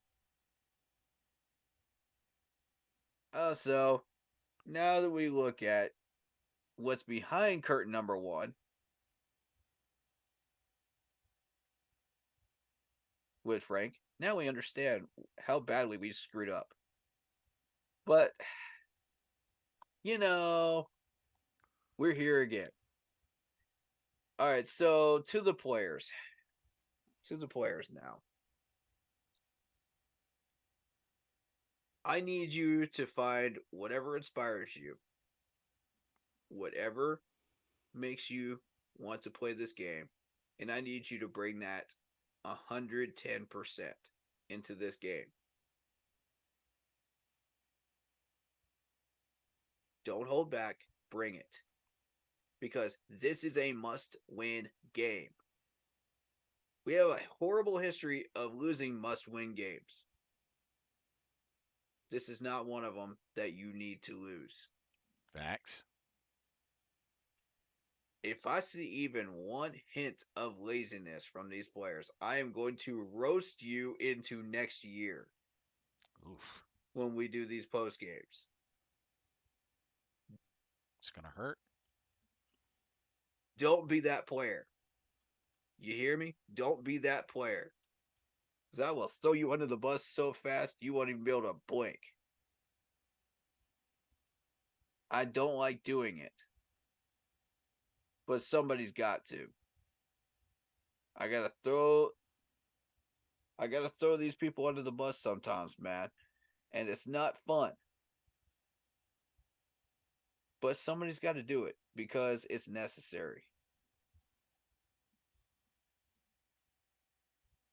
In order for them to learn that they can't just lazily walk about the field, in their $1 million uniform and say, well, yeah, this is an easy game. I'm getting paid anyway. This is the Carolina Panthers, son. You're not getting paid just to be a lazy louch. Get out there and get the job done. I don't want to see any of these players jogging when they should be running. Facts.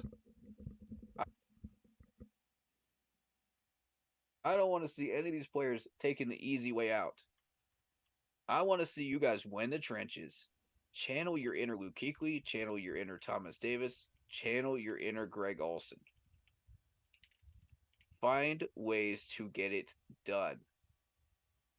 Win the trenches, tackle better, focus on your fundamentals, learn from the legends. That's what they're there for. That's what the tapes are there for. They're not there to collect dust. Right. You want to know how it takes, what it takes to be a champion? You want to know what it takes to have a parade in Charlotte? Follow their example. Find your heart, find your soul, find your purpose on that field.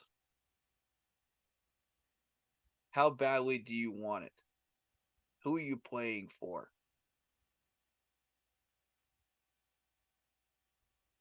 Show this league why you should be respected. Show them why they should stop overlooking you. Show them why you should be paid this amount of money. Because for some of you, this is going to be a marketing campaign. For some of you, you won't be here next year. And some of these teams are going to be looking at you. And they're going to say, why should we pay you this amount?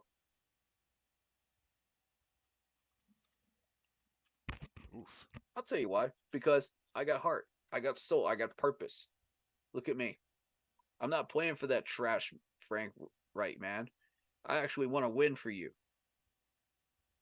This is a marketing campaign for some of you guys, man. So, with that in mind, I'll finish with this. Find a way to win. Find a way to win. Be yourselves. Stay happy, healthy, well. Find something you're thankful for, ladies and gentlemen. And enjoy your time with your family. You've earned it. And, everybody's worked hard this year. They've gone through a lot of tough things. Keep everybody in mind that's been going through rough things. Pray for them. Or send positive energy if you don't believe in that. Mm-hmm. And just be there for people, man. Especially those in need. Because if you don't, who's going to? And I also want to say we are trying to find a name for the panel for our YouTube channels. And we also reached 3,000 members on Facebook. So on the Facebook page, ladies Congrats. and gents, yes, sir. I am celebrating the little wins right now Yeah, absolutely. because Absolutely. the little wins can add up to major victories later on. And this little community that we have built is just so incredible.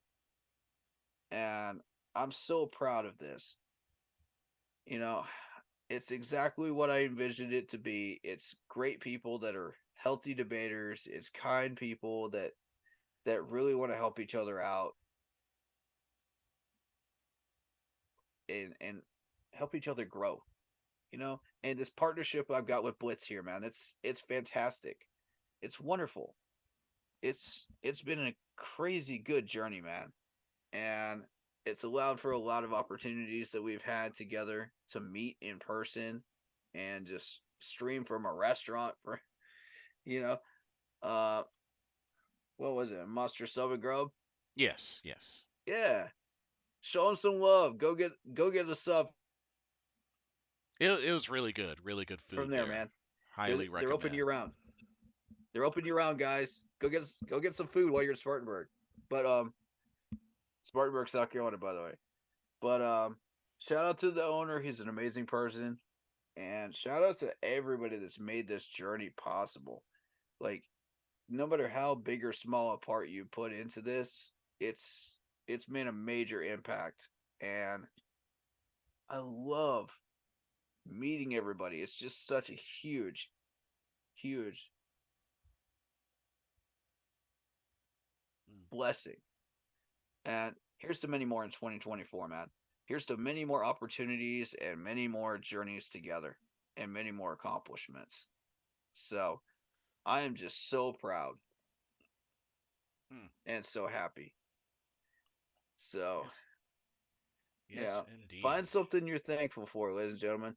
Put it in the comment section, put it in the chat, whatever you're thankful for, go for it. Send that love to the people that need it.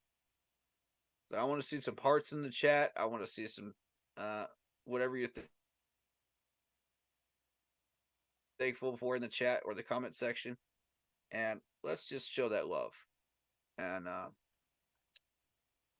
enjoy your weekend with your families. We'll get right back to it on Sunday. We'll get right back to work. Yep, y'all know the deal. Yep. Speaking truth. But Yeah. yes, on that note, Stay happy, healthy, and well. indeed. And like I said, I'll be in Winston-Salem the weekend for WrestleCade. That'll be a lot of fun. Once a year event. So and hopefully I can add on to that with a Panthers victory. But we shall see. Keep pounding no matter what. We're gonna get through this, and I hope everybody enjoys the rest of their weekend. I want to thank everybody for coming out tonight, taking a little bit of time off from your Thanksgiving to join us for this live stream. And Absolutely. thanks to everybody for chiming in, for participating. And yeah, keep pounding. And Corey, where can they find you? Keep pounding channel on YouTube, which is let me see. Keep pounding 3869. Type that into the search on YouTube. That should come up to our channel right away on the algorithm. And again, that's keep pounding 3869. So if you want to find us on Facebook, sorry for the extra noise. Um, so if you want to find us on Facebook, it is the Facebook group page. Keep pounding in all caps. Again, that's the Facebook group page. Don't look on the regular page, look on the group page. Come up with a name for the panel and we'll get that rolling, guys. Throw us some names in the chat and in the comment section. We'd love to hear it. Indeed, indeed. And More content coming for you guys. Make sure you like and sub. yes, that and all of the above. Shout out to Mr. Carolina. Safe travels in And follow. Atlanta. Um, and hope you return back safely when your vacation is over. But for another Carolina Panthers Talk live stream brought to you by Blitzball Champ Gaming, Game Beauty, Keep Pounding Podcast, Bleeding Carolina Blue Podcast. We're your hosts for this evening, Blitzball Champ, and Keep pounding. everybody have a blessed weekend, and we will see y'all in the next live stream. Y'all take care. See y'all soon.